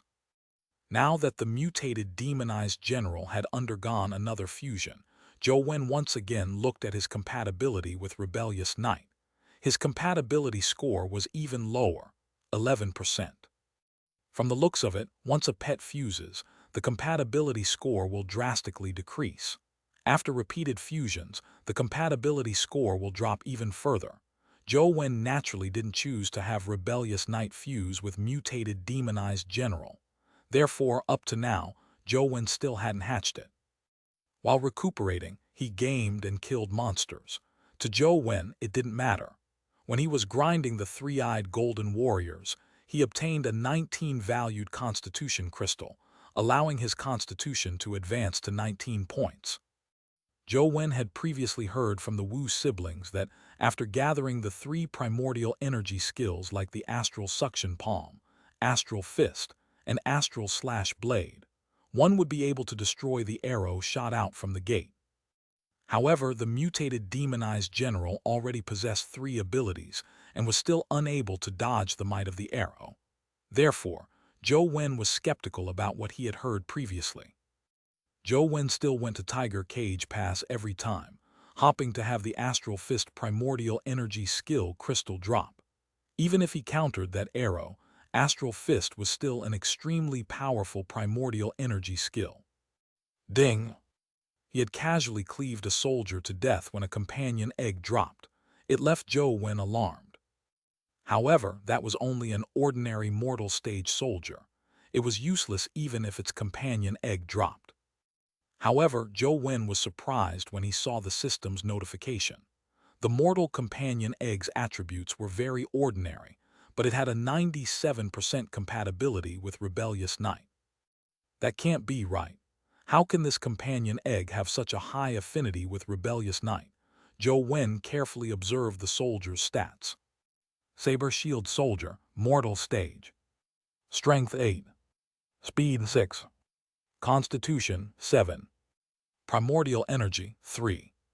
Talent Skill none. Companion Form none. It was basically a useless mortal companion beast with average stats. It didn't even have a talent skill or a companion form. It could be said that it was trash at the mortal stage. However, such a trash companion beast had such a high affinity with Rebellious Knight. This left Zhou Wen very surprised. With a thought, Zhou Wen got the blood-colored avatar to hatch the saber-shield soldier. His attributes were identical to what he had seen before incubation trash. Then Zhou Wen made an extremely bold decision. He used the rebellious knight's companion egg as a supplement to fuse with the saber-shield soldier. The main reason was that Zhou Wen wasn't willing to make a pact with rebellious knight who had a problematic life providence, so it was useless keeping it. But since there was such a high success rate, he could try fusing it. Zhou Wen didn't have much hope in the first place, but after the pet's fusion was completed, the attributes gave him a fright. Saber Shield Knight, Legendary Stay. Life Providence, Offense in Defense. Strength 19. Speed 19. Constitution 19. Primordial Energy 19. Talent Skill, Cross Sword, Everlasting Shield, Holy Steed Summoning, Holy Steed Battle Aura. Companion Form, None. The current Saber Shield Knight was completely different from the previous Saber Shield Soldier. He was wearing iron armor and riding on a black horse with a saber in one hand and a shield in the other. He looked extremely majestic and mighty. The crux of the matter was that he had inherited the 4 talent skills of Rebellious Knight. The abilities were not much weaker than Mutated Demonized General with 3 main skills. Zhou Wen was exhilarated. This fusion not only resolved the problem of the life providence, it also allowed him to possess yet another powerful legendary warrior. Now that I have mutated Demonized General and Saber Shield Knight, I might be able to form a cavalry team in the future if I get a few more. Zhou Wen glanced at the compatibility score of Saber Shield Knight and mutated Demonized General. It actually reached 49%.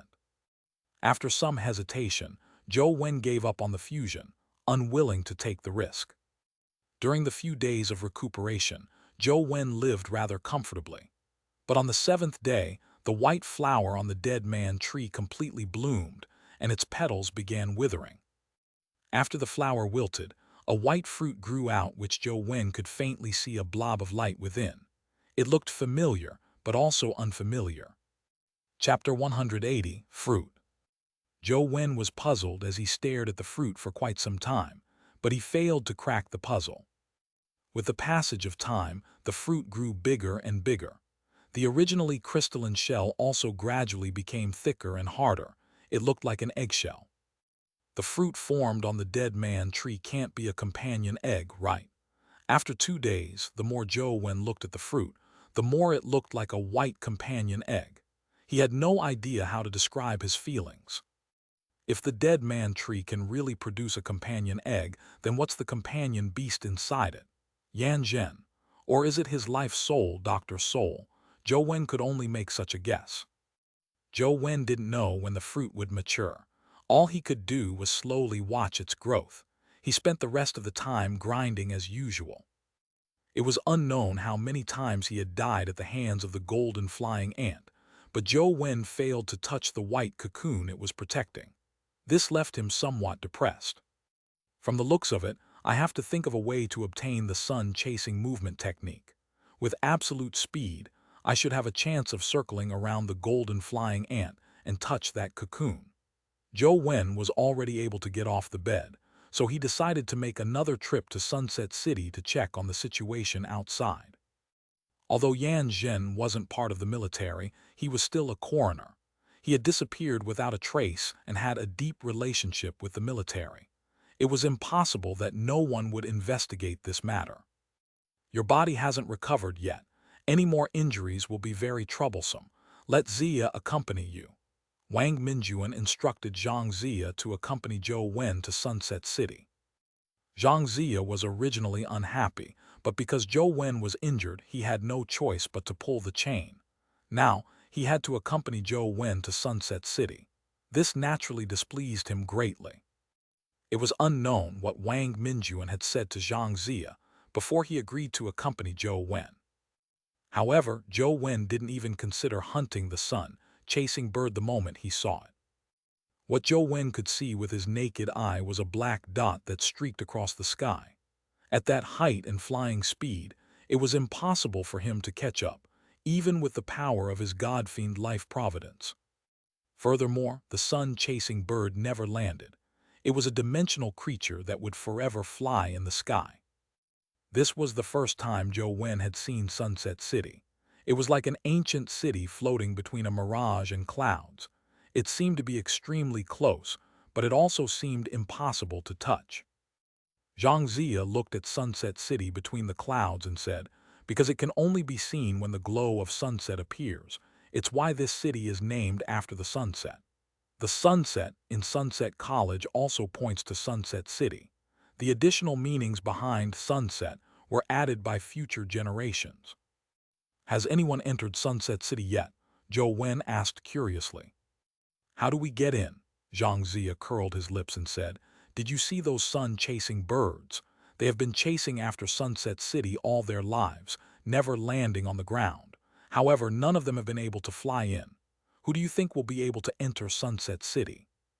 By the way, why do you want to kill a sun-chasing bird? The difficulty of killing one is probably even harder than killing the typical epic creature, because you might not be able to catch up to it," Zhang Zia added. "I need a movement technique that's faster than Dragon Gate Fairy skill. That's why I want to kill a sun-chasing bird," Zhou Wen said. "If that's the case, there's no need for you to kill the sun-chasing bird. Do you know the Lotus Flower Cave in Dragon Gate Grotto? There's an epic dimensional creature known as the fairy there. If you kill a fairy, you might be able to have the Dragon Gate Flying Immortal skill. It's the upgraded version of the Dragon Gate Fairy skill. It's faster, more potent, and more agile. It's much faster than the pure speed that sun-chasing skill provides," Zhang Zia said. Zhou Wen said with a bitter smile, "I do want to do so, but I'm no match for fairies. I'm only capable of killing a fairy monkey." Zhou Wen was speaking the truth. Back when he went to the Lotus Flower Cave, he had encountered a fairy and ended up being instantly killed. Although he was much stronger now, it wasn't easy to kill a fairy. Upon hearing Zhou Wen's words, Zhang Zia immediately laughed. "Isn't there a simple solution? As long as you are sincere enough, get Hui Heifeng and Jiang Yan. With the three of us helping you, there's no need to worry about not being able to kill a fairy." "It won't be nice troubling everyone, right?" Zhou Wen asked hesitantly. "There's no trouble at all. I believe that those two fellows are bored staying in the lab all day. They'll definitely be willing to accompany you to Lotus Flower Cave."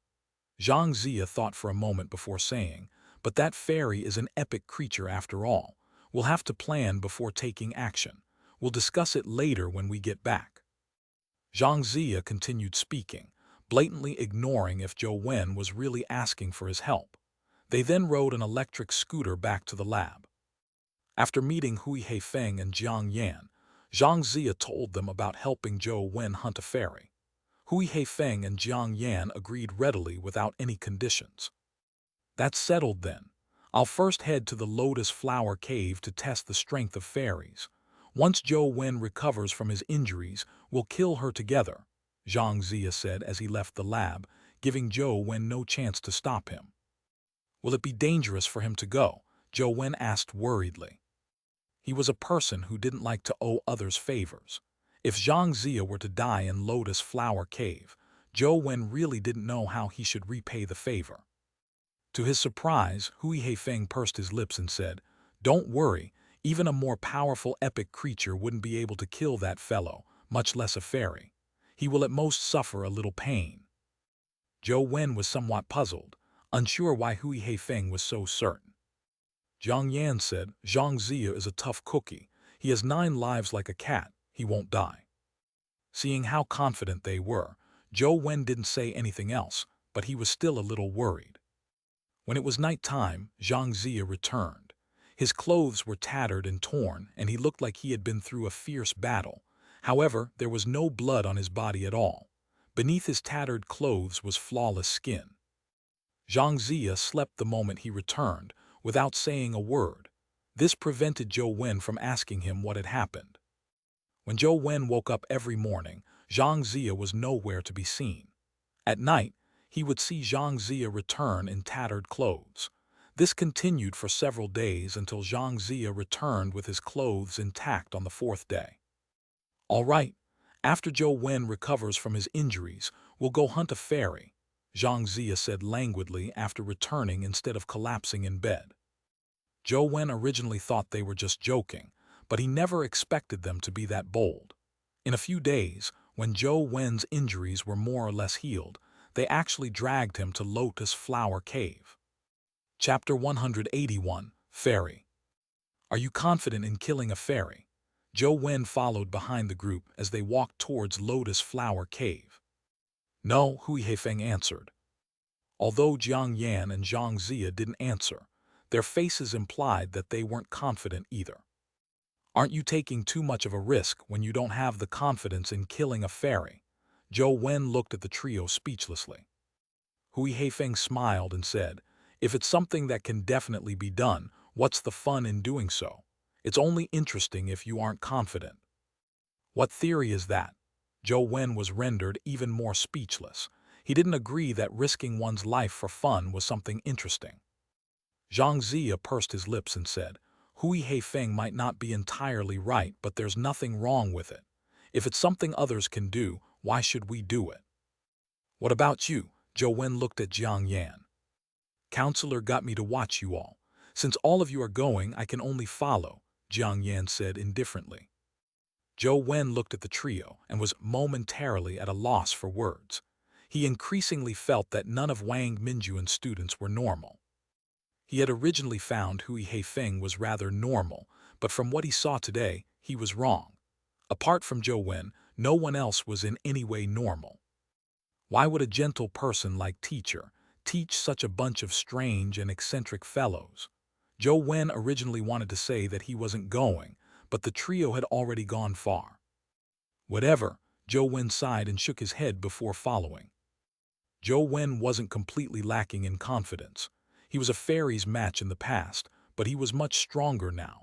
Although he wasn't enough to fight an epic fairy, he still had some confidence in staying alive. When he grinded in Lotus Flower Cave, he would occasionally encounter a fairy. It wasn't difficult for him to escape. Soon the four arrived at Lotus Flower Cave. Not long after they entered the cave, they met a fairy monkey. Before Jiang Yan and Zhang Zia could make a move, Hui Heifeng nudged Zhou Wen forward. You've been recuperating for so long. Let's warm up your muscles first so that you won't have a cramp when you encounter a fairy. I'll be the last one cramping between the two of us, Zhou Wen cursed inwardly, but he had no choice but to approach the fairy monkey. He had lost count of the number of fairy monkeys he had killed in game, but he knew every action of theirs. When he saw the fairy monkey flap its wings and fly down, its claws shimmering with a terrifying light, he unhurriedly took a huge step forward and leaped up, causing the fairy monkey to barely miss him. Bam! Zhou Wen struck the back of the fairy monkey's head with his palm. The fairy monkey didn't even have the chance to scream as it fell from the sky. It convulsed twice without any sound. Beautiful, Hui Heifeng couldn't help but praise. Jiang Yan was also slightly surprised, but Zhang Zia pursed his lips and said, passable. All that training in palm techniques didn't go to waste after all. You didn't embarrass teacher. They encountered several fairy monkeys in a row, but no one was willing to take action. Zhou Wen had no choice but to head up and hunt them, treating it as an opportunity to practice his 7 distribution palm. Zhang Zia led the way, passing through more than 10 caves when they suddenly saw a fairy-like creature rushing towards them with its clothes fluttering. Zhou Wen recognized it at a glance. It was a fairy and epic dimensional creature inside Lotus Flower Cave. But upon careful inspection, Zhou Wen's expression changed drastically. He had seen quite a number of fairies, but they were all dressed in colorful clothes with ribbons wrapped around their bodies. However, this fairy was different. She was dressed in black, and the ribbons fluttering in her body were pure white in color. She was very different from the fairies that Zhou Wen had previously seen. Oh no, it's a mutated fairy. Zhang Zia was also surprised, but he had no intention of retreating. He took out a gun and aimed it at the fairy, shooting 3 consecutive shots. The bullets instantly appeared in front of the fairy, but she didn't move at all. The pure white ribbons danced around her body as though they had a life of their own, repelling the 3 bullets. The bullets, made of primordial gold, failed to deal any damage. "Run!" Seeing that the 3 bullets were useless, Xianxia immediately turned around and ran.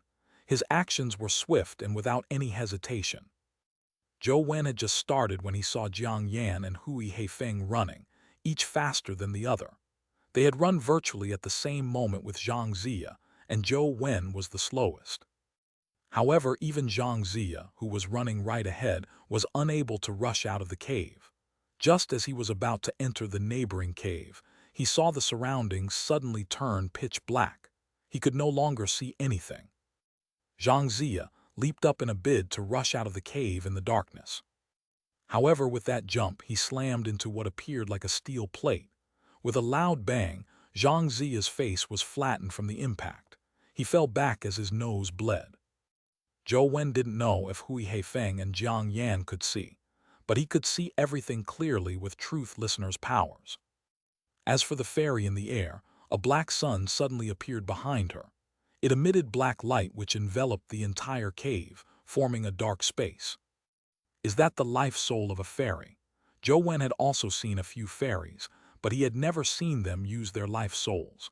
It was unknown if the typical fairy's life soul was the same as a mutated fairy. Zhou Wen was just about to warn Jiang Yan and Hui Heifeng to be careful when the ribbon on the mutated fairy flew over like a jade worm tearing through the air. It was targeting Zhou Wen. Just as he was about to fight, he saw Jiang Yan's figure flash and help him block. A slender sword had appeared in his hand in the process. The sword's width was at most 1 finger wide, even thinner than paper, so thin that it was almost transparent. The sword in Jiang Yan's hand drew out a purple beam and accurately hit the ribbon. It failed to slice through it, but instead wrapped around the sword. With a tug of the fairy's milky white hand, the pure white ribbon tightened, and the sword in Jiang Yan's hand snapped loudly into several pieces. Jiang Yan retreated in time, avoiding being sliced by the ribbon. Xianxia leaped up from the ground, a gun in each hand. He fired ceaselessly at the mutated fairy, but unfortunately, all the bullets were blocked by the spinning ribbons. The fairy wasn't injured at all. Why are we so unlucky? Zhou Wen knew that if he didn't kill this mutated fairy, they would probably die. Without any hesitation, he took the opportunity to summon the great yin fan while the fairy was blocking the bullets. He leaped into the air and charged at the mutated fairy. Meanwhile, Hui Heifeng and Jiang Yan seemed to act as though their minds were connected by telepathy. They charged at the mutated fairy, clearly having the same thoughts. Chapter 182, Battling Fairy. With a strong swish of the banana fan at the mutated fairy, the grand yin wind swept out immediately. The mutated fairy's body fluttered like the wind, and the grand yin wind seemed to aid her. However, a thin layer of frost appeared over her body. It was just that the cold wasn't enough to freeze her. It merely affected her agility. Zhou Wen knew that this was because the banana fairy's level was too low. If the banana fairy was also at the epic stage, this single flap would probably have frozen the mutated fairy in midair. It would be useless even if she had the ability to ride the wind. However, as the mutated fairy was flying with the wind's momentum while suffering from diminished agility, it made her trajectory easier to predict. Jiang Yan held a semi-translucent whip that was neither gold nor jade. It looked like a weapon made out of a biological creature's tendons. Lashing it out at the mutated fairy, the translucent whip wrapped around its ankle as though it had predicted her trajectory. Jiang Yan pulled the whip with all his might, but the strength of the mutated fairy was so strong that it lifted him up. Jiang Yan didn't let go of the whip and continued to clasp onto it tightly. It was like a weight that greatly slowed down the mutated fairy's speed. The ribbons on the mutated fairy's body fluttered like a worm as they swept towards Jiang Yan. If he was caught by the ribbons, his body would probably be broken into several pieces. Hui Heifeng had already rushed in front of the mutated fairy. An arm wrapped in a metal bracer erupted like a volcano, emitting powerful streams of light as it blasted at the mutated fairy. Due to the freezing and Jiang Yan, the mutated fairy's movement was greatly affected. She could no longer dodge the punch, but she wasn't flustered. She waved her hand gently, blocking Hui Heifeng's punch. Bam! Hui Heifeng felt as if he had been struck by a hammer as his body flew backward. He slammed into the stone wall and spat out a mouthful of blood. Seeing that the ribbon was about to sweep him up, Jiang Yan held the whip with both hands and shook his body, avoiding the entanglement of the ribbon several times. However, that was all he managed. It didn't stop the ribbons from eventually being on the cusp of wrapping around his body. There was a sword flash hit the ribbon, a result of Xianxia holding a sword at some point in time. It was unusually sharp, and although the sword beam shattered immediately upon contact with the ribbon, and Xianxia was sent flying, the change in the ribbon's trajectory gave Jiang Yan a chance to dodge it.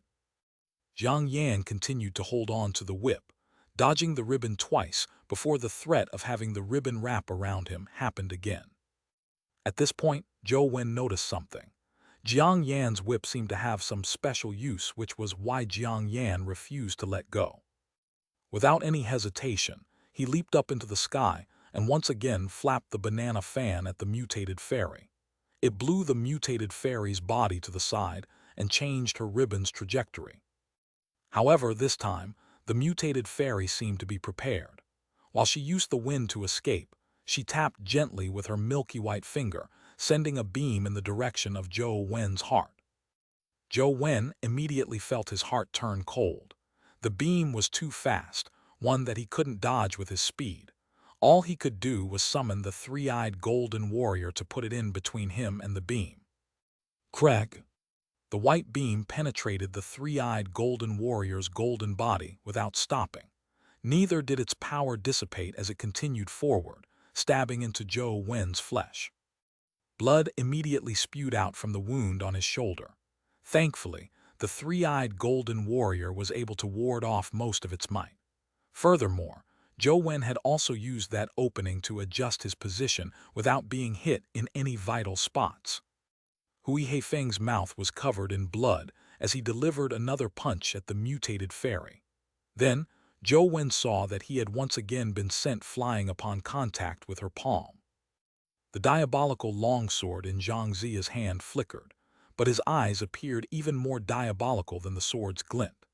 It presented a strange blood-red color as it slashed out blood-colored sword beams in a frenzy, sweeping right at the mutated fairy like a tornado. The mutated fairy's ribbon spun as they shattered all the sword beams. Despite fighting against four, she still held an absolute advantage. However, Zhou Wen didn't know if it was an illusion, but he felt that the mutated fairy's speed had slowed down. It wasn't as fast as before, especially her hands. They weren't as light and elegant as before, as though there was something heavy on them that prevented her from moving them as she wanted. It's a result of Hui Heifeng's punches. Zhou Wen saw a strange mark appear on the mutated fairy's palm. He immediately thought of the two punches Hui Heifeng had delivered. Without time to think deeper, Zhou Wen stirred up the grand yin wind once again. This time, it wasn't directed at the mutated fairy, but rather it was aimed at her ribbon. He was forcibly changing the trajectory of the ribbon that was targeting Jiang Yan. Even so, Jiang Yan's face was still sliced by a ribbon. His cheekbones tore open, and a trickle of blood immediately flowed out. Following that, another beam of light shot towards Jiang Yan's head. He had no room to dodge unless he was willing to release the whip in his hand. "Hold her back!" Jiang Yan grabbed the whip and screamed. "How? I can't even if I were to throw my life at her." Xianxia held his sword with both hands as he unleashed several sword beams at the light beams that the mutated fairy produced. When the diabolical blood-colored sword beams came into contact with the beams, they immediately burst like blood-colored fireworks. Xianxia was also sent flying by the force of the blow. His hands holding the sword were covered in blood, but the beam still shot towards Jiang Yan. Just as the beam was about to shoot through Jiang Yan's head, an invisible force suddenly pulled his body to the side, allowing him to barely dodge the attack. Zhou Wen had yanked Jiang Yan with his astral suction palm, saving his life in a timely fashion. Despite the four of them engaging the mutated fairy in combat, he was covered in injuries. This was the first time Zhou Wen had risked his life so crazily. In the past, he had only been gaming. Although he shared the same feelings in game, it was a game after all. Zhou Wen knew that he couldn't die. Therefore, the feeling now was completely different. Under the true threat of death, Zhou Wen felt his entire being in a state of nervousness and oppression. In such a state, a normal person's body would become uneasy and cause their actions to change. Perhaps one wouldn't even be able to perform at 70 to 80% of their original strength. However, the more pressure Zhou Wen felt, the faster his body and mind were. The ribbon sliced past his muscles, producing a sound of lacerating flesh and bones that left him trembling. The horror pressured him, but it made his body even more excited. As he licked the blood from his mouth, he saw the fairy's hands hang down. Having just exerted her strength, she could only rely on the ribbons to protect her. Zhou Wen flew in the air like a bat, narrowly passing through the gaps between the ribbons. He swept over the fairy and simultaneously struck the top of her head. This palm was formless and silent, but when it struck the top of the fairy's head, it caused her to scream in pain. Subconsciously, it shot 10 beams at Zhou Wen with her fingers. Zhou Wen switched his primordial energy art to Godfiend era, and using the Life Providence's ability to levitate, he pushed the Dragon Gate fairy skill to its limits. Twisting his body, he dodged the terrifying beams. Chapter 183, Stat Requirements. It wasn't solely because of Zhou Wen's speed and agility that he managed to dodge the beams. It had to do with the mutated fairy's fingers drastically slowing down. The mark that Hui Heifeng's strike left on her hand continued to do its magic, slowing down her hands with time. Furthermore, Zhou Wen didn't know if he was mistaken, but he felt that the mutated fairy's strength had weakened significantly. The intensity of the beam had clearly decreased. By the time the mutated fairy attacked Zhou Wen, she was in a panic. Hui Heifeng took the opportunity to leap up and strike her back, bombarding her with his 2 fists. This produced about 4 marks on her back. The mutated fairy turned around in an attempt to kill him, but her body suddenly stopped in midair. Jiang Yan had already landed on the ground at some point in time. He held onto the long whip with both hands and forcefully pulled back the mutated fairy's body, preventing her from continuing her flight. Zhou Wen saw Jiang Yan's body sparkling with purple light like a demonic spirit. The whip was also glowing with purple light, as though it was a blood-sucking demon that was constantly trembling and swallowing. Die, Xianxia repeatedly slashed with his sword, both hands gripped tightly on it. Streaks of blood-red sword beams slashed at the mutated fairy that Jiang Yan had put to a halt. They actually split apart her robe, leaving behind streaks of blood. Although the sword marks weren't deep, it was the first time Zhou Wen and company had truly injured the mutated fairy. The mutated fairy was clearly a spent force. Her movements became slower and slower, as though she had a mountain suppressing her. Furthermore, her strength was weakening, and Jiang Yan was becoming stronger. Bam! Like a demon god, Jiang Yan pulled the whip in his hand, forcefully throwing the mutated fairy's figure out and slamming her into the stone wall. This left a huge hole in the wall as the mutated fairy's mouth was covered in blood. Xianxia slashed down with his sword as well. The blood-red sword beam slashed at the head of the mutated fairy, and the sword plunged into the skull.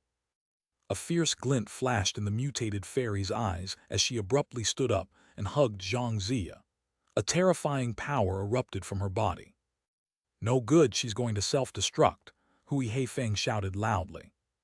Xianxia struggled with all his might, but he was unable to break free. Despite Jiang Yan yanking his long whip, he could only pull the mutated fairy and Xianxia over. He couldn't separate them. Zhou Wen wasn't far from Xianxia as he was right behind him. A thought suddenly came to his mind as he charged at Xianxia and struck him on the back.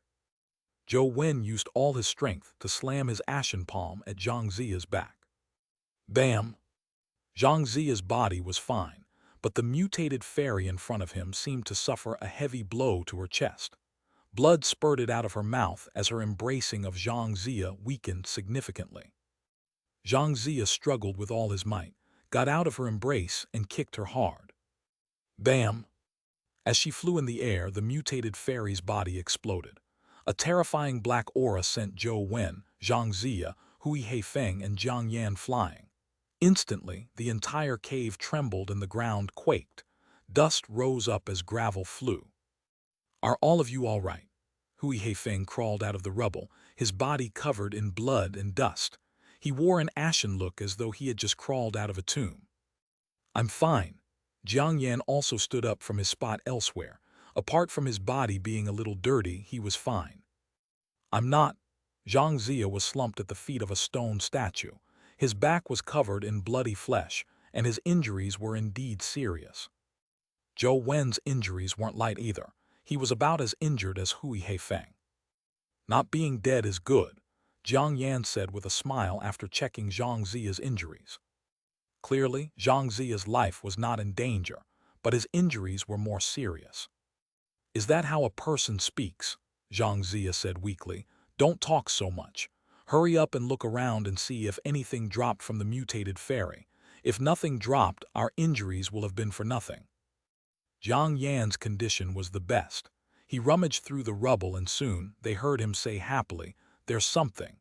It's a primordial energy skill crystal. I wonder if it's the flying immortal skill." "As long as there's something, it doesn't matter what it is," Zhang Zia said. Jiang Yan threw a crystal at Zhou Wen. "I don't know if it's the flying immortal skill. Go back and give it a try. However, be careful. Taking in an epic primordial energy skill at the legendary stage is extremely dangerous. If you aren't confident, it's best you consult counselor." "Give me your accounts. I'll transfer your shares to you later," Zhou Wen said without standing on ceremony as he grabbed the primordial energy skill crystal. "There's no need for money. You will be part of my team when I wish to kill some dimensional creature in the future," Hui Heifeng said. "Can we talk about money later? Can you take me back to teacher to treat my injuries first?" Zhang Zia groaned. Jiang Yan carried Zhang Zia on his back, while Zhou Wen and Hui Heifeng helped each other out of Lotus Flower Cave. Soon, they returned to the laboratory in Old Dragon Cave. When Wang Mingyuan saw the four of them, Zhou Wen and company were like old, weak soldiers who had just been defeated. They were all covered in dirt and blood. However, Wang Mingyuan didn't ask about their escapades. He only summoned his soul and used the power of his life soul to treat their wounds. This was the first time Zhou Wen had seen Wang Mingyuan's life soul. He had been unconscious back when Wang Mingyuan treated his wounds. Wang Mingyuan's life soul was a bottle with a thin neck. Although it wasn't gorgeous, it had some beauty. A stream of light flowed out of the bottle like water, and when it touched a wound, Zhou Wen immediately felt a refreshing feeling as the pain of the wound was alleviated. As the aqueous light flowed into the wounds healed at a discernible pace. Even his bones recovered rapidly. After treating the quartet's injuries, Wang Mingyuan smiled and said to them, "It's rare that the four of you were injured together. Let's have a feast to celebrate tonight." Zhou Wen recovered very quickly. Even without Wang Mingyuan's treatment, as long as he switched to the small perfection of Wisdom Sutra, his recuperation ability would be much better than the average person. Hence, while Zhang Zia and Hui Heifeng were still lying in the bed, Zhou Wen and Jiang Yan joined Wang Mingyuan for a celebratory feast. While resting in the evening, Zhou Wen took out the mutated fairy's crystal. It was about the size of a chicken egg. It was crystalline, and inside it was a mutated fairy's shadow. Using the phone's camera function to check the crystal's attributes, Zhou Wen couldn't help but be dumbfounded. Mutated fairy crystal, epic stage. Merging requires a speed of more than 21 points and a Buddha elemental primordial energy art.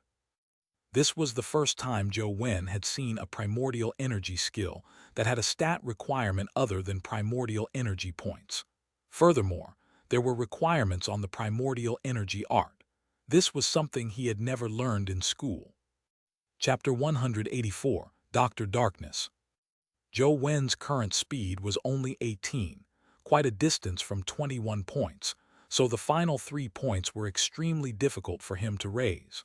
Apart from grinding monsters to have high-valued crystals drop, Zhou Wen didn't have any other good methods. I can only give it a try and see if I can use the mysterious phone to obtain the skill crystals in-game. Perhaps I can refine them and absorb them there.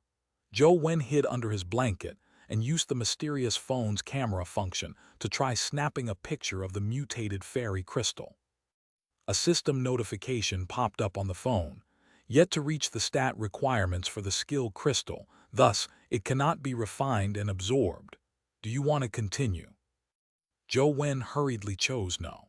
Since he couldn't refine and absorb it, nor was there any way to store items in an inventory in-game, the crystal might end up being erased if the blood-colored avatar died after he brought it in-game. He might as well leave it in the real world. I can't refine and absorb it in-game if I can't meet the stat requirements. Zhou Wen felt a little depressed. It was nearly impossible for a 21-valued speed crystal to drop from a legendary creature. Unless Zhou Wen killed an epic creature, it was very difficult to get his hands on one. The experience of killing the fairy today made Zhou Wen fully realize how terrifying an epic creature was. If any of the four of them had made a mistake today, they might have perished there and then. And the combat power of fairy was considered lowly among the epic creatures. With Zhou Wen's strength alone, it would probably be difficult for him to succeed even with the help of a companion beast. As for the Buddha Elemental Primordial Energy art requirement, it wasn't difficult for Zhou Wen. All he needed to do was switch his primordial energy art to the small perfection of Wisdom Sutra, and he was likely to satisfy the condition. He took a look at his blood-colored avatar's unchanged stats again. Only Ashen Palm had changed from the mortal stage to the legendary stage. Furthermore, it was still at rank 10. Zhou Wen didn't find it strange that his Ashen Palm had advanced from the mortal stage to the legendary stage. He had already sensed it during the battle. Otherwise, he wouldn't have been able to deliver the palm strike that saved Xianxia. However, he never expected Ashen Palm to remain at rank 10 after advancing to the legendary stage. After some thought, Zhou Wen realized how difficult it was to obtain a speed crystal of 21 points from a legendary creature. He might as well kill an epic creature. However, with Zhou Wen's strength alone, it was impossible for him to kill an epic creature in-game. Today's battle with Jiang Yan and company made Zhou Wen understand one thing. He was alone in-game and that limited him. However, in the real world, there were many powerful humans like Jiang Yan, Xianxia, and Hui Heifeng. As long as they had good teamwork, they could do things that he couldn't do in-game. Zhou Wen planned on killing an epic creature in reality, but before that, he needed to find some powerful helpers. People like Li Xuan, Wang Lu, and Feng Qiuyan were extremely powerful legendaries. If he could obtain their help, they had a chance of killing low-level epic creature-level epic creatures were definitely impossible. Of course, Zhou Wen wouldn't risk his life, nor would he risk Li Xuan and company's lives. Therefore, he began crazily challenging the instance dungeons. The grinding this time was different from before. This time, Zhou Wen had especially sought out dungeons found in the college. Furthermore, he targeted dungeons with epic creatures. The most common destination was Dragon Gate Grotto. In some of the caves, there were epic creatures that existed. Zhou Wen tried hunting them one by one. This resulted in him naturally dying time and time again. When he encountered some powerful epic creatures, the blood-colored avatar would be instantly killed. If he encountered a weaker epic creature, he was able to last a little longer, but that was all. There was no way he could kill those epic creatures. The most powerful thing about an epic creature was that they possessed a life soul that had all sorts of powers. Those powers didn't have the limitations on primordial energy, so they could be constantly activated. A stronger life soul could instantly kill the blood-colored avatar and a group of his pets. Weaker life souls all had their own unique characteristics and possessed all sorts of magical powers. Zhou Wen repeatedly tested in order to find an epic creature that could possibly be killed by him. Then, he came up with a perfect plan. hopping to find a few capable helpers to kill an epic creature without taking any risk. Time passed as the blood-colored avatar constantly died. As he repeatedly probed things way beyond his level, he ended dying instantly most of the time. Having dripped too much blood, Zhou Wen felt that he was beginning to suffer from anemia again. Yan Zhen's disappearance didn't seem to cause too much of a stir. Although the police came to the school to investigate, it was only part of their routine procedures. No one suspected that Yan Zhen had died on campus.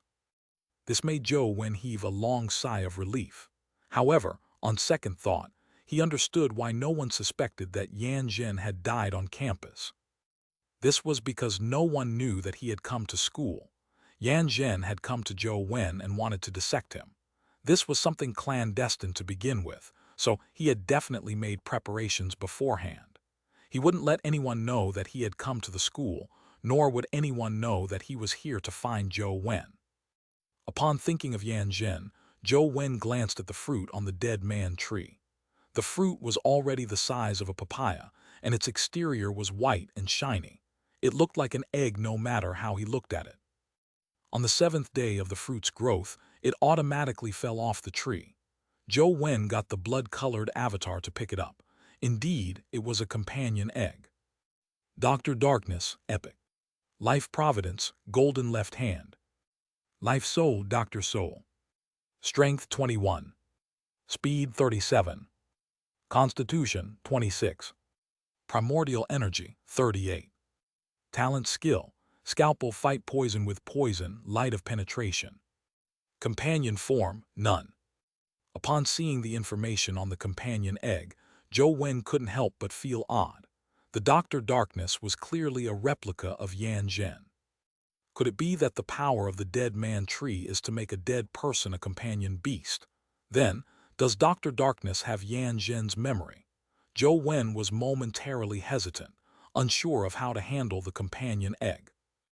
Hatching an epic companion egg required too much primordial energy.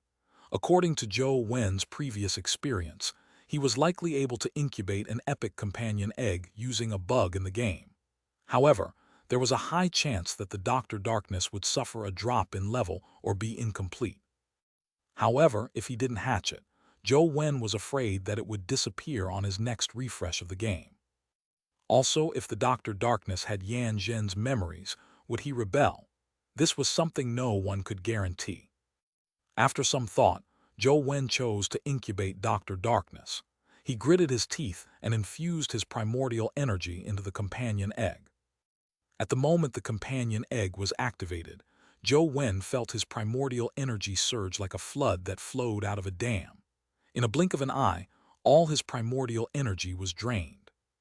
The blood-colored avatar exploded to its death in-game. Due to the lack of primordial energy, the companion egg drained the blood-colored avatar's vitality. Chapter 185, Rejection.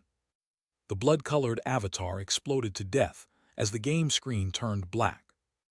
Zhou Wen dripped another drop of blood and was reborn. When he entered the game again, he saw a Dr. Darkness appear in his companion beast window. He realized that Dr. Darkness had already fallen to the legendary stage when he took a look at his stats. Dr. Darkness, Legendary Youngling. Life Providence, Golden Left Hand. Speed 18. Strength 12. Constitution 13. Primordial Energy 18. Talent Skill, Scalpel Fight Poison. Companion Form, None. He was considered quite a good companion beast at the legendary stage, but that was all. After he evolved into a mature form, he might be able to return to the epic stage. However, it required a large amount of time to feed him. Zhou Wen glanced at Dr. Darkness's image in-game and thought he looked very similar to Yan Zhen, but he realized that Dr. Darkness was Yan Zhen. Dr. Darkness was wearing a white doctor's robe, but he wasn't a person but a human-shaped puppet. He wasn't of real flesh and blood. Zhou Wen heaved a sigh of relief. He really couldn't accept it if Dr. Darkness really had looked like Yan Zhen. After testing the Dr. Darkness's skills in-game, he realized that he was actually a support-type pet. He was rather formidable when it came to tasks related to surgery, but his true combat power was not even comparable to the three-eyed golden warrior of the same level. However, if he was used for surgery, Dr. Darkness was definitely a top-notch companion beast. If a doctor had him as a companion beast, it was very likely that he could become a famous doctor. The scalpel technique allowed precise incisions with an error as small as 3 decimal places. Fight poison with poison was to use poison to stimulate one's body, allowing one's vitality to erupt, to tide through the most dangerous point in surgery. It could even suppress some viruses. Light of penetration could be used to see through a patient's body, far better than X-ray or MRI. However, Zhou Wen didn't know medicine. It was a waste giving him such an impressive medical companion beast. He didn't know how to use it at all. Don't tell me I need to study medicine now. Zhou Wen was somewhat depressed, but on second thought, it wasn't completely useless. If he had to deal with some external injuries on the battlefield urgently, Dr. Darkness was still useful. When he returned to the epic stage in the future, his Dr. Soul Life Soul would be of great help to him in battles. If I can make the Dr. Darkness return to the epic stage, it would be much easier for me to kill an epic creature. However, I wonder how long it will take before I can do this. Zhou Wen kept a happy-go-lucky attitude as he went to Ant City to obtain a few companion eggs to feed Dr. Darkness. Days passed, and Aoyang Lan got Ah Sheng to pick him up once again. She said that she had something important to discuss with Zhou Wen. Little Wen, have you thought it through? Do you want to participate in the competition for the special physiques? Aoyang Lan paused before saying, the competition is about to begin. If you want to participate, you can head to the League's Holy Land over the next 2 days. Sis Lan, I don't wish to go. Can you give the spot to someone else? Zhou Wen didn't wish to vie for a special physique.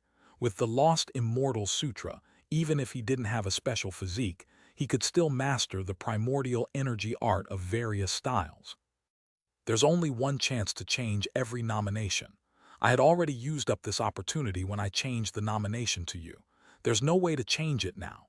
If you don't go, this nomination would be considered null and void. Little Jiang wouldn't be able to go either, Aoyang Lan explained as though she had seen through Zhou Wen's thoughts. Sis Lan, I'm really not interested in that nomination. You should think of some other solution if it's possible. Zhou Wen felt that going to the Holy Land to vie for those special physiques was a waste of time for him. Aoyang Lan sighed and said, since you don't wish to go, I won't force you either. Let's forget about this matter. It's fine if the nomination is voided. Since it's useless to us, we'll just leave it voided. Although Zhou Wen felt somewhat embarrassed, the nomination wasn't what he wanted in the first place. It wasn't his fault for having it voided because of his rejection. Aoyang Lan didn't mention the matter again. She ordered a few dishes, and the two chatted about family matters and school. After the meal, she got Ah Sheng to take Zhou Wen back. Ah Sheng wasn't a conversationalist. He didn't say anything the entire journey until he got Zhou Wen to the entrance of the school. Just as Zhou Wen was about to alight, Ah Sheng suddenly said, why didn't you accept that nomination? Having that nomination isn't a bad thing for you. Many members of the League's large families yearn for this spot. I just want to live peacefully. I have no interest in special physiques, Zhou Wen said. Ah Sheng shook his head and said, young Master Wen, perhaps you still don't know that the League isn't as peaceful as it seems. In fact, many of the other dimensional zones in the League have had cases of breakouts. Powerful dimensional creatures have rushed out of the dimensional zones and entered the human cities, creating terrifying massacres. Many people have died. After a pause, Ah Sheng continued, perhaps in a few years all the dimensional zones will vanish. When that happens, large numbers of dimensional creatures would rush into the human cities. If one doesn't have the necessary strength, they might not even be family. Is the situation very bad? Zhou Wen knew that Ah Sheng wasn't lying. In his dorm, there was a dimensional creature that had broken out and refused to leave. It ate like a lord every day. It's worse than most people can imagine. Not long ago, a military base at Chess Mountain was wiped out, including an epic stage commander. Now, Chess Mountain is only temporarily suppressed, and the creatures inside can rush out at any time. When that happens, the dimensional creatures that come out might be even more powerful. Once the military is unable to stop those breakout creatures, the human world will immediately plunge into a disaster. Sheng looked into Zhou Wen's eyes through the rearview mirror and said, "It's not for anyone. It's only for your survival in this chaotic world. You should also make a trip to the Holy Land. The things that can be given to you there might allow you to survive in a world of chaos that isn't too far away. Thank you for telling me this. However, I really do not wish to have anything to do with the family or take anything from them." Zhou Wen spoke the heartfelt truth. Affinity that made Zhou Wen believe that he could say what he couldn't tell others. Sheng fell silent. After a long while he sighed and said, "Madam is right. Although your surname is N and you don't have any blood relations with Overseer N, your temperaments are too similar." Chapter 186, Zhou Wen's Plans. When Zhou Wen returned to his dorm, his heart felt heavy. The reality was worse than he imagined. Even an epic military officer had died in battle outside a dimensional zone, with large numbers of breakout creatures rushing into the cities. Zhou Wen couldn't imagine how many humans would survive when that happened. Although he knew that danger wasn't far away, there was little he could do now. The only thing he could do was to raise his strength as much as possible. If that day really came, perhaps he could use his own strength to save the people he wanted to save. He glanced at the antelope sleeping on the couch. This fellow did nothing but eat and sleep all day. Ever since it left Mount Laojun, it hadn't done anything else. If only the dimensional creatures in the dimensional zones are the same as you. It would be great if they could just be dealt with by giving them something to eat. Zhou Wen was just musing, knowing that it was impossible. Even if dimensional creatures didn't cause trouble for humans, the greedy nature of humans would still plunder their treasures. Sometimes, as a human, Zhou Wen felt that humans didn't deserve pity. Zhou Wen controlled the blood-colored avatar and constantly launched suicidal attacks against various epic creatures, hopping to find a pushover among them. His efforts were not in vain. Through the experience gained through death, Zhou Wen saw a sliver of hope. It was an epic creature in Dragon Gate Grotto. However, it wasn't a fairy but a tiger in the Binyang Cave. It looked ordinary, so every time Zhou Wen saw it, he wrote it off as an ordinary tiger. It was at best a mortal stage creature. However, when the tiger really began moving, Zhou Wen realized how ridiculously wrong he was. He didn't put up much of a fight before he was swallowed by the tiger. Although he had suffered a terrible defeat the first time, Zhou Wen had no choice but to make attempts on the few weaker epic creatures. Since he had suffered an even worse defeat by other epic creatures, this was a safer option for now. He gradually discovered some of the tiger's habitual weaknesses, and after fighting the tiger several times, he was able to last longer. After countless deaths and repeated experiments, Zhou Wen was certain that it wouldn't be difficult to kill the tiger if he had 2 or 3 powerful helpers. He already had a detailed plan. As long as he followed the plan, it wouldn't be difficult to kill the tiger. The problem now was where to find a few powerful helpers. Zhou Wen's 3 senior brothers were very strong, but they had already helped him once, and they hadn't received any benefits from him. He had yet to return the favor he owed, so it wasn't appropriate for him to seek their help again. After some thought, Zhou Wen made a phone call to Xianxia and told him that he wanted his help in killing an epic creature. "FCK old Zhou, nice one. You are often silent, but once you make a sound, it's shocking. You've actually decided to directly aim your sights at an epic creature. Whatever, count me in." Xianxia agreed without any hesitation. This trust was not something average people had.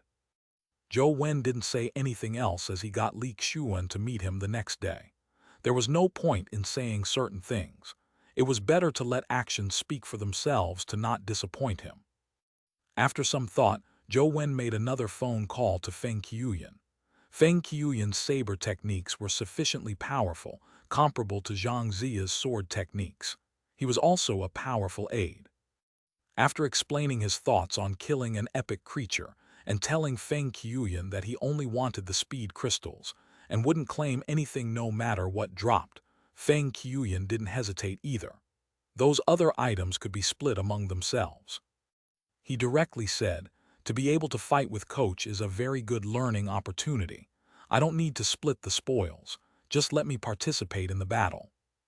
Zhou Wen felt like crying when he heard that. What a good classmate and such a kind child. If there were more people like Feng Qiuyan in this world, would there still be things like war? According to Zhou Wen's plan, it should be enough to kill the epic stage tiger with Li Qiuyan and Feng Qiuyan's help. However, taking in the old adages, expect the unexpected, and man proposes, God disposes. Zhou Wen decided to buy some insurance for his first attempt at killing an epic creature. Hence, Zhou Wen made another call to Huang Jai and repeated what Feng Qiuyan had said to him. He also told Huang Jai that, other than the speed crystal, anything that dropped would be his. Zhou Wen knew that Huang Jai was also in need of money.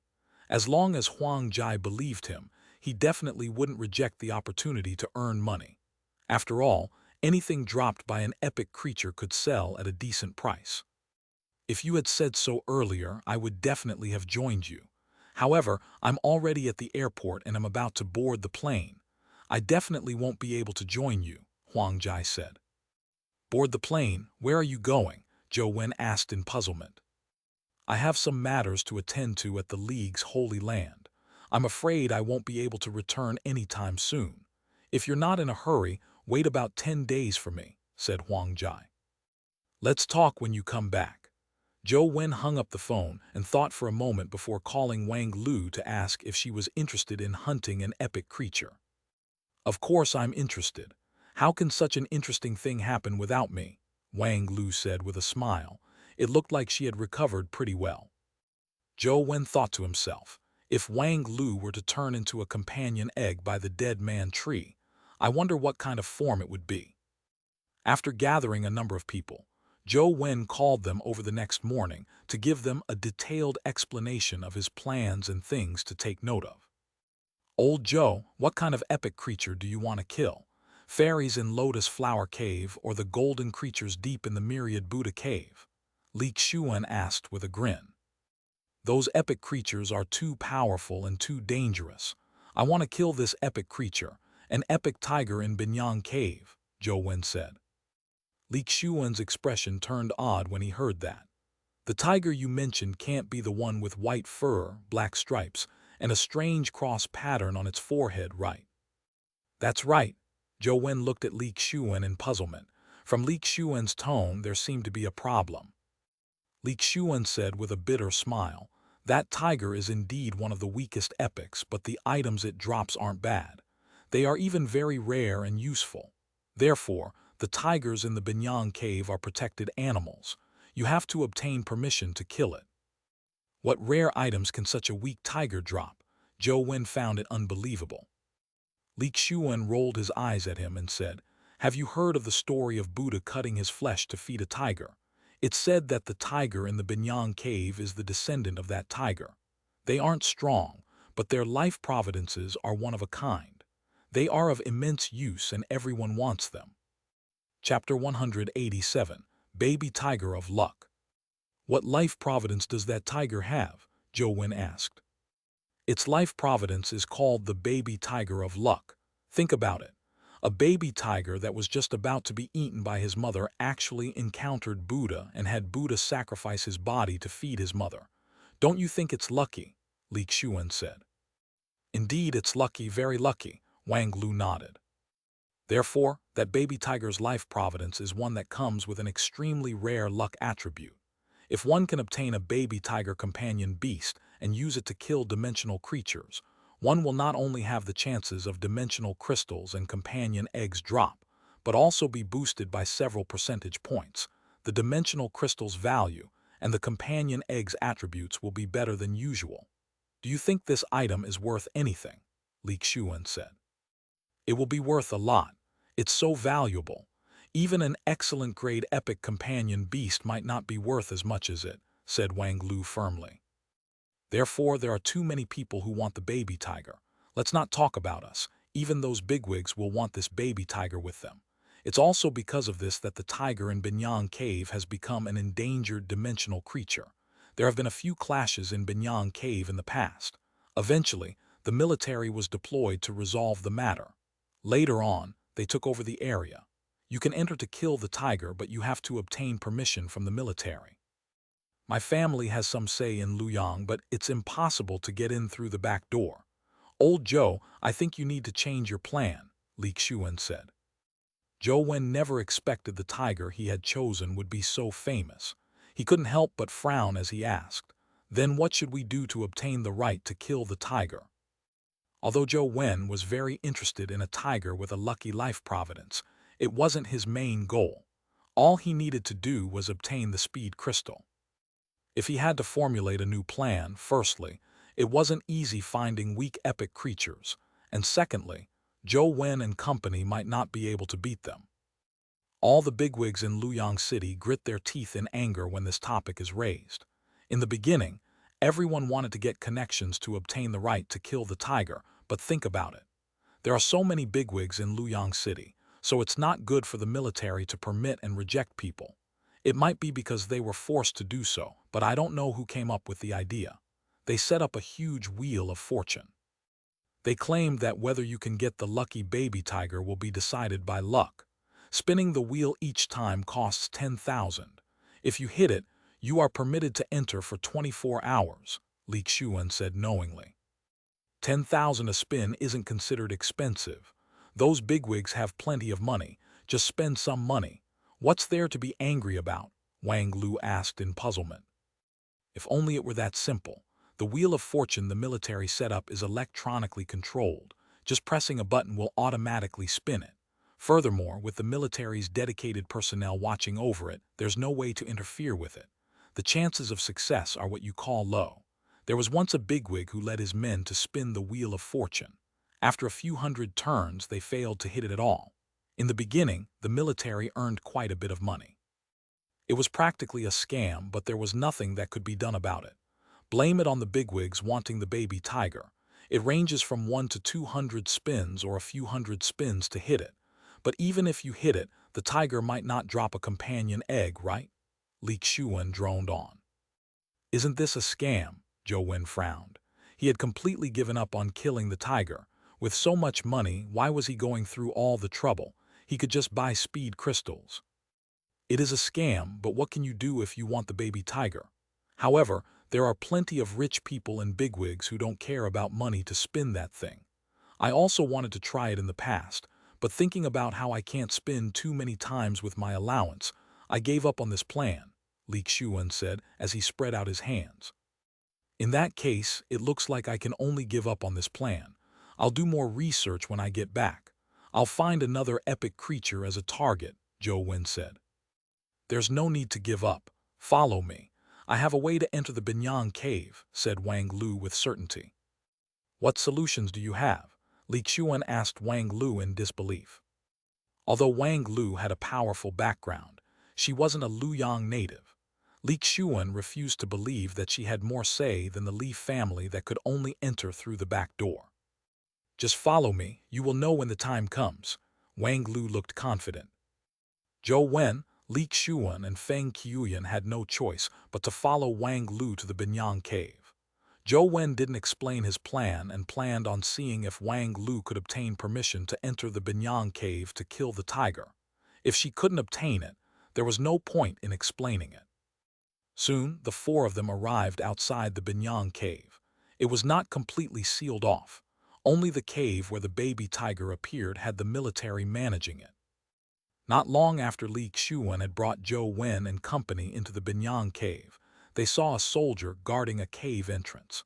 Beside the cave's entrance was a Wheel of Fortune. The white Wheel of Fortune was very eye-catching, but there was a thin red line that looked like a strand of hair. The needle had to hit the red line precisely before the system could automatically determine a jackpot. Ignoring the fact that it was an electronic Wheel of Fortune, even if it was manually spun, it would not be easy to hit it. There was only a red button on the entire wheel. It had pressure sensors that allowed for longer and faster spinning by pressing the button forcefully, and a slower and short spin with a gentle press. The only thing that could be controlled was this button. Zhou Wen wanted to use truth listeners' hearing to hear the internal structure of the wheel, but he couldn't hear anything. He didn't know what device was installed in it. How long would it take to kill that tiger? Wang Lu asked Zhou Wen. If it's only to kill, it should be fast. If nothing goes wrong, it's at most half an hour. Zhou Wen thought for a moment. He could have the tiger repeatedly appear in-game, but he didn't know how long it would take for these tigers to burrow through a spatial rift. Xianxia said, I heard that a tiger will appear every 2 to 3 days. Furthermore, there is usually only one tiger in the cave at a time. There won't be multiple tigers appearing together. We have no idea if a tiger has been killed. All right, I got it. As Wang Lu spoke, she walked towards the Wheel of Fortune and said to the guard, I'm going to spin 3 times. How do I pay? Card, QR code, or bank transfer? The soldier smiled. Wang Lu, don't tell me your method is to throw money at it. Then why don't you just give the money to Zhou Wen so that he can buy a speed crystal? Xianxia said with widened eyes. Chapter 188, The Spinning Wheel. Just watch. As Wang Lu said that, she scanned the QR code to make payment and walked to the Wheel of Fortune. After being checked by the military, she pressed a red button.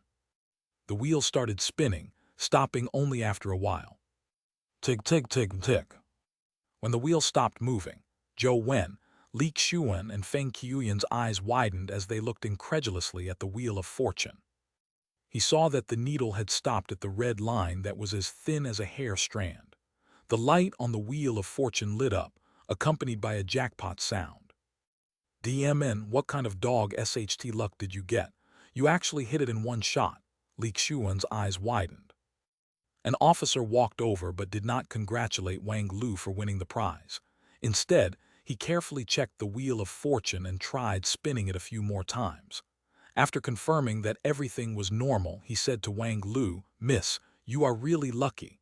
Congratulations on obtaining 24 hours. You may enter now. Hold on, I still have 2 more chances, Wang Lu said as she pressed her palm on the red button again, making the wheel spin again. When the wheel stopped, Xianxia, Zhou Qiuyan, and Feng Qiuyan widened their mouths as they looked at Wang Lu, and the wheel as though they were watching an alien. All that could be seen was flashing lights and music fanfare playing. Wang Lu had hit the jackpot again. The officer's expression changed and he quickly checked the machine again. In the end, everything was still normal. He tried many times but failed to get it. Clearly, there was no problem with the Wheel of Fortune. Miss, congratulations on obtaining another 24 hours. There's still one more chance. Are you still spinning? The officer stared at Wang Lu and asked. Clearly, he suspected that there was something wrong with Wang Lu. Why not? I did spend the money, Wang Lu said as she pressed her palm onto the red button. This time, the officer stared intently at Wang Lu the entire time. He wanted to know if she had used any powers to interfere with the Wheel of Fortune. He was in charge of this area and had special abilities. If powers affected the wheel, it would be impossible for him not to notice. However, despite staring at Wang Lu from beginning to end, he realized that she hadn't used any powers to cheat. But when the needle stopped, the Wheel of Fortune's light lit up again. A cold sweat broke out on the officer's forehead. He didn't believe that a legendary student could cheat in front of him. However, surely it was impossible for her to hit the jackpot 3 times in a row. It was virtually impossible. The wheel's program didn't allow for such a high probability of hitting the jackpot. 72 hours. That should be enough, right? Wang Lu returned to Zhou Wen and company. Enough, enough. Xianxia and company subconsciously nodded in response. The officer and soldiers looked at her, as though she was a monster, as the 4 entered the cave together. Wang Lu, how did you do it? I'm willing to pay to buy your method. When they arrived at an uninhabited spot, Xianxia hurriedly asked Wang Lu. He believed that Wang Lu had definitely cheated, but they just couldn't tell. Wang Lu smiled and said, There's no method. I just pressed the button a few times and hit the jackpot. Forget it if you don't want to say. Xianxia naturally refused to believe it. Seeing that he didn't believe her, Wang Lu added, I don't have anything that stands out, but my luck is a little better than the average person. I heard from my dad that before I learned how to walk, he took me out for a stroll. I climbed out of the pram myself and picked up a piece of paper on the grass. Who knew that it was actually a lottery ticket? It even won the first prize that day. It was only 7 or 8 million. I can't remember. When I was in kindergarten, I bought a second-hand hair clip for $3, but to my surprise, there was a high-valued crystal embedded in it. When I was in middle school. Are you kidding me? Li Xuan refused to believe that such a lucky person existed in this world. After all, he had never won the lottery before, much less picked a winning ticket from the ground. What Wang Lu said was basically spinning tailies. Do you have any coins on you? Wang Lu said with a smile. Yes, you want to do a coin flip, Li Xuan said as he took out a coin. I'll buy 10 heads, flip it, said Wang Lu. I really don't believe it. Li Xuan threw his coin into the air, but when it landed, it was really heads. After 10 consecutive flips, Li Xuan looked at Wang Lu as though he had seen a ghost. Sister Lu, can I call you sister? You are the humanoid version of the lucky baby tiger. Are you free tomorrow? The two of us can make a trip to the rich. When Li Xuan jolted to his senses, he nearly pounced forward to hug Wang Lu's thigh. I'm not free. Wang Lu mercilessly rejected Li Xuan. All right, stop fooling around. I'll discuss the detailed plan first. In a while, you must listen to my instructions and not make any mistakes. Although that tiger isn't a very strong epic creature, it's still at the epic stage. Any tiny mistake could kill us. Zhou Wen repeatedly exhorted them not to be careless. The tiger was just relatively weak compared to an epic stage powerhouse. When compared to legendaries like them, it was undoubtedly a super big boss to them. Don't worry, we aren't fools. We know that it's very dangerous. But old Joe, you haven't killed a tiger before. Where did this strategy come from? Li Xuan asked. I watch videos on the internet, Zhou Wen said. Damn, can you be any more reliable? Those videos are experts at the epic stage fighting. We are far inferior to them, Li Xuan said.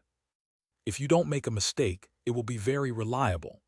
Zhou Wen was very certain that his plan wasn't problematic. He had already tried it countless times, but he was lacking in strength, so he couldn't put his plan into action.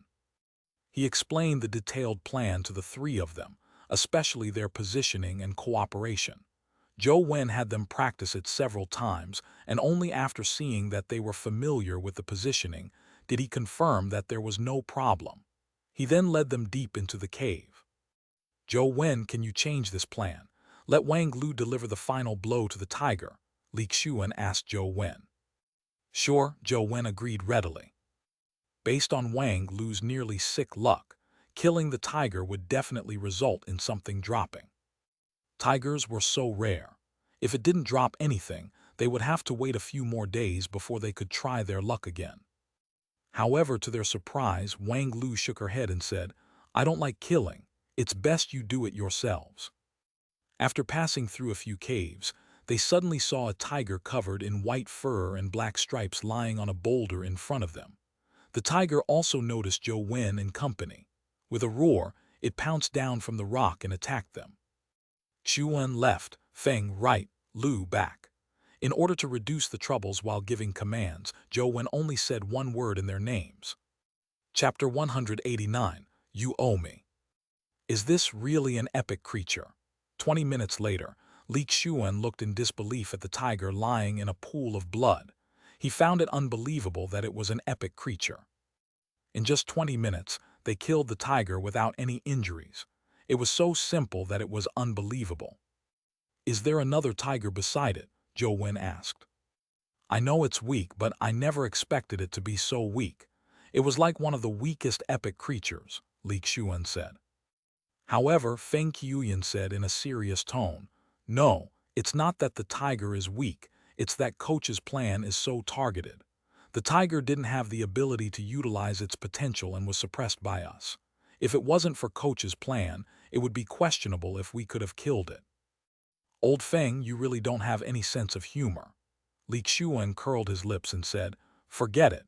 Old Feng, go take a look and see if there's anything good in the tiger's body. It's best if it can release speed crystals, lest we accompany Zhou Wen again next time. Feng Qiuyan didn't say a word. He walked straight to the tiger's corpse and dissected it. Soon, he dug out a crystalline white companion egg. FCK, lucky baby tiger. Li Qiuyan widened his eyes. Their luck was just too good. They had killed a tiger and ended up having a companion egg drop. It was unknown how those bigwigs who had killed countless tigers without having a companion egg drop would feel. "How do we split the companion egg?" asked Wang Lu. "I've said it before. All I want are speed crystals. Whatever else dropped will be yours." Zhou Wen was the first to excuse himself. He had already said it before coming, so he naturally wouldn't go back on his word just because of a companion egg.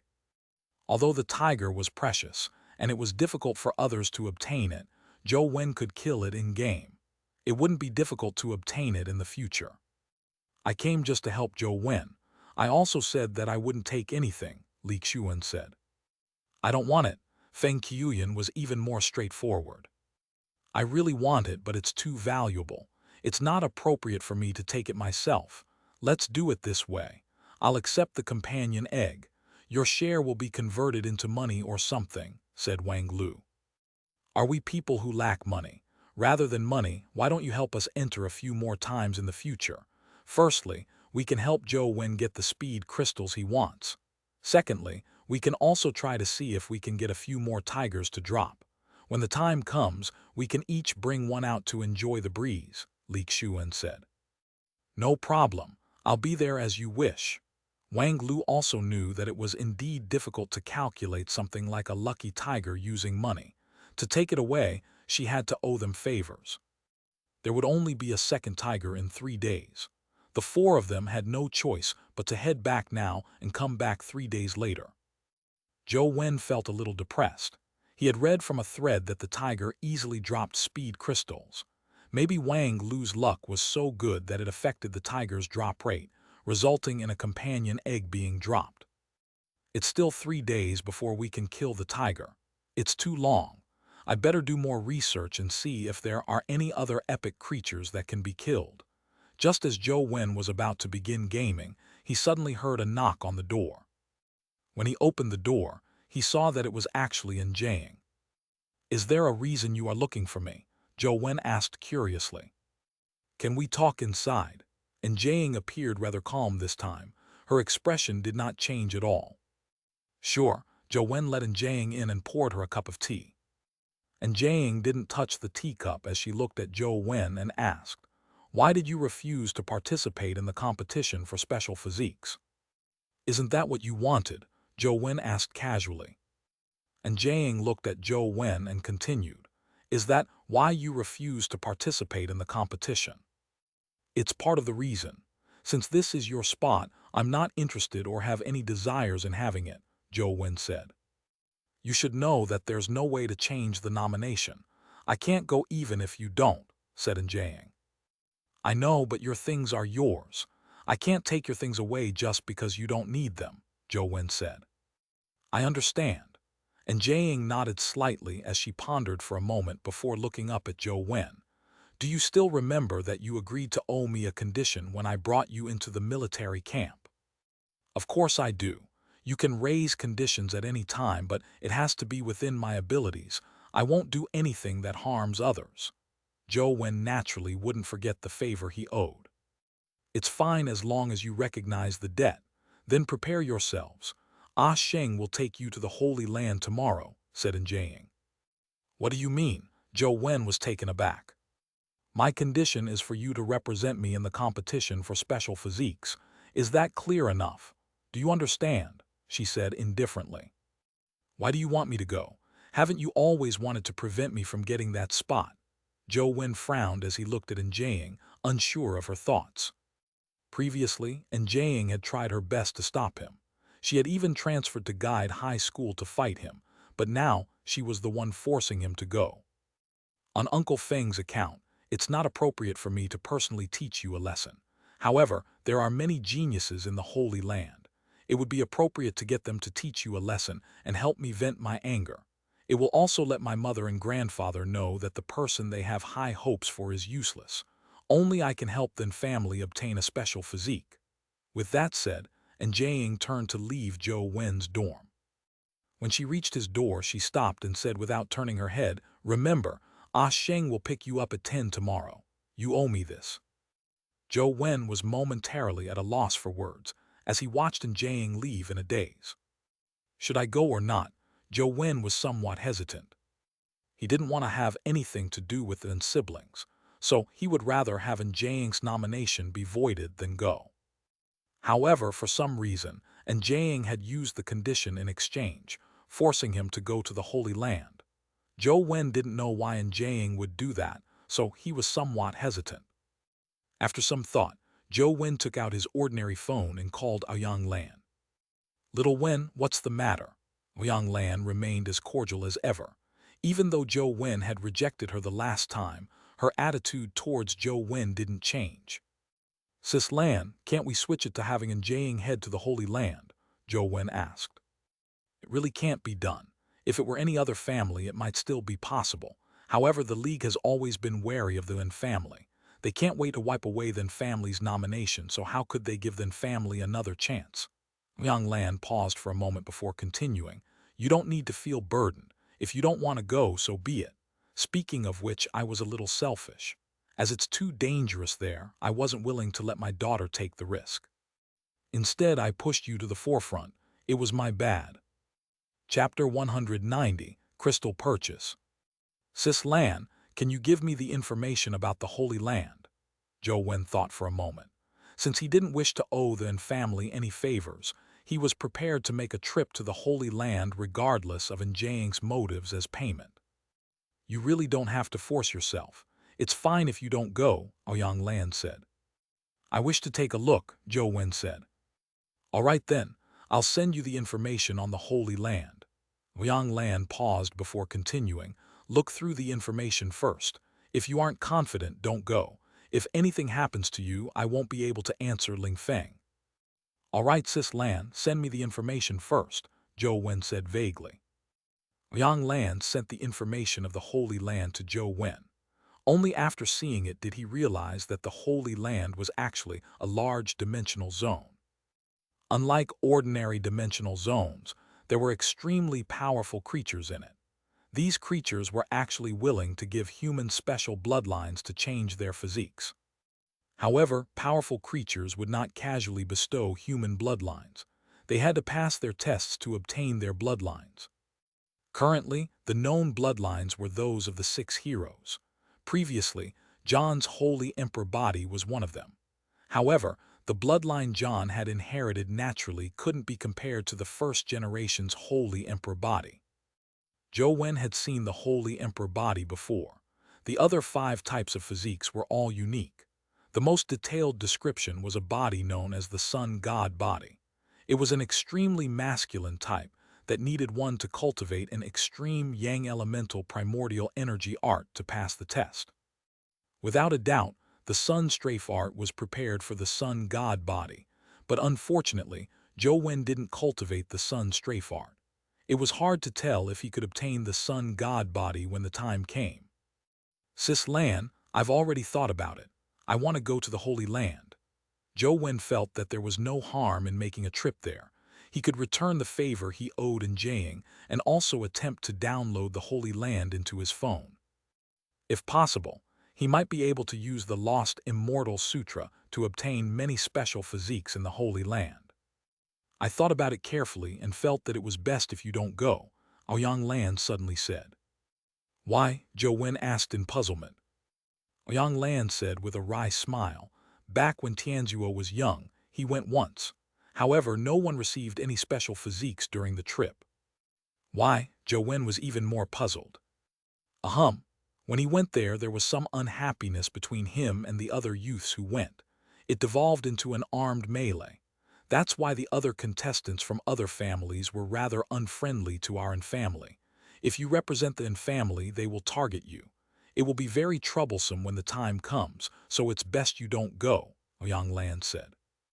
"Those that can enter the Holy Land are at most at the legendary stage, right?" Zhou Wen asked after some thought. Yes, the Holy Land has restrictions. One cannot enter if they surpass the legendary stage, Aoyang Lan said.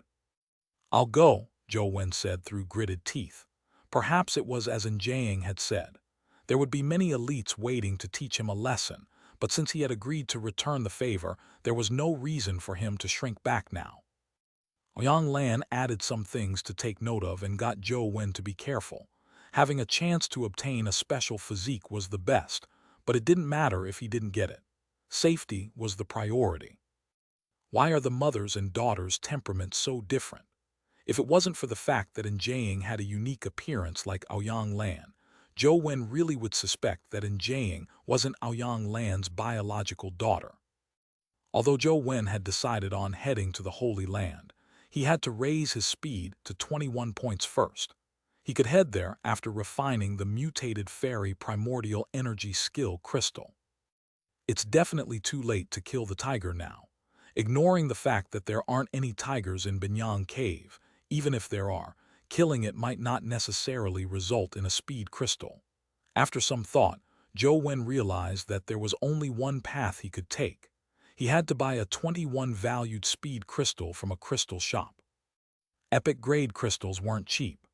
Fortunately, a 21 valued speed crystal was considered one of the lowest grade crystals at the epic stage, so the price wasn't too ridiculous. However, even so, the price wasn't something an ordinary person could accept. If it wasn't for the urgency of the matter, Zhou Wen wouldn't have chosen to spend money to buy it. After all, he lacked money. Zhou Wen requested Sheng's help to settle the administrative procedures for his suspension at school. Since he was going to the Holy Land tomorrow, he definitely wouldn't be able to return in half a month. A day or two didn't matter. He got Sheng to drive him to the Ziyuan crystal shop. This time there were many customers there, unlike the last time, when it was only Zhou Wen and Aoyang Lan. When he passed by the code lockers, Zhou Wen took another look and couldn't help but recall the numbers on the name card. Unfortunately, Zhou Wen didn't know what those numbers meant and wasn't sure if it was the passcode for a locker. Young Master Wen, what kind of stat crystal do you want to buy? Sheng asked when he saw Zhou Wen walk to the crystal cabinet. I want to buy an epic speed crystal. Just 21 points would do, Zhou Wen said. Young Master Wen, you haven't advanced to the epic stage yet. It's too dangerous to absorb an epic stage crystal right now. If you need higher valued legendary crystals, I can prepare them for you, Sheng said. There's no need. Zhou Wen shook his head in rejection. The crystals Sheng had brought were naturally given to him by the family. Sheng, what brings you here today? Zhou Wen was looking at the crystal when he suddenly heard an elder's voice. He turned his head and saw that the person speaking was an old man with a sickly look. Old Master Qin, I'm here to accompany young Master Wen to buy crystals, Wen replied respectfully. Only then did Zhou Wen realize that the sickly old man in front of him was likely the owner of Ziyuan Crystal Shop, Qin Ziyuan. Qin Ziyuan appeared somewhat surprised as he looked at Zhou Wen and said, Lad, you're Zhou Wen. Old Master Qin, you know me. Zhou Wen was somewhat surprised. Qin Ziyuan said with a smile, Of course I know. There's probably no one in Luoyang City who doesn't know about Little Lan's marriage with your father. With that said, Qin Ziyuan pulled Zhou Wen's hand and walked him deeper into the store. As he walked, he said, The things outside are just to fool ordinary people. You are one of Little Lan's. Come to my treasury and take a look. Old Master, I just want to buy an epic speed crystal. Just an ordinary one would do, Zhou Wen said. It doesn't matter if you are buying. Take a look first, Qin Ziyuan said with a chuckle as he pulled Zhou Wen into the elevator. Qin Ziyuan led him straight to the 4th floor. After exiting the elevator, he said to Sheng, Sheng, stay here and watch. Don't let anyone disturb us. Chapter 191, Qin Ziyuan. This companion beast's name is the Sky God Crane. It was sent here by an epic expert, Lu Jiyun. This Sky God Crane's speed is extremely fast. Furthermore, its life providence and life soul are pretty good. Qin Ziyuan held Zhou Wen's hand as he warmly introduced the companion beasts in Basement 4. Zhou Wen felt odd. He was clearly here to buy a speed crystal, so why did Qin Ziyuan introduce these companion beasts to him?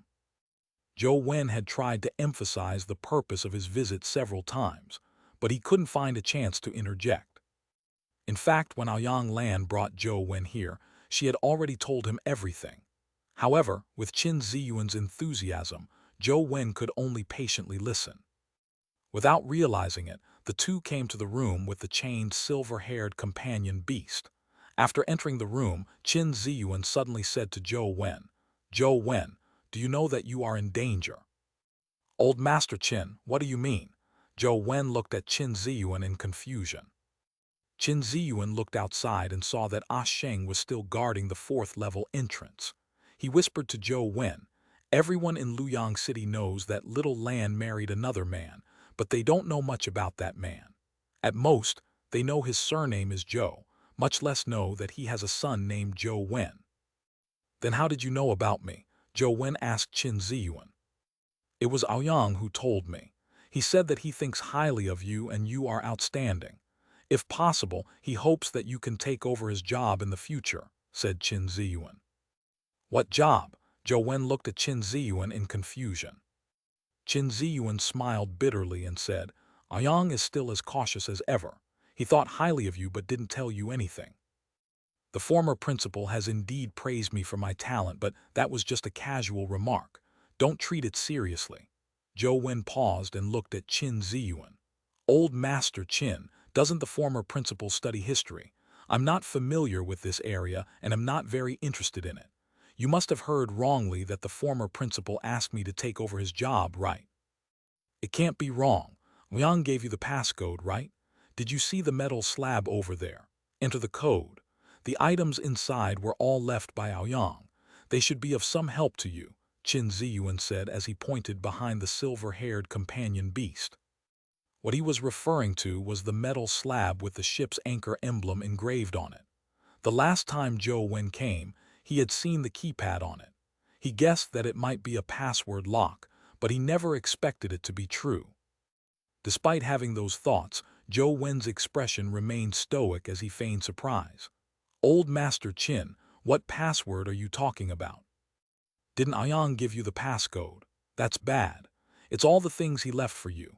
You can't open without the passcode, so you can only wait for him to return, Qin Ziyuan said as he stared at Zhou Wen. The former principal left something for me. He even wants me to take over his job. Why haven't I heard him mention it before? I'll have to ask him when he returns, Zhou Wen said. Did Aoyang really not tell you anything? Qin Ziyuan asked in surprise. Back when the former principal was still in Guide High School, he often chatted with me, but he didn't leave anything for me. Also, what was the danger that you mentioned? Zhou Wen asked Qin Ziyuan. The things Aoyang left for you are very important. If others know that you have the items, it will definitely be disadvantageous to you, so you must hide them well and not let anyone see them, Qin Ziyuan said sternly. What are the things? The puzzlement on Zhou Wen's face wasn't faked. He really didn't know what the former principal had left him. Since you don't know anything, that can be considered a good thing. Forget it. Since Aoyang didn't tell you the details, let's wait until he comes back. Qin Ziyuan saw that Zhou Wen didn't seem to be faking it, so he didn't say anything else and left the room with the silver-haired companion beast. When Qin Ziyuan closed the door, Zhou Wen glanced at the silver-haired companion beast. Just like the last time he came, the companion beast was still sitting there with his head lowered. His long silver hair covered his face, masking his appearance. However, Zhou Wen had a nagging feeling that a pair of eyes were staring at him behind the waterfall-like silver hair. Furthermore, they were smiling at him. After leaving Basement 4, Qin Ziyuan got someone to give him the speed crystal which Zhou Wen needed. He gave him a very high discount, and eventually, Zhou Wen paid 138,000 for the 21-valued speed crystal. On the way back, Zhou Wen's mind wasn't on the speed crystal. Is the number on the name card really from the former principal? Is that string of numbers really used to open the metal slab? Zhou Wen was extremely puzzled as he felt that something was amiss. Therefore, when Qin Ziyuan said those words, Zhou Wen only pretended not to understand anything. In fact, he really didn't quite understand. "Sir, what's going on?" Zhou Wen was filled with doubt. After Zhou Wen left his store, Qin Ziyuan sat on a chair in his office. He was using the mouse to click on the video and repeatedly replayed the entire conversation he had with Zhou Wen. After watching for a while, Qin Ziyuan muttered to himself, "It looks like I'm overthinking things. This kid really doesn't know. Who did that old fool Ayang pass the passcode to? He didn't even tell his own daughter. Could that old fool have wanted that thing to die together with him?" After returning to his dorm, Zhou Wen took out the 21 valued speed crystal and attempted to snap a picture to put it inside the game. It was very dangerous to directly absorb stat crystals that exceeded one's level. Although Zhou Wen's body was powerful, he wasn't willing to take the risk. Furthermore, Zhou Wen was somewhat worried. A legendary stage definitely had its limits, but he didn't know what the limit was. A person's limit was 18. His was clearly higher than the average person, but he had no confidence in reaching 21 points. The speed crystal successfully entered the game. The moment the blood-colored avatar touched it, it immediately transformed into a stream of light that fused into the blood-colored avatar's body. It made Zhou Wen feel as though a force had fused into his muscles, strengthening them. The blood-colored avatar's speed quickly increased by 1 point and became 19. Soon, it increased by another point and became 20. However, when the speed crystal was completely absorbed by the blood-colored avatar, his speed stats stopped increasing. Zhou Wen's heart skipped a beat. He knew what he was most worried about had happened. His legendary stats hit the limit at 20 points, so he was unable to increase his speed to 21 points. Unless he advanced to the epic stage, he wouldn't be able to learn the Dragon Gate Flying Immortal skill. Chapter 192, Hope of Breaking Through.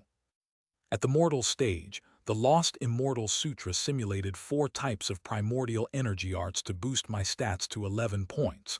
But now, those primordial energy arts have already reached the legendary stage, but it hasn't increased my stats. How do I have my stats break through to 21 points? Zhou Wen frowned in thought. "Zhou Wen, I heard you are representing the family and will be heading to the Holy Land." Li Xuan ran over and sized up Zhou Wen. "Yes, I just decided to go yesterday. How did you know?" Zhou Wen asked. "It's almost time to enter the Holy Land, so the League has already released the list with your name on it. The Wen family sure treats you well. They actually gave you this spot." Li Xuan was very surprised. He never expected the Wen family to give the spot to Zhou Wen. "If I didn't have to go, I really wouldn't have gone," Zhou Wen thought to himself, but there was no point in saying that now. Therefore, Zhou Wen only asked, "Does that mean you are going too?" Li Xuan curled his lips and said, "If brother were to talk to me nicely, I might have even given it to him. However, with what he has done, I'll definitely not let him get his wish." "By the way, how are you getting to the Holy Land? Let's go together. We can join forces and forge a path of blood together. Each of us will obtain a special physique in return. Later, we will then have a mythical pet." Li Xuan rattled on. "Have you thought about which type of physique you will be vying for? Different physiques have different primordial energy art requirements. You have to cultivate the corresponding primordial energy art to have a possibility of passing." Just as Zhou Wen was about to answer, his eyes suddenly lit up as he thought to himself, "That's right. Why didn't I think of it? Although the Lost Immortal Sutra has the power to confuse immortals and Buddhas, making those immortals and Buddhas think that I have a special physique, I actually do not have one. Could the special physiques in the Holy Land allow my body to exceed the limits of the legendary stage?" With this in mind, Zhou Wen suddenly felt that his trip wasn't necessarily a bad thing. "Hey, what are you doing? I'm asking you a question," Li Xuan said as he waved his hand at Zhou Wen when he saw him looking down in a daze. "Ah Sheng will be taking me there." Zhou Wen snapped out of his daze and explained. "Then tell Ah Sheng to take one more person. I'll go with you for company," Li Xuan said. "It shouldn't be a problem. I'll inform him later, but there will be trouble plaguing me. If you come with me, I'm afraid it won't be too peaceful," Zhou Wen said. "People live in this world to resolve all kinds of trouble. There's no point fearing it. All right, I'll head back to pack up. Li Xian bade farewell and left. Zhou Wen called Ah Sheng, but he never expected Ah Sheng to say, "Young Master Wen, it's best if you don't go with Li Xian." Why? Zhou Wen asked in puzzlement. There are some internal problems with the Li family. I'm afraid that it won't be safe on our trip. Ah Sheng wasn't too direct, but Zhou Wen knew that the problem he was referring to was probably Li Xian's second brother, Li Mobai. I'm also in trouble. Li Xian isn't afraid of trouble, so what's there for me to be afraid of? Zhou Wen said with a smile. After hanging up, Zhou Wen went to Old Dragon Cave. Ah Sheng could help him apply for a leave of absence, but Zhou Wen still wanted to inform Wang Minjuan and company before he left. When Zhou Wen arrived at the laboratory, he saw the rare sight of Xianxia, Hui Heifeng, and Jiang Yan there. Furthermore, Xianxia wasn't sleeping and Jiang Yan wasn't reading. The three of them were playing cards. Not seeing Wang Minjuan, Zhou Wen asked, "Where, teacher?" "He's down Dragon's Well. He should be back soon," Hui Heifeng answered. Zhou Wen couldn't help but worry when he heard that Wang Minjuan had gone into Dragon's Well again. Hui Heifeng and company had never seen the dragon at the bottom of Dragon's Well, but Zhou Wen had experienced it deeply. Although Wang Minjuan was at the epic stage, he might not be a match for the dragon. Sitting by the side and watching the trio play cards, he felt that something was amiss. Zhou Wen couldn't figure out how the trio was playing, despite watching for quite some time. Xianxia had thrown a 7, and Hui Heifeng had thrown an 8, but Jiang Guan threw a 5. No matter how he thought about it, 5 wasn't bigger than 8. "What kind of game are you playing?" Zhou Wen asked in puzzlement. "Just a random game," Hui Heifeng said with a smile. Xianxia continued, "There's no point in playing a proper game of cards. This is called reverse.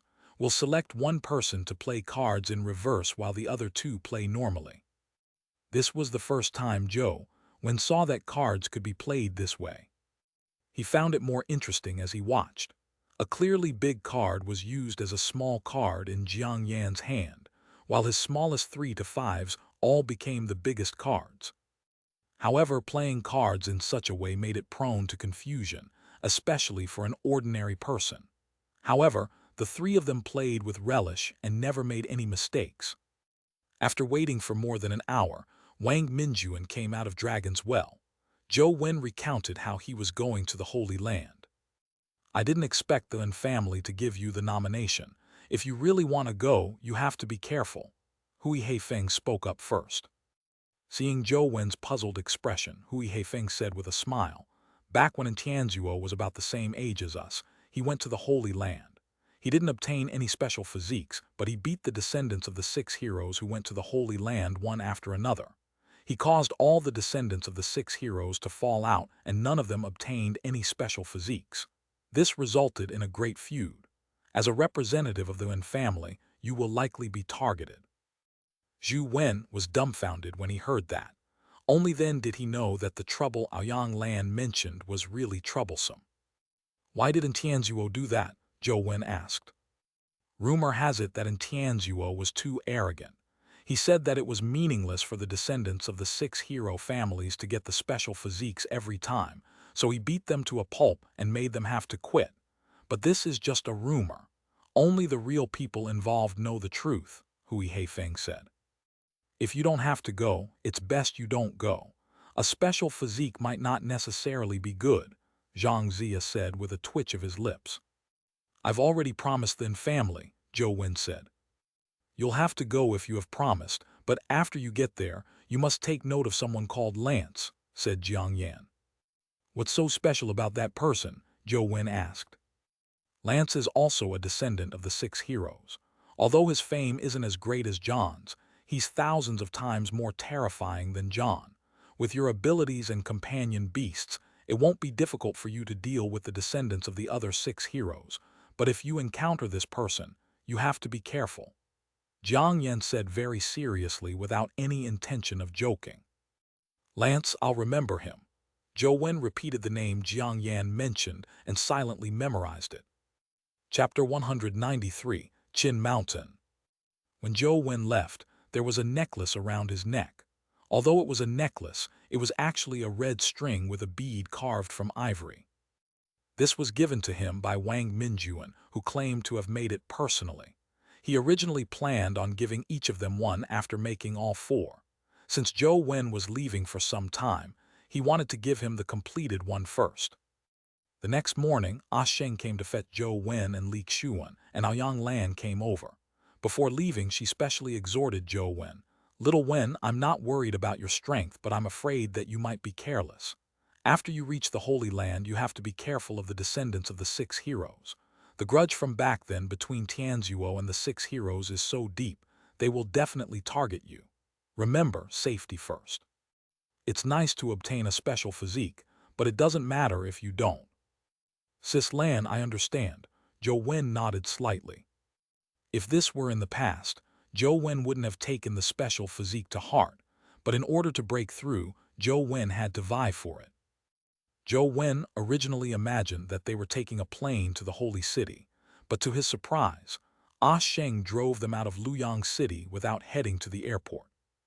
"Brother Sheng, isn't it too slow by car?" Li Xuan didn't dare call him Sheng, so he called him Brother Sheng. Previously, Li Xuan had told Zhou Wen that although Sheng was only picked up by Tianzuo and was not a true member of the N family, and Tianzuo treated him like a brother. In the N family, he was Sheng, but outside, and Sheng's name was frightening. This was ordered by Madam. There are many routes to choose from, so the roads are safer. Furthermore, there are a few dimensional zones. I want you to visit them before heading to the Holy Land, answered Sheng. Which dimensional zones? Li Xuan was intrigued. The nearest place is in Qin Mountain. I don't know what the name is, Sheng answered simply. However, Li Xuan's expression changed when he heard the name. "Brother Sheng, don't tell me you are really letting us enter the dimensional zone at Qin Mountain. I heard that the dimensional zones there are really terrifying. Without being at the epic stage, entry means death." "It's not that exaggerated. About 90% die," Sheng said. "Is there a difference?" Li Xuan cursed inwardly. Zhou Wen didn't know much about this, so he asked, "Is Qin Mountain terrifying?" "Is it terrifying? Remove that questioning tone and that's more like it. That's where the great horror lies. Have you heard of the legendary Kunlun?" Li Xuan said with a twitch of his lips. "Did Sheng say he was going to Qin Mountain? What has it got to do with Kunlun?" Zhou Wen was somewhat puzzled. The legendary Kunlun of ancient myths refers to Qin Mountain. It doesn't point to the present-day Kunlun mountain range. Qin Mountain is also a dragon vein of East District, basically the best geographical location.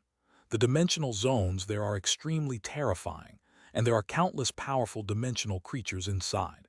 Humans are nothing there. Even top human experts have to tread carefully inside like they are treading on thin ice. If they aren't careful, they might perish, much less us legendaries. Li Xuan asked another question after he was done. "Brother Sheng, are you really taking us to the dimensional zone in Qin Mountain?" "Yes," Sheng answered simply. Li Xuan suddenly realized that coming with Zhou Wen was a wrong decision. It didn't mean that he was afraid of going to the ruins. No matter how dangerous that place was, Sheng wouldn't bring them to their deaths. However, along the way, Sheng drove without saying a word, while Zhou Wen gamed on his phone, leaving him bored out of his wits. "Is that stupid game really that fun? You've been grinding ants the entire journey. How many ants have you killed? Did the ants provoke you? If you really hate it so much, just find a real ant and kill it. Why do you have to seek revenge on it?" Li Xuan said gloomily. "Yeah," Zhou Wen replied before continuing grinding. Li Xuan was instantly rendered speechless. He had no way of communicating with Zhou Wen, so all he could do was lean back into his seat and sleep. Zhou Wen had been trying to kill the golden flying ant or break the white cocoon it was protecting. Unfortunately, the golden flying ant was too fast, so he could do neither. However, grinding for some companion eggs to feed his pets was not a bad choice. He could try his luck at companion beast fusion. The success rate of a fusion was really low. The success rate for the first fusion was the highest. After every fusion, the success rate plummeted. As for how much it decreased, it depended on the pet species. Due to the existence of the grand yin wind skill, Zhou Wen could quickly grind ants. Many ant eggs dropped, so Zhou Wen began to wonder if he could come up with an ant that could both fly and provide defense. It would have high speed and high defense. Therefore, Zhou Wen had been using companion eggs of the black-winged flying ants and the red-armored ants all this time. He had succeeded quite a few times, but none of them could satisfy Zhou Wen with their stats and skills. Red-armored, yellow-armored, blue-armored ants each have a defensive primordial energy skill. I'll first do fusion until I get an ant with 3 skills, then I'll combine it with a black-winged flying ant, allowing it to have the ability to fly. That way, I'll need at least 3 fusions. The success rate is just too low. Zhou Wen tried many times. Skills were either lost after the fusion or the fusions failed. It was especially so for the third fusion. The chances of success were too low. There was only a little more than an 11% chance of success. He had lost count of the number of times he had attempted fusion, but they all failed. Thankfully, there were many ant eggs. Zhou Wen didn't have anything else to do on the way, so he slowly fused them. When the car entered the mountainous region, it was very rare to see people in cars.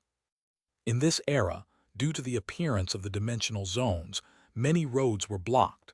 Traveling between cities was actually a very difficult matter. If an ordinary person were to accidentally enter a dimensional zone, the probability of surviving was extremely low. Currently, there weren't many civilian operations for the transportation of goods. The main reason was that the League's military was doing it. Even so, there were still many accidents every year. Most of the time, people along with their vehicles would disappear. Search and rescue teams didn't even have a clue where to begin. As the car drove along the mountain road, Zhou Wen, who was gaming, suddenly felt his eardrums hurt. The window shattered at the same time as the tires burst. Accompanied by an explosive sound, he heard a strange shriek. The car lost control and swerved into the railing of the mountain road as it began to spin off the road. Sheng suddenly wound down the car window, and with one foot on the mountain road, he forcefully stopped the car. It was as if the car had been nailed to the ground, leaving it less than a meter away from the cliff. Zhou Wen and Xianxia were given a fright as they subconsciously looked out onto the mountain road. They saw a golden glow dancing in the middle of the mountain range. On a closer look, it was a giant bird that was as golden as a phoenix. It was dancing through the mountain like a golden sun. The bird's cry from before came from it. Chapter 194, Car Flying Through the Empty Sky. FCK, is that a phoenix? Xianxia asked in surprise. Don't speak, don't move, don't make any sound, Sheng said in a low voice. Zhou Wen and Xianxia felt a baffling sense of pressure when they saw Sheng being so cautious. They sat in the car without daring to move, but their eyes were focused on the dancing giant bird in the mountains. The giant bird flew very leisurely, like a golden cloud floating in the middle of a mountain. It leisurely bobbed up and down in the sky, like an elder taking a stroll. After flying for a while, the giant bird approached Zhou Wen and company. Only then did Zhou Wen and Xianxia see that behind the giant bird was a row of chicks. The giant bird was like a golden cloud, but the chicks were about the size of a quail. Although their feathers were also golden, their color was lighter, and they didn't have such a strong luster. Apparently, their feathers hadn't fully grown. Zhou Wen counted and found a total of 6 chicks followed behind the giant bird. They flapped their wings and tried their best to maintain their flying postures, but it was extremely strenuous. They flew in all directions as though they could drop at any moment. The giant bird ignored them and continued flying in front. The 6 chicks tried their best to follow the giant bird up and down as they flapped their wings with all their might. This is the true descendant of a dimensional creature. This was the first time Zhou Wen had seen a dimensional creature's descendant. A companion egg wasn't a real egg, but a form of life crystal. As they watched, the giant bird flew over with the chicks. When it was a few hundred meters away from the mountain path, Zhou Wen and Li Xiuan felt a strong heat blast, as though a scorching wind was hitting them. The sweat from their bodies intermediately oozed out. In a blink of an eye, their clothes were drenched. Because of Ah Sheng's reminder, neither of them dared make a sound.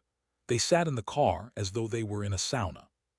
They were still somewhat worried, unsure if the giant bird was coming for them. Zhou Wen even wondered if their firm muscles had caught the fancy of the giant bird, making it decide to feed them to the chicks. Li Xuan and Zhou Wen looked at Ah Sheng, hopping to ask him what ideas he had. They were no match for such a monstrous creature. If they didn't flee now, it would be too late. Ah Sheng sat there without any reaction. He looked at the giant bird without a word, evidently having no intention of escaping. The two of them could only bite the bullet and sit still. After a while, the giant bird flew past the top of the mountain with the 6 chicks and ignored them. Clearly, they were only out practicing flying and weren't intentionally targeting them. Zhou Wen and Li Xuan secretly heaved a sigh of relief when they saw that the giant bird was about to fly over them. However, it was at this moment that something unexpected happened. An exhausted chick fell from the sky. Although it tried its best to flap its wings and control its body, it was unable to muster the required strength. It fell faster and faster. And coincidentally, the chick fell in the direction of their car. What do we do? Li Xuan and Zhou Wen looked at Ah Sheng. Ah Sheng obviously hadn't expected this to happen, and the look on his face changed as well. However, he still sat motionlessly in the driver's seat and even gestured for their silence. The chick fell too quickly, and just as Zhou Wen saw that Ah Sheng wasn't moving, the chick had already fallen on the roof of the car. With a loud thud, a huge dent was produced on the roof. Furthermore, a tiny hole had smashed through the roof. The chick's head and neck drooped down from the tiny hole as it shook in front of Zhou Wen and Li Xuan. Instantly, the air in the car seemed to freeze. Li Xuan robotically turned his head and exchanged a glance with Zhou Wen, seeing their worry in each other's eyes. This chick won't die here, right? Zhou Wen was very worried. If the chick really died here, would the giant bird vent its anger on them? Dimension creatures weren't humans, so they wouldn't reason with them. They could thank their lucky heavens if they weren't eaten by them, much less think about being given compensation for the car damage. Just as Zhou Wen was considering whether he should immediately jump out of the car to flee, he saw the chick's neck twitch before opening its eyes. It then looked at Zhou Wen and Li Xuan for a few seconds. Following that, they heard thumping sounds. The car's roof, which was made of special steel alloy, had been warped and dented.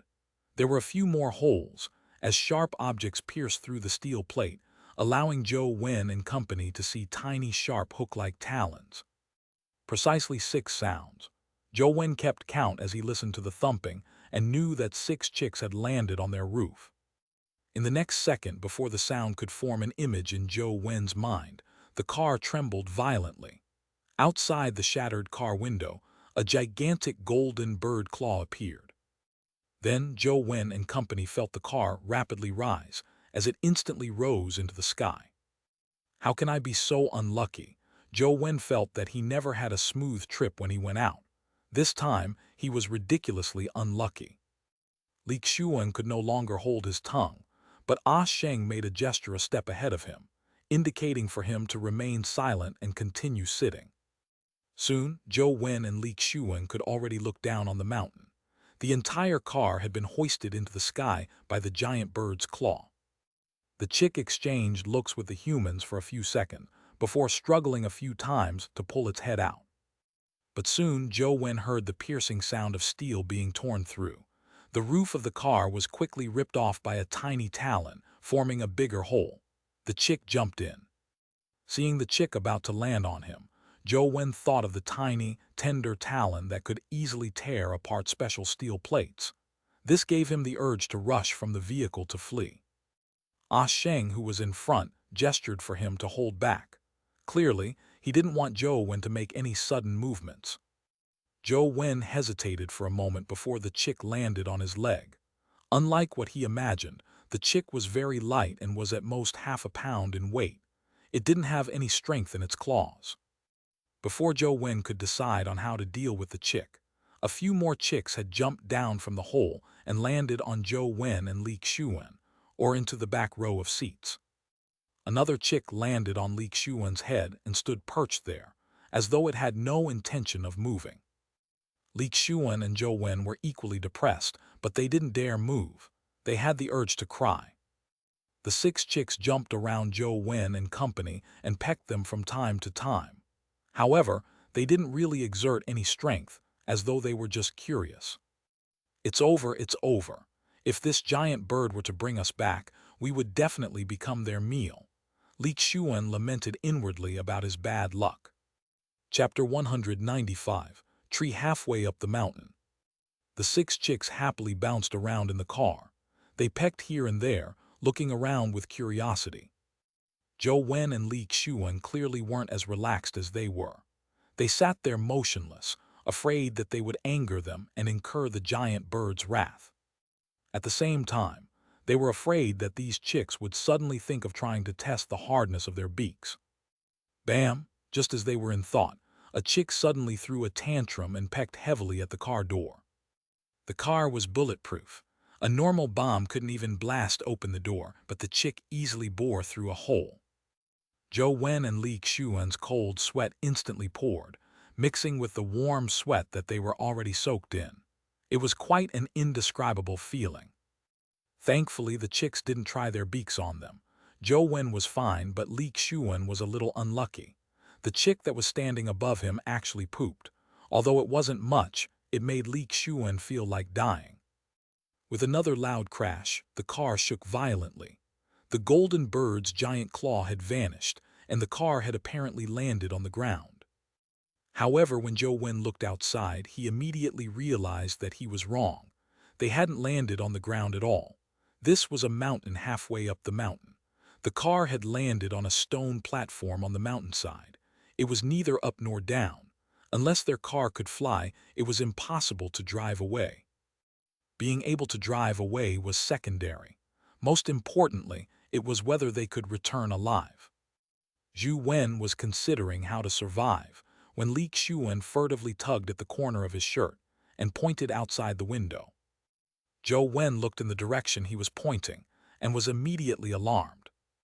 They were on the mountainside of a lone mountain peak, at least 700 to 800 meters off the ground. However, from Li Xuan's side, he could see the crown of a tree. A tree crown can be seen here. How tall is that tree? Zhou Wen found it unimaginable. Although there were many mutated plants in this era, Zhou Wen had never seen a tree that was 700 to 800 meters tall. If the height was converted into a building, it would be about 200 to 300 stories tall. The phoenix-like bird landed on the crown of the tree and let out a bird's cry. It made Zhou Wen feel like his ears were numb, buzzing so much that he couldn't hear anything. When the 6 chicks heard the giant bird's cry, they bounced out of the window and approached the giant bird on the tree crown. Only then did Zhou Wen realize that the huge bird didn't live on the mountain peak. Its nest was on the large tree.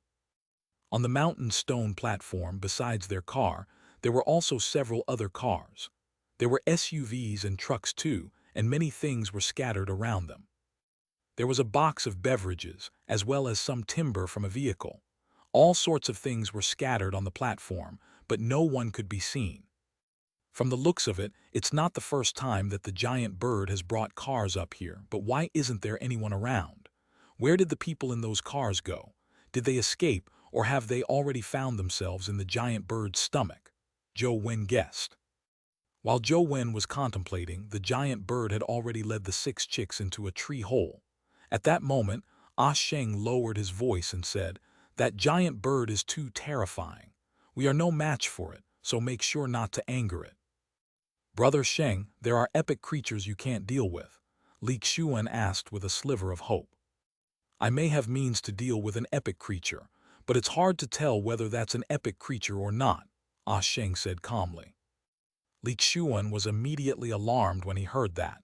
That can't be. Could it really be the mythical phoenix?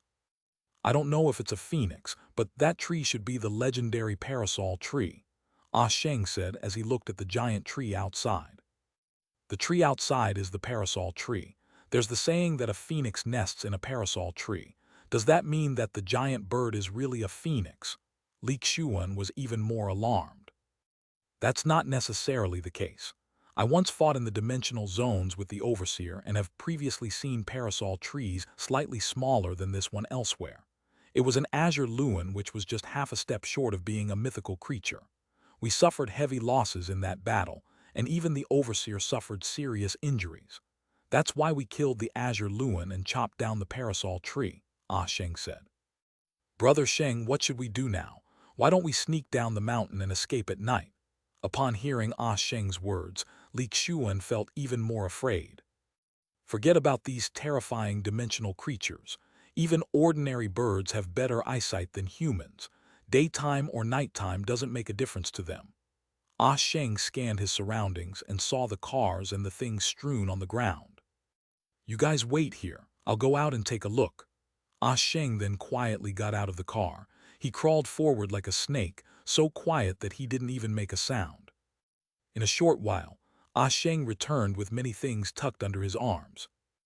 These drinks still have half a year of shelf life. From the looks of it, their owners weren't brought here too long ago. Now there's no one here. If they haven't escaped, they are most likely in the giant bird's stomach. Ah Sheng handed the cans in his hand to Zhou Wen and Li Xian. Only after eating will we have the strength to flee. We don't have much time left. There are still a few dimensional zones to go. We also need to arrive in the Holy Land on time. We can't delay any further. Considering how the giant bird wasn't likely to exit the tree hole moments after returning, they decided to leave immediately. After drinking some of the beverages and eating some snacks to fill their stomachs, the three of them immediately got up and quietly headed for the edge of the cliff to take a look. Not only was the mountain steep, but the stone wall was also as smooth as a mirror. There was almost no place to rest one's feet. It's too steep here.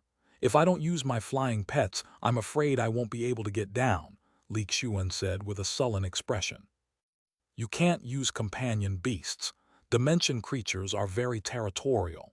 If you use a companion beast, you will be making an enemy out of the giant bird, infuriating it in the process. Young Master Wen, can you go down by yourself? Ah Sheng asked Zhou Wen. Yes, it wasn't difficult for Zhou Wen to head down. All right, then I'll carry Li Xian. Let's head down together. After Ah Sheng said that, he crouched down and waited for Li Xian to get on his back. Brother Sheng, there's no need. There's really no need. I should be able to give it a try myself. There won't be much of a problem. Li Xian hurriedly rejected Ah Sheng's good intentions. The three of them climbed down together. Their ascension of the mountain was abrupt, but their descent was dangerous. With Dragon Gate fairy skill, Zhou Wen was barely able to maintain his balance while descending.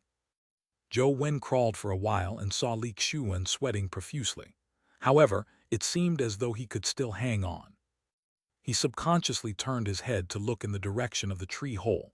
What he saw left Zhou Wen in a state of shock. He had no idea that the giant bird was standing at the tree hole's entrance. Its eyes were coldly staring at him. Chapter 196, Four Gentlemen Blades. Ah Sheng and Li Xian had clearly noticed it as well. They lay on the mountain wall, not daring to move.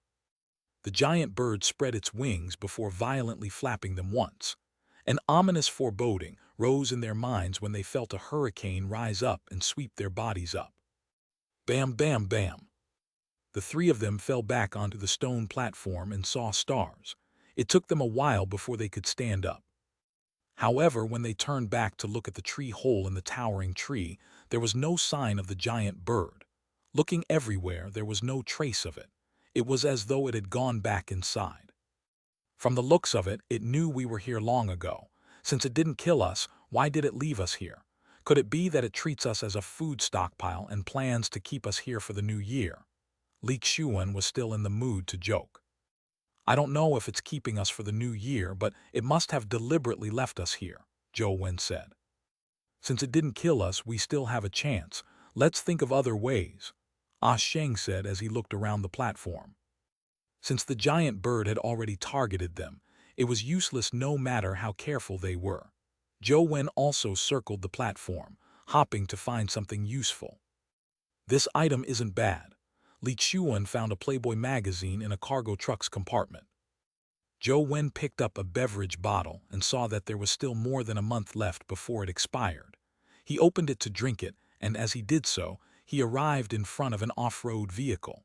The off-road vehicle looked very old and had all its windows shattered. The frame was also severely deformed. The vehicle's body was covered in mud, and it was about the same inside. It looked like it had suffered the elements and had been here for quite some time. Zhou Wen looked inside and saw a plush doll covered in mud sitting in the back seat. He thought, the owner of this vehicle likely had a child on board. I wonder how they ended up. I hope they're all right. There was too much mud in the vehicle, so it didn't seem to have anything of use. Just as Zhou Wen was about to turn around and leave, he suddenly caught sight of a pole-like item caked in mud. Zhou Wen extended his hand and pulled the item out. It's really a saber. Zhou Wen wiped the mud away and revealed the true appearance of the object. It was a sheathed saber. The saber was straight, so its scabbard was also straight. Together with the hilt, it looked like a 4-foot-long stick. After wiping it clean, he realized that the entire saber's design was like a piece of bamboo segmented. The top segment was the hilt, and the bottom 4 segments were the scabbard. If one looked closely, one would think that it was a bamboo stick. In fact, the hilt and scabbard were made of metal, and it weighed heavily in the hand. Zhou Wen attempted to draw the blade, but failed to pull it out. Zhou Wen, what are you doing? Li Xiuan ran over and stared at the bamboo blade in Zhou Wen's hand. I found a saber, but I can't pull it out. Zhou Wen tried several times but failed to pull it out. He couldn't help but be surprised. He was very strong and could easily break steel bars. He was rather surprised that he couldn't pull out the bamboo blade. It looks like a bamboo stick no matter how you look at it. How is it a blade? Li Xiuan commented as he looked at the bamboo blade in Zhou Wen's hand. No, that's a saber. Its name is Bamboo Blade. Ah Sheng heard their conversation and walked over only to see it. He asked in surprise, where did you find this bamboo blade? It was inside this car. Zhou Wen pointed at the off-road vehicle and said, I wonder if it's stuck from rust. I can't pull out the blade. As Ah Sheng got into the off-road vehicle, he searched and said, the bamboo blade is made of primordial gold. Even the scabbard doesn't rust, much less the blade. This blade has a special design. You need to spin it counterclockwise to pull the blade out. Zhou Wen followed Ah Sheng's instructions and turned the handle. Although it was very heavy, it could really be rotated. When he exerted his force outwards, a portion of the blade immediately came out of the scabbard. The blade was like a deep pool of water that emitted a coldness. It was only 2 fingers wide, and the back of the blade was slightly wider. Its sharp edge was extremely thin, making it feel like it could easily slice through anything. Zhou Wen pulled the blade out and swung it around. When the blade brushed past the car window to his side, it was sliced apart cleanly. Zhou Wen didn't sense any resistance from the blade's edge, showcasing its shocking sharpness. This blade is so sharp. Furthermore, it's made of primordial gold. Are there any left? Find one for me too. Li Xiuan was also shocked by the sharpness of the bamboo blade. There's only one bamboo blade in the entire league. Where are you going to find another one? Ah Sheng crawled out from the off-road vehicle empty-handed. Clearly, he hadn't found anything. Are you serious? Then family has plenty of primordial gold ores. Isn't it easy to make one? Li Xiuan said in disbelief. Primordial gold ores are restricted items. Every gram has a record. The League is very strict regarding this, so it's impossible for the Wen family to use them as they wish. Besides, this blade wasn't forged by the Wen family, Ah Sheng said as he looked at the bamboo blade in Zhou Wen's hand. Zhou Wen handed the bamboo blade to Ah Sheng, and after he took a careful look at the blade, Ah Sheng said, the blade is like a pool of water over an abyss. Deep beneath is nothing but blood. This is indeed the bamboo blade of the 4 gentlemen blades. I never expected that the bamboo blade that has been missing for so many years would actually be here. What are the 4 gentlemen blades? Why haven't I ever heard of them before? Li Xiuan asked. Ah Sheng didn't answer Li Xiuan. He gently swiped the blade across his palm and immediately sliced open a bloody gash. Blood trickled down the blade, forming a line that remained coagulated without dripping. "Brother Sheng, what are you doing?" Li Xian and Zhou Wen looked at Ah Sheng in a daze. "A gentleman doesn't fight, but if there's a need to fight, blood will definitely splatter. Hence, when the four gentlemen blades are unsheathed, blood must be seen. Otherwise, it will deal harm to their masters." As Ah Sheng spoke, he swung the blade and threw blood on the blade out. The blade was spotless, like a pool of limpid water. After sheathing the blade, Ah Sheng returned it to Zhou Wen. "Young Master Wen, although this blade is sharp, it's very inauspicious. It's best you don't use it if possible." Zhou Wen nodded and took the bamboo blade. He asked, "Who's the owner of this blade? Will someone come looking for me in the future?" Ah Sheng shook his head and said, "The person who used the blade has been dead for years. The four original owners of the plum, orchid, bamboo, and chrysanthemum blades all died tragically. Later on, when these four blades found themselves outside in the world, they gradually vanished. Their subsequent masters probably didn't have a good ending. What era are we in now? Why do we still believe in such superstitions? Aren't you a fool to not use such a good blade?" Li Xian said disapprovingly. Ah Sheng didn't argue with him and said, "The overseer's father, Old Master N, was once the owner of the plum blade."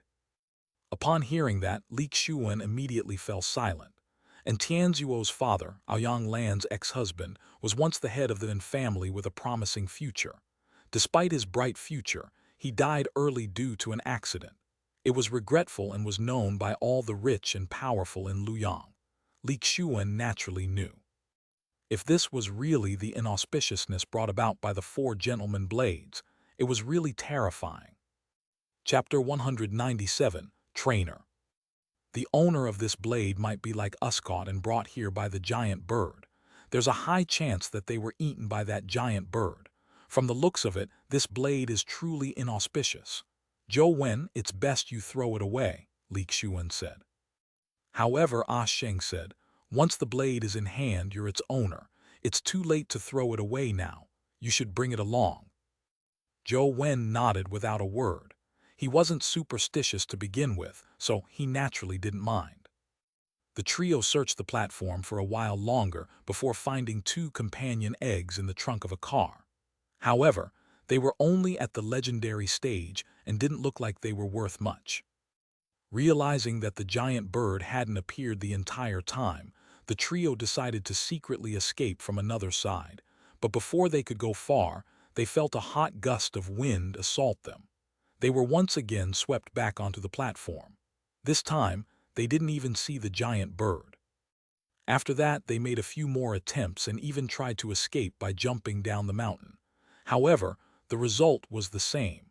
The hot gust of wind blew them back onto the platform. The next morning, before the sun rose above the horizon, the giant bird brought 6 chicks out of the tree hole and led them to the mountain top. Zhou Wen and company originally imagined that they would fly away like before, but to their surprise, the giant bird only brought the 6 chicks to the mountain top. Then, they formed a line before jumping off the mountain peak like diving athletes. As they learned how to fly, they charged towards the platform. Zhou Wen saw a chick charging towards him and was about to dodge to the side when he felt a force overwhelming him. It impelled him to meet the chick and catch it. Soon, Zhou Wen and company knew the intentions of the giant bird. It had actually treated Zhou Wen and company as workers. They were to catch its 6 children while they practiced flying swoops. A day ago, Zhou Wen never imagined that he would be a nanny and trainer of 6 chicks. What left Zhou Wen even more depressed was that the birds seemed to always target him and fly towards him. They seldom flew towards Ah Sheng and Li Xian. Li Xian gloated by the side and said, "Old Zhou, it looks like you have quite good social relations. No, maybe I should say you have better Twitter relations. Those chicks love you. If you were this good with women, you would have long been in a relationship." The chicks practiced flying the entire day. These fellows had extremely strong physiques and talent, but as they had just been born, they were unable to perfectly control their bodies. That was why they appeared rather clumsy. However, they improved extremely quickly. With just a day's practice, their body control had increased tremendously. In the morning, they were still staggering in flight. Not only did they not land on Zhou Wen, they even missed and flew past the stone platform. By the evening, the chicks could accurately land on Zhou Wen's head. When the sun set, the giant bird returned to the tree hole with the chicks. Zhou Wen believed that he could finally relax, but to his surprise, the giant bird flapped its wing, stirring up a gust of wind that pulled him into the tree hole. Ah Sheng's reaction was extremely fast as he grabbed Zhou Wen, but with his strength, he couldn't hold him back. His feet drew two long ditches on the stone platform, and he was almost thrown off the stone platform. This bird sure is sinister. It made us nannies in the day and food at night. Li Xuan also pounced forward to grab Zhou Wen. However, it was useless. The giant bird's wings flapped once again as the three of them were sent flying into the hole. It's over, it's over. We'll definitely be food for the birds this time, Li Xuan cried out tragically. The tree hole was very deep. When Zhou Wen and company landed on the ground, they felt the force retract, preventing them from slamming heavily to the ground. Stop shouting, these birds don't eat meat, Ah Sheng looked around and said. How do you know they don't eat meat? Li Xuan refused to believe it. There's no smell of blood here, nor are there any bones or anything like that. Instead, there are a lot of fruits here. Ah Sheng pointed to a corner of the tree hole. There were indeed many fruits piled there. So they don't eat meat. That's good, that's good. Li Xuan heaved a long sigh of relief. However, Zhou Wen didn't look at the fruits. He raised his head and looked up with a strange expression. The tree hole was nearly 100 meters tall, like a huge warehouse. In the sky of the tree hole floated a golden oval object. If one looked closely, one would realize that it was a cocoon made of silk. Zhou Wen had seen two similar cocoons, but they were white while this one above him was golden. That can't be. There's actually a cocoon here. Zhou Wen carefully looked at the golden cocoon. The more he looked at it, the more it looked like the two cocoons he had seen apart from the different color. Could it be that these dimensional creatures are actually born out of cocoons? Zhou Wen found it odd. Why did these different dimensional creatures have a cocoon in their nests? Up to this point, only golden flying ant was the weakest of dimensional creatures with cocoons. The other two were ridiculously strong. There was no need to mention the dragon-shaped creature wrapped around the stone pillar in Dragon's Well. It was unimaginable. Likewise for this giant bird. Ah Sheng was also one of the top experts in the epic stage, yet he did not seem to have much ability to resist the giant bird. Of course, it was also possible that Ah Sheng wasn't planning on giving his all unless death was certain. Li Xuan and Ah Sheng followed Zhou Wen's gaze and saw the golden cocoon. Li Xuan exclaimed in surprise, "Strange, why is there a cocoon here?" No one could answer him as the giant bird landed with 6 chicks. This sight made Li Xuan's heart tighten, and he was in no mood to care what the cocoon was. The giant bird landed on a charred piece of wood and squawked at Zhou Wen and company, causing their eardrums to ring. The trio didn't understand bird language, nor did they have telepathic abilities. They didn't know what the giant bird meant, but just as they were hesitating, they saw that each of the 6 chicks had something in their mouths. They flapped their wings and flew diagonally to Zhou Wen, placing the things in their mouths at his feet. Zhou Wen originally believed that these chicks were afraid that their trainer would starve to death, so they brought him fruits to eat. But upon closer inspection, he realized that the 6 chicks didn't bring fruit, but instead, they were shards that resembled jade. The 6 shards were all different shapes, but the material looked about the same. It was a translucent jade that was close to beige in color. Why are you giving me this? I'm not a Western dragon or a woman. I don't like shiny things. I'd rather receive fruits, Zhou Wen thought. Chapter 198, Shard Choice. These look like eggshell shards. Ah Sheng carefully examined the shards and said after a moment of thought. Eggshell shards. Zhou Wen carefully inspected the 6 shards and indeed, they looked like irregular shapes after an eggshell cracked. Furthermore, the shards all had some curvature, making Zhou Wen even more certain that Ah Sheng was right. These shards were likely the eggshells of the 6 chicks. But why are they bringing me their eggshells? Can it be that they want to treat me to eggshells? I can eat bird eggs, but I can't eat eggshells. Zhou Wen felt depressed. Ignoring the fact that they couldn't understand him, he coughed lightly and said to them, "Thank you for your kind intentions. I don't eat eggshells. You should put them away."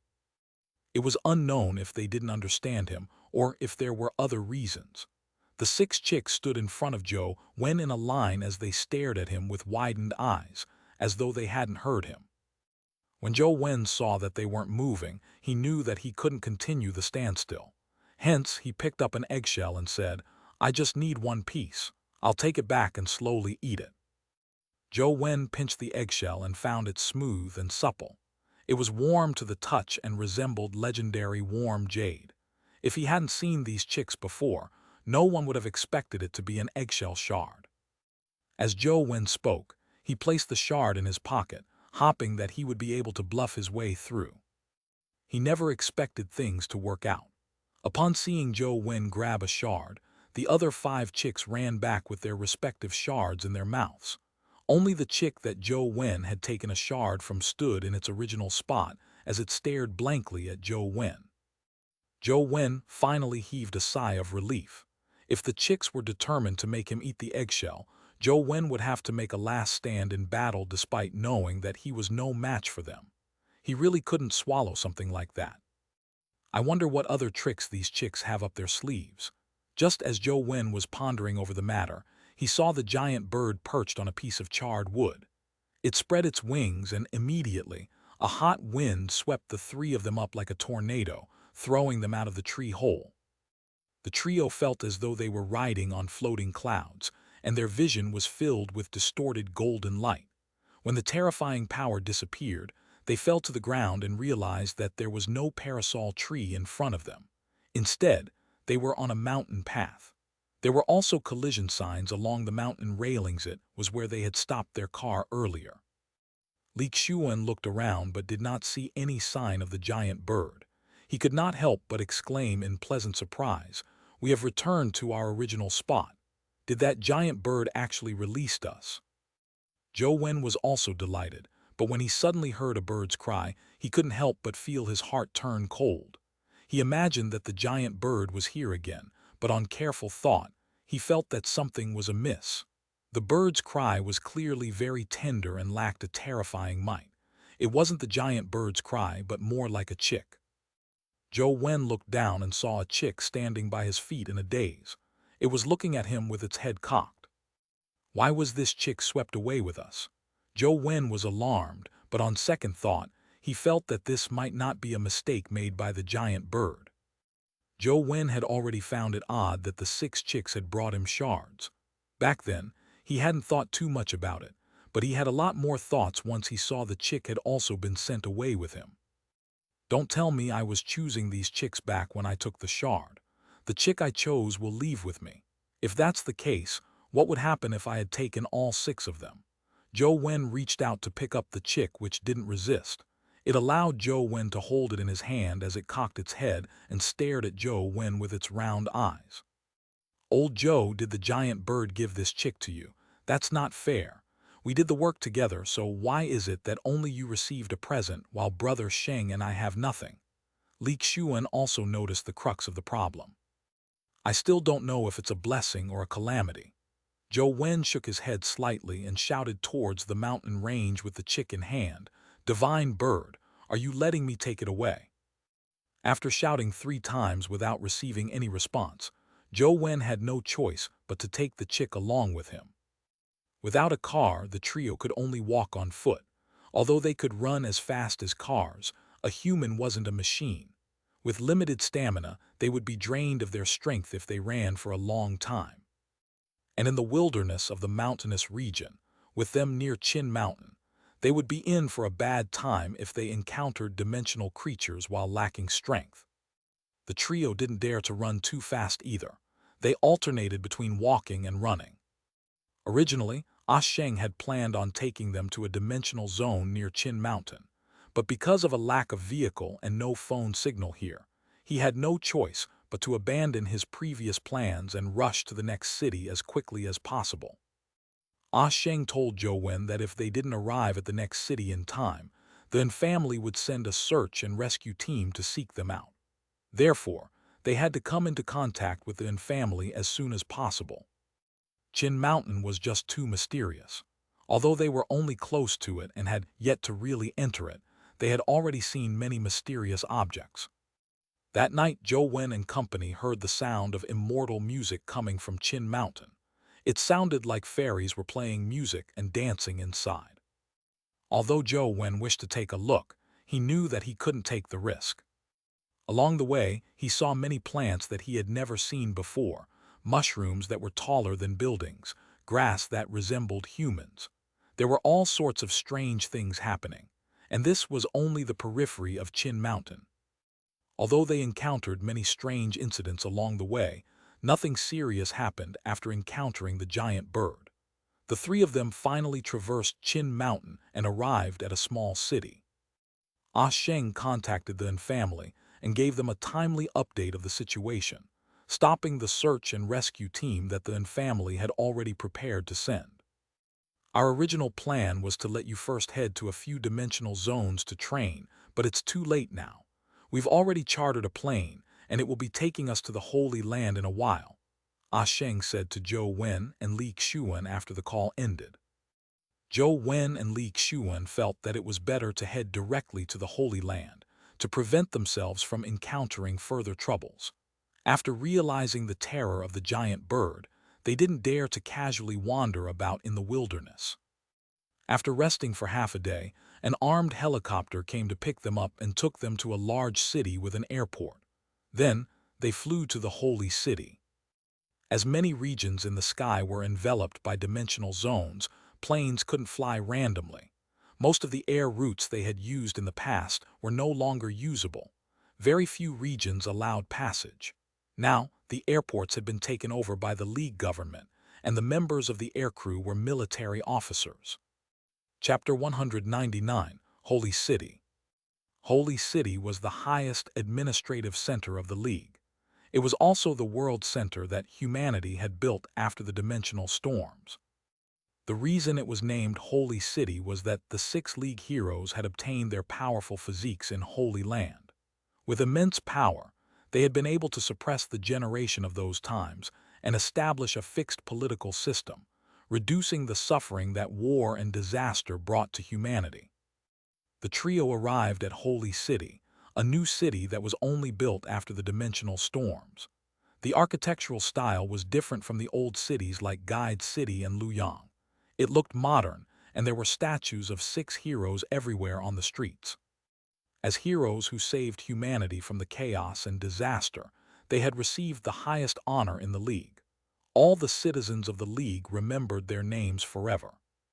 However, this wasn't a good thing for Zhou Wen, because the descendants of the 6 heroes were likely to go against him. Ignoring the grudges between Tianzuo and the 6 hero families, just the grudge between Zhou Wen and the Capim family was unlikely to be resolved so easily.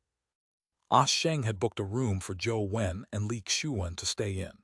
After he settled them in, he began handling the administrative matters needed for entering the Holy Land. As they had been delayed at Qin Mountain for a few days, most of the youths participating in the competition had already arrived. Zhou Wen and Li Xuan were considered the last 2. Minister, Zhou Wen has arrived in Holy City and has checked into Goth Hotel. Liz's eyes shimmered as she clenched her fists tightly. Liz could still endure having her primordial energy crippled, but John's humiliation made her wish she could immediately charge over and kill Zhou Wen. I already know. With Sheng by his side, and with them being the League's invitees at the Holy Land, it's not appropriate for us to take Zhou Wen into custody so brazenly.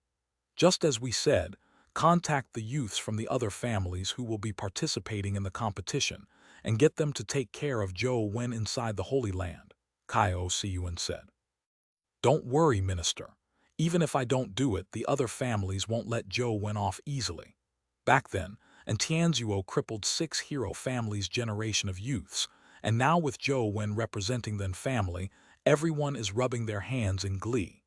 They want to cripple him just like what Tianzuo did back then, Liz said. Zhou Wen isn't a simple person. He was able to defeat John despite him using light of judgment. With such strength, not many people, including those from the 6 hero families, would be able to do it. Besides, the family naturally has some confidence if they dare send him here. It's best you contact the other families to ensure that nothing goes wrong with this plan. Kaio Siyuan wasn't as optimistic as Liz. Don't worry, I've already contacted a few people who are closer to my family to take action with John. There won't be any problems, Liz said confidently. This is the Holy Land, not the family's Luyang. Zhou Wen won't be able to escape this time. Kaio Siyuan tilted his head and paused before asking, "Have you contacted Lance?" "No, he has been missing recently. I don't know where he's gone. I'm afraid he will not return until the day the Holy Land opens," Liz said. "Try your best to contact him. If Lance were to take action, everything would be fine," Kaio Siyuan said. With this being his first time in Holy City, Li Xuan went out shopping. He said that he wanted to see how different Holy City was from Luyang. However, Zhou Wen wasn't interested and chose to game in his room. Zhou Wen had used his phone's camera function to look at the bamboo blade and the eggshell shard, but he had failed to discover anything special. Since he couldn't lock onto the 2 items, he naturally couldn't bring them in-game. Zhou Wen had no choice but to place them in the Chaos Bead space. Zhou Wen had originally planned on using the power of the Chaos Bead to raise the First Order of Chaos to the legendary stage to see what life providence he would obtain. However, the Chaos Bead did not produce any light or text. Zhou Wen had no way of advancing himself. The chick kept hopping on the table. Zhou Wen had bought some fruits for it, but it didn't eat much. Over the past few days, the chick didn't eat much nor did it drink much water. However, it still looked energetic without showing any signs of frailty. Zhou Wen originally planned on grinding a few instance dungeons to see if he could raise all his stats to 20, but the chick didn't sit still. It jumped onto him and kept peeping noisily. When he ignored it, it jumped onto his head and pecked him on the head with its beak. "What are you trying to do?" Zhou Wen removed the chick from his head and questioned it gloomily. Initially, he thought that it was pointless speaking to it since it wouldn't be able to understand him. To his surprise, the chick actually understood him and jumped onto the table. Using its mouth, it flipped open a magazine to one of the pages, pressing its claw onto it. Zhou Wen looked curiously and saw that the chick's claw was pressing down on an advertisement. The advertisement's content was actually the auctioning of a companion egg. "You want to eat this?" Zhou Wen asked the chick in shock. The chick understood his words and immediately nodded. "I don't have that, but I do have a legendary companion egg. Make do with it." Zhou Wen took out a legendary companion egg and placed it in front of the chick. It was something he had discovered in a damaged car on the stone platform. Seeing the chick's look of contempt, Zhou Wen added, "That is a rare epic companion egg. I don't have the money to buy it for you. Don't even think about it. Just make do with this one. If you don't eat it, you won't even have one." Seeing the number of zeros on the starting bid, Zhou Wen lost all interest. Even he didn't need such a good companion beast, so it was a little too much to let the chick eat it. The chick glared at Zhou Wen before eventually lowering its head in resignation and pecked at the companion egg. It sporadically pecked at it, as though it was very unwilling to eat. Zhou Wen had no choice. To feed it with a legendary companion egg already pained his heart. It was impossible for him to obtain an epic stage companion egg. After resting for 2 days, Ah Sheng took them to the entrance of the Holy Land for registration. When they arrived, many young people had already finished registering. When Zhou Wen went to register, the official in charge of confirming the candidate read out "Luyang and family." This drew the gazes of all the youths present. A few of them even began cracking their knuckles. Standing in the crowd, John stared coldly at Zhou Wen as the killing intent flickered in his eyes. "Old Zhou, it looks like we are very popular." Li Xuan also noticed that something was amiss, but he deliberately retorted. Chapter 200, Thunder God General. Indeed, I'm just afraid that their passion will be unbearable when the time comes, Zhou Wen said indifferently. The Wen family actually didn't send in Jiang. What's the meaning behind sending an outsider? Are they afraid? A stern-looking youth in black asked. The Wen family is smart. They didn't send one of their own out of fear and got an outsider to let us vent our anger. Another handsome young man with blonde hair wore a look of disdain. It looks like apart from Tianzuo, there aren't many talents in the Wen family. They actually found an outsider to enter the Holy Land. I feel sorry for the Wen family. Zhou Wen could tell from the number of youths speaking that he was in trouble this time. Young Master Wen, if you don't wish to participate, it's still not too late for you to quit. Madam has said that you should act according to the circumstances and don't force it, Ah Sheng whispered to Zhou Wen. Since I've agreed to come, I can only take the challenge even if there's a sea of fire ahead of me. There's no reason for me to return now. Although Zhou Wen spoke beautifully, he really didn't wish to get involved if not for his attempt to see if the special physiques could enhance his physical stats. Of course, he had to return the favor he owed. No matter what, he had to enter the Holy Land to take a look. Ignoring the mockery and sarcasm of those people, Zhou Wen's gaze constantly observed the so-called Holy Land, hopping to find the tiny palm symbol. The so-called Holy Land was different from what Zhou Wen imagined. It didn't have any magnificent ancient buildings or immortal-like paradises. In a desolate desert, there was an ancient and worn-out stone platform. The stone platform was hexagonal and every edge had a stone pillar. The 6 stone pillars had different symbols engraved on them. Even the carving techniques and styles were different, as though they were made by 6 different kinds of craftsmen. Unfortunately, Zhou Wen failed to see any tiny palm symbol despite using Truth Listener to observe his surroundings for quite a while. Shut up. This isn't a wet market. Whoever spouts any more nonsense will be disqualified. The official coldly stopped everyone and continued. Before coming here, your family has already informed you of the rules of the Holy Land. However, I still have to repeat them one more time. Everyone who enters the Holy Land does so voluntarily. If any mishaps happen in the Holy Land, it has nothing to do with the organizers of this trial.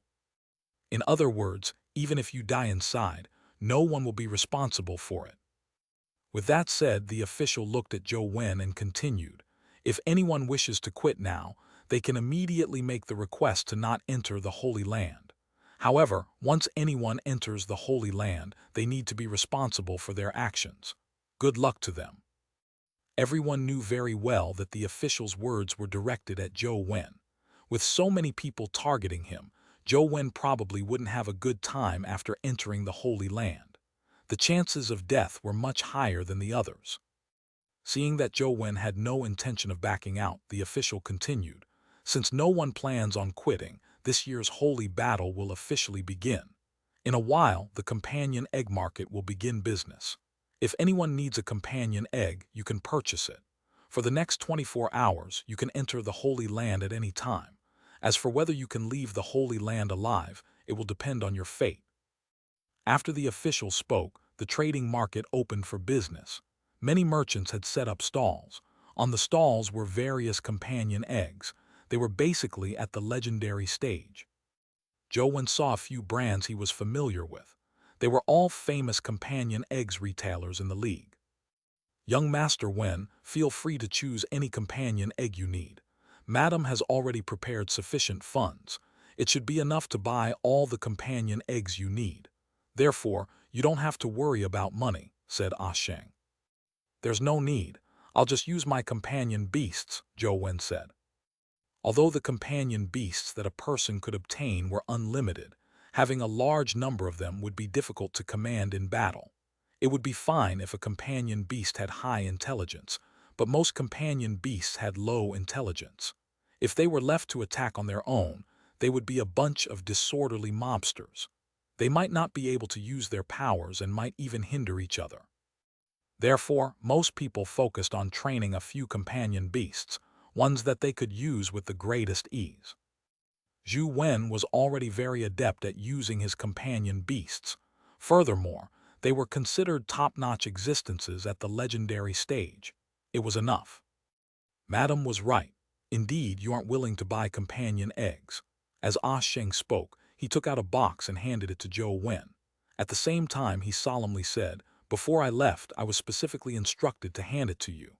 Madam said that you can choose not to have any other companion egg, but this one was personally obtained by her in a dimensional zone. She said that you have to accept it no matter what. Otherwise, she will make you accompany her for meals daily when you return.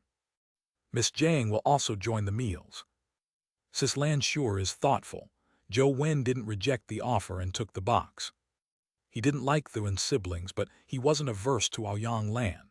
Since Aoyang Lan had said so, Zhou Wen didn't reject the item. When he opened it, he saw a black companion egg the size of a fist inside. It looked like metal, but it also had the luster of jade. What kind of companion egg is this? Zhou Wen looked inside the box, but there was no information card. Madam didn't tell me. She only said that you would know after you hatch it, Ah Sheng said. Zhou Wen nodded but didn't immediately incubate it. He stored it away in his backpack and said to Ah Sheng, "I'll accept the companion egg. I'll find an opportunity to hatch it in the future. Don't worry." Zhou Wen had a Dao body and his primordial energy recovery speed was extremely fast.